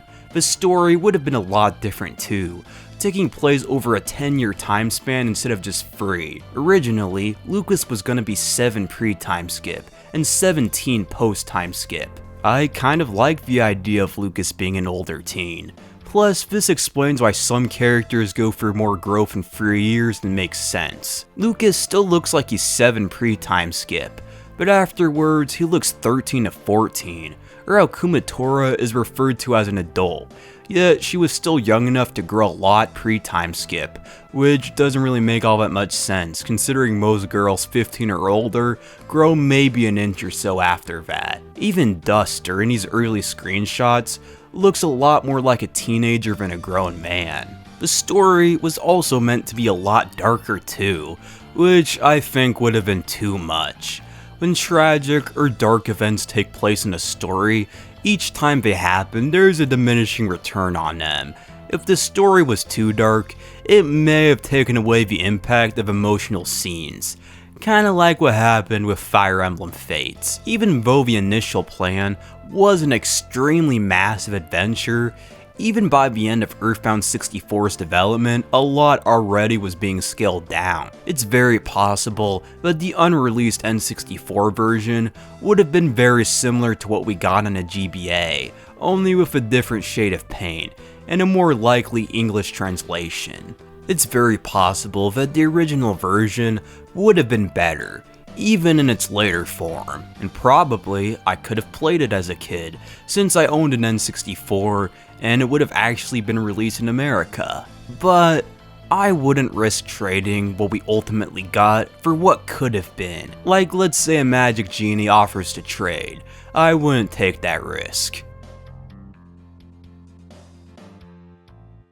To get to Tane Island, you have to do something never before seen in a series. You have to walk on the ocean floor. This would be a cool thing, if it wasn't for one mechanic. One stupid mechanic that ruins it all. The air meter. You only have half a minute or so before your oxygen depletes. If this happens, the player respawns back at Tasmeli Beach, and you have to do it all over again from the beginning. To resupply an oxygen, the party has to basically make out, with all these mermen throughout the seafloor. If Lucas wasn't traumatized enough already, well, now he has to deal with whatever trauma this will cause him too. At the end is a boss fight. All goes pretty well at first until he's defeated. Despite the group, he creates a massive whirlpool, wiping them out. When they awaken on Taintain Island, all of their items except for their equips are gone. Every character has 1 HP and 0 PP, and there's no way to leave. The only healing items that can be found are these weird mushrooms. A mushroom guy is blocking the path forward. He's fast, and has a move that hits the whole group, meaning this fight will always end in a game over. With no other choice, the 4 eat the weird mushrooms. Now in Earthbound, I joked a lot about how many acid trips there were, but this is a legit trip. This is a Nintendo game, where the main characters get high on shrooms and hallucinate. This sequence is kinda like a blend of Moonside with Magicant, although, unlike either of them, this one is about everyone's fears. Characters appear here, such as Klaus or Flint, but every single one are just hallucinations of enemies. The kinds of trauma surrounding the group hinted at here are super dark. From Lucas fearing his father beating him, blaming himself for what happened to his mom, for not saving Klaus, and so on. Kumatora has her own insecurities as well, like not living up to being a princess, or Duster's relationship with his dad. Then there's all the mailboxes, hiding disturbing secrets too. I love this place so much. It really goes to show the group's trauma in a way that doesn't feel forced or out of place, and a lot is left up to interpretation, such as Flint's line about beating Lucas up. Is it because he actually abuses Lucas, or is it from seeing his dad go crazy when Hinawa died in Chapter 1? Either way, I love it. There are tons of indie RPGs that have tried to replicate a similar theme of hidden trauma, but very few hit the mark the same way. Mixolodia of Island's Magypsy is able to break the trance the group was in. With their senses back, there isn't much time to reach the next needle. There is a guardian protecting it this time too, the Barrier Trio, one of the hardest bosses in the series to be honest. It has so much freaking HP, it does so much damage, and in some forms, it's immune to most PSI. To beat it, grind until Lucas knows PSI counter, then attack, then heal until it's dead. To add even more frustration to this, your efforts are futile. The group hear the enemy coming, and instead of rushing to pull the needle, Lucas just sits there until the masked man comes by. One blow of a lightning bolt is enough to completely knock the group unconscious. Then he pulls the needle. The score is 3-2, and 2 needles are left. But if the other side pulls just one more, it's all over. Not the best odds. When a player returns to Tazmily, they find it almost completely abandoned. Very few people are still here, and the few that do are planning on leaving soon. Where did they all go? New Pork City. Throughout Chapter 7, you can hear various NPCs talking about the place, but still, to have a town this depopulated is unusual. Something more sinister has to be going on. The track playing is called And Then There Are None, a fitting title for it, conveying such a depressing feeling. I live in a pretty non-urban area, so I can kind of see similar events happening in small towns all across the state.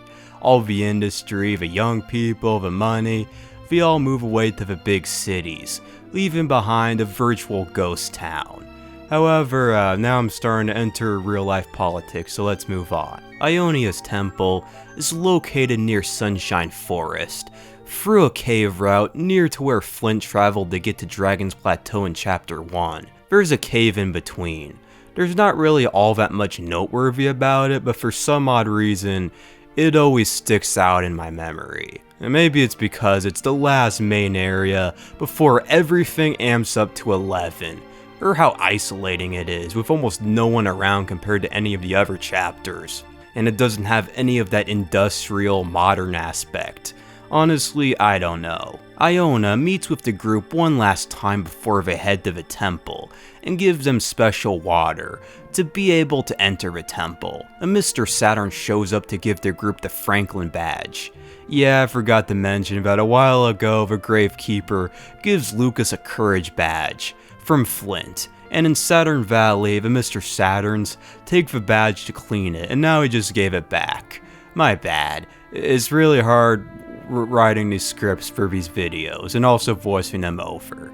Also, after this point, you'll never be able to visit any other part of the island ever again, so saving to another slot might not be such a bad idea. Once again, the masked man shows up, but this time, the Franklin badge is able to deflect his lightning bolt, evening the playing field for a true battle.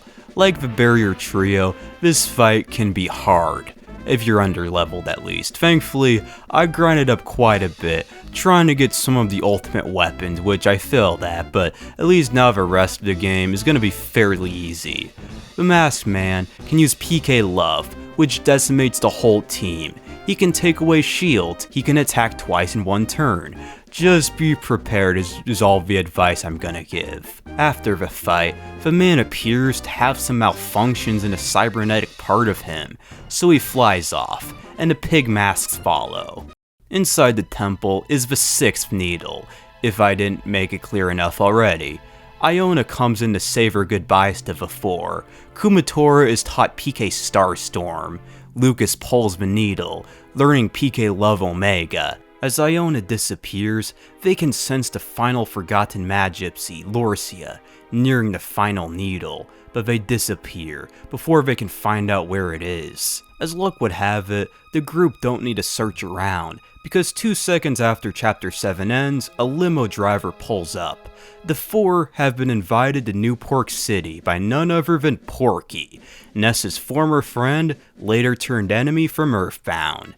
There have been some hints up to this point, like in Chapter 5, just nothing conclusive until now. New Pork is a massive city, dwarfing practically any city in the Mother games in scale, at least lore-wise. Everyone is here, like even villagers that you'd assume would stay in SatValley no matter what. Despite New Pork being a critique of what the modern world can lead to, I have to admit that I really like the city.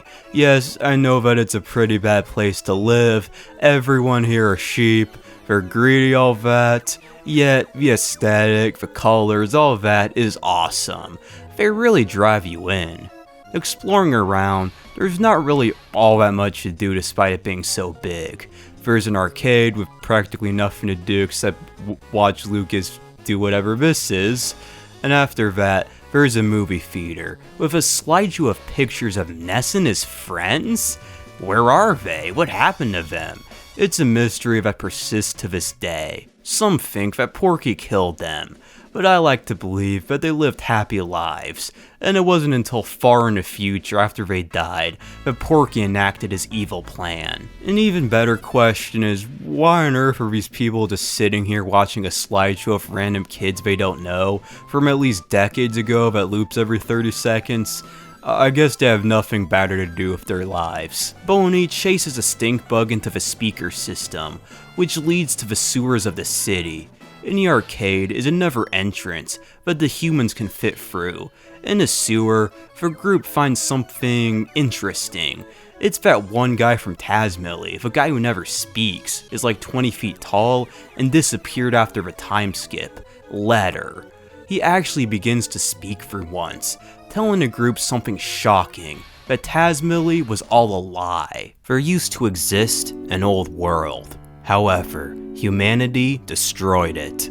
The only place left untouched were the Nowhere Islands, because of the Dark Dragon. The survivors of the old world came to SatValley to seek out a new life. They're so scared of repeating their past mistakes that they purposely created their village as primitive as they could, while sealing away their past memories into the hummingbird egg. Every part of the Nowhere Island's history was fabricated, except for one, Oso Castle. The castle was part of an indigenous culture that existed on the Nowhere Islands a long time ago. However, the previous islanders fled the islands, fearing the dragon's awakening. Kumatora isn't actually a princess. She was part of this wave of settlers.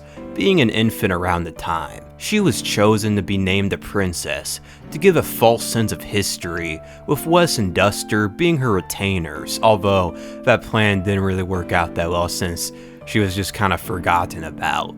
All the behaviors of villagers being so easily manipulated, not thinking critically, it's all because of their memories being wiped. Letter was chosen to be insurance, not having his memory erased, to be able to watch over the people. All went well until Porky came along. He gained the ability to travel through time and space, thanks to the technology of Giygas. However, he lost the ability to do so, being trapped during this era. Somehow though, he was able to bring people from all over time to this era to build New Pork along with everything else.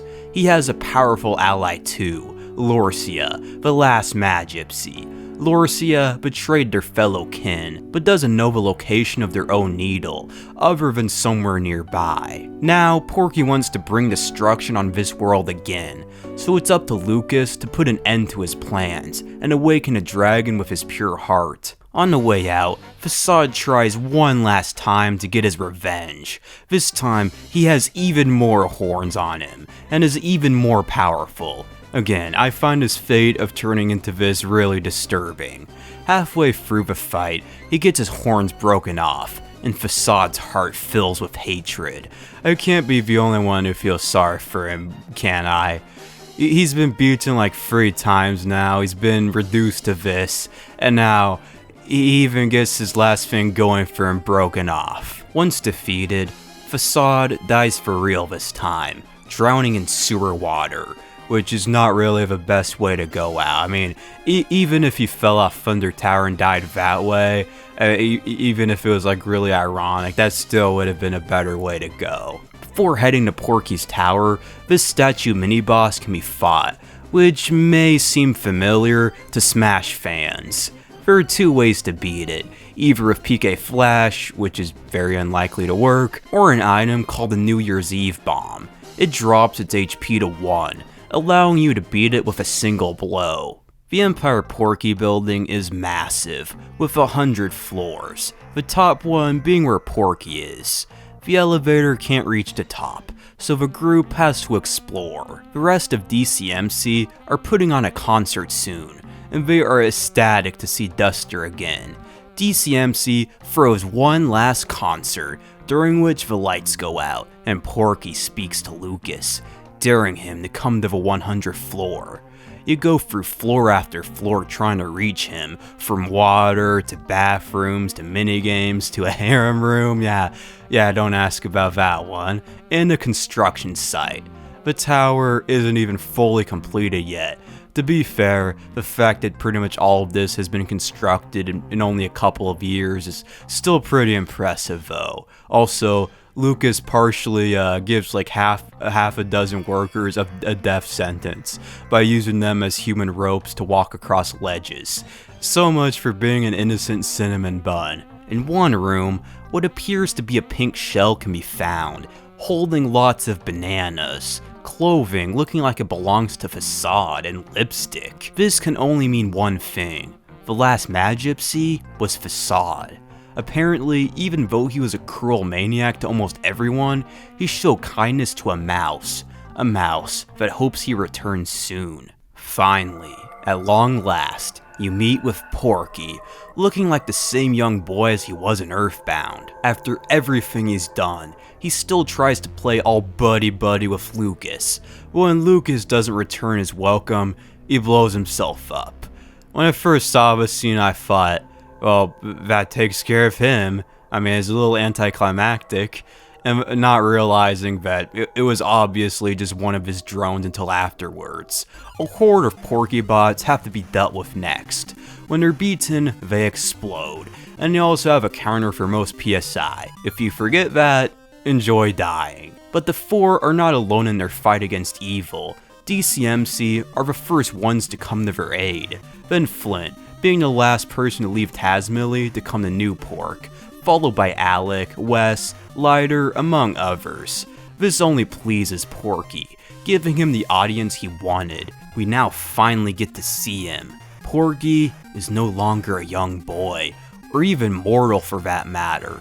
He has become a shriveled old man, not even being able to move on his own anymore. He is bored of humans destroying themselves and rebuilding over and over again. So now, he seeks of a way to end this cycle once and for all. The final needle is located right below New Pork. Porky, wanting to play games still, helps the group by almost killing them with a 100-story drop. Flint goes ahead to check out what's going on. When the rest of them check up, Flint has been beaten. By who? The Masked Man. And now we finally get to know who he is, Klaus. After all these years, Lucas has found his brother at long last.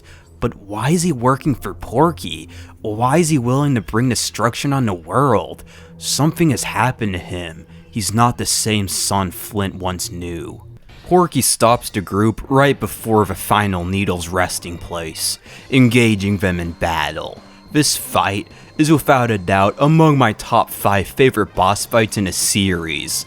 Lucas finally gets to confront the person who caused all of his suffering, the one behind his mother's death, his brother's corruption, the transformation of SatValley, and the possible end of the world. The music is even better in my opinion than Porky Means Business, or Pokey Means Business. It's very energetic, but also has this insane undertone that I can't describe. During certain parts of the battle, Porky speaks, mostly about one thing, how he will never die. Even if he somehow winds up beaten, he'll never die. He's traveled through space and time so much that his body no longer ages like a normal human. Even his physical appearance is nonsensical, being both an old man and young boy at the same time. Porky has even lost track of his actual age by a long shot, not even being able to tell the difference between 1,000 years and 10,000. With his immortality, he'll see the world through to its end. However, even still, he'll still be alive. He and a dragon will be the only living things left on Earth. I love how insane Porky has become. You'd expect that he'd have a selfish goal of just ruling the world or something, not just straight up destroying it. He coughs all the time, he thinks Lucas is laughing at him, even the way he talks sounds like he's not really all there anymore. His transformation from a loser at the start of Earthbound to a tyrannical dictator, being able to enact insanely well thought out plans, all to just live forever with no purpose, isn't a plot twist anyone saw coming. Eventually, Porky's spider mech breaks down. Even though he'll never die, he brings out its ultimate weapon, a capsule that is absolutely safe from anything. Porky goes inside, and no matter what the player throws at it, super bombs, PK Starstorm, or PK Love, nothing has any effect on it. But even with Porky safe inside, he's unable to do anything. So by definition, the battle is over.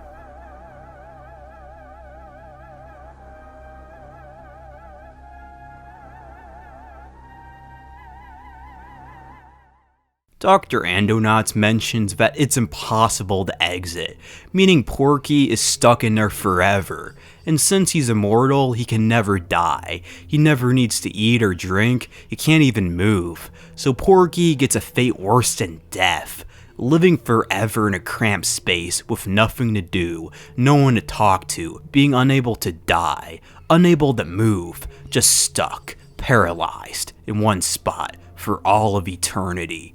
Even billions of years later, even after all life on Earth is gone, he'll still be alive, suffering from eternal boredom.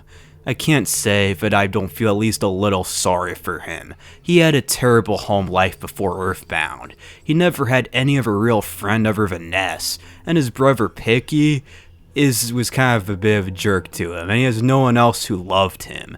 The series named Mother is what the franchise is all about. It's only fitting that the one person without a real mom is the one who became the most evil. With no time to waste, the four try to catch up to Klaus. When they get there, he's just about to pull the needle. Klaus fires another lightning bolt, once again knocking the rest of the party out, except for Lucas. The two brothers then face off in a fight, with the world at stake. Lucas has to kill his twin, but for some reason, he can't.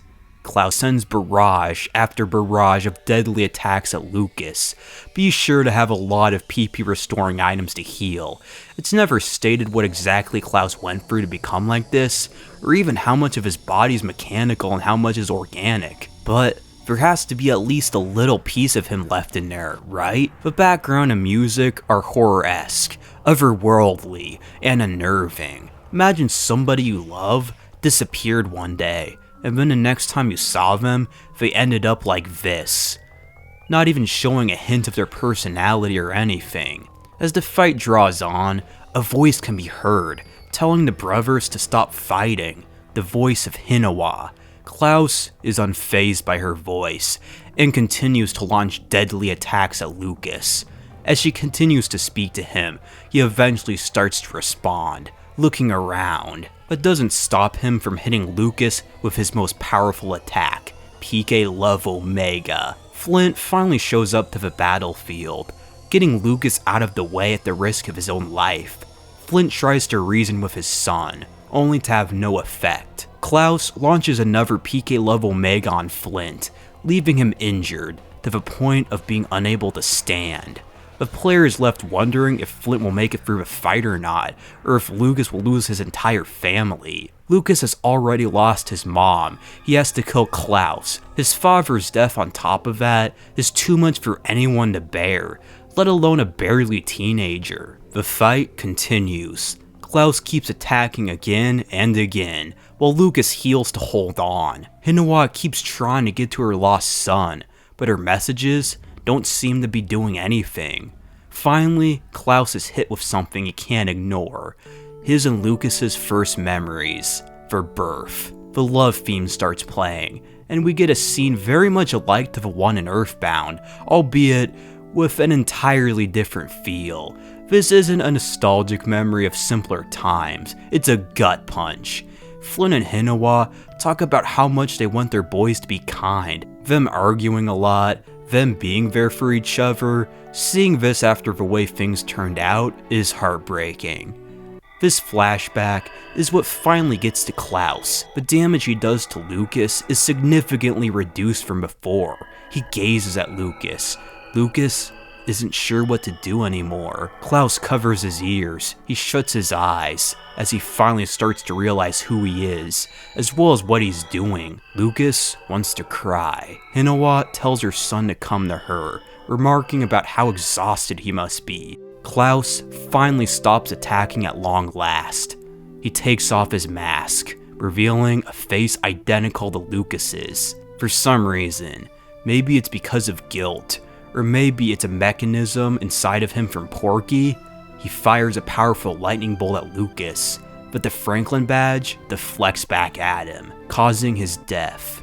For the first time in years, the twins embrace each other. He apologizes to his brother and dies in his arms. Flint, Kumatora, Boney, and Duster gather around as he gives his final breath. As devastating as this day has been, Lucas still has to do what he came here for, to pull the needle, to awaken a dragon, to pass his gentle nature onto it, and to rebuild the world. After much anticipation, Lucas pulls it, finally freeing the dragon from its long slumber. What happens next is something a bit unexpected. Instead of a happy, everything's gonna be okay from here on out kind of ending, the world begins to be destroyed. Chimera's begin to panic, meteors crash down, tornadoes roam the land, and the earth begins to crack open. Oso Castle falls inside the earth. Even the pig mask can't escape this event, and the last thing we actually see in Mother 3 is a black island in a sea of whirlpools. The end. Now, there's one question you may be wondering. What the hell was that? What kind of sick ending was that? That's at least what I thought for a long time. But now I know more context, and I'm a little more accepting of it. For one, everyone survived. If you walk around, you can hear various characters speak, thanking the player. Why is the screen all black though? Well, Itoi wanted the game's ending to be whatever the player wanted it to be. Whether that was dark, a happy ending where Klaus and Hinawa came back to life, or anything else. Initially, this last part wasn't even going to be in the game. The only reason it was added is to give the audience at least a little bit of closure. And that was Mother 3, a masterpiece of epic measures, an emotional story, relatable characters, dark moments perfectly mixed with lighthearted ones, fun gameplay, and a hell of a conclusion. Mother 3 is definitely worth playing if you haven't played it yet. Even if you don't like to play emulated games on PC, the fan translation has been ported to regular GBA carts as well, which is what I went with for this video. The story of the game's creation is such a shame. From the scale back of the initial massive vision, the cancellation of Earthbound 64, and its ultimate Japan-only status. During the course of this video, I've grown to like Mother 3 a lot more than I previously did.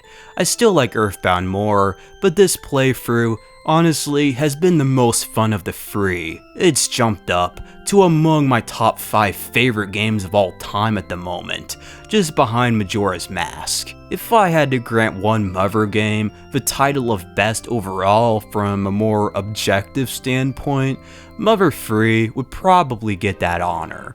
It's been quite the emotional journey for me, reminding me so much of my own life, and like I said before, this is the first time that it's been comforting to me instead of depressing. Everyone, well, if you don't take things for granted is all I'm gonna say. Tell people how much you love them, go spend some time with them, thank them for what they've done. I wish I could do the same.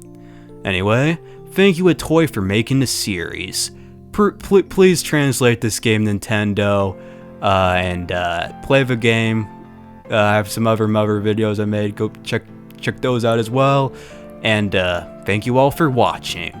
This has been Alpha Leaf Gaming.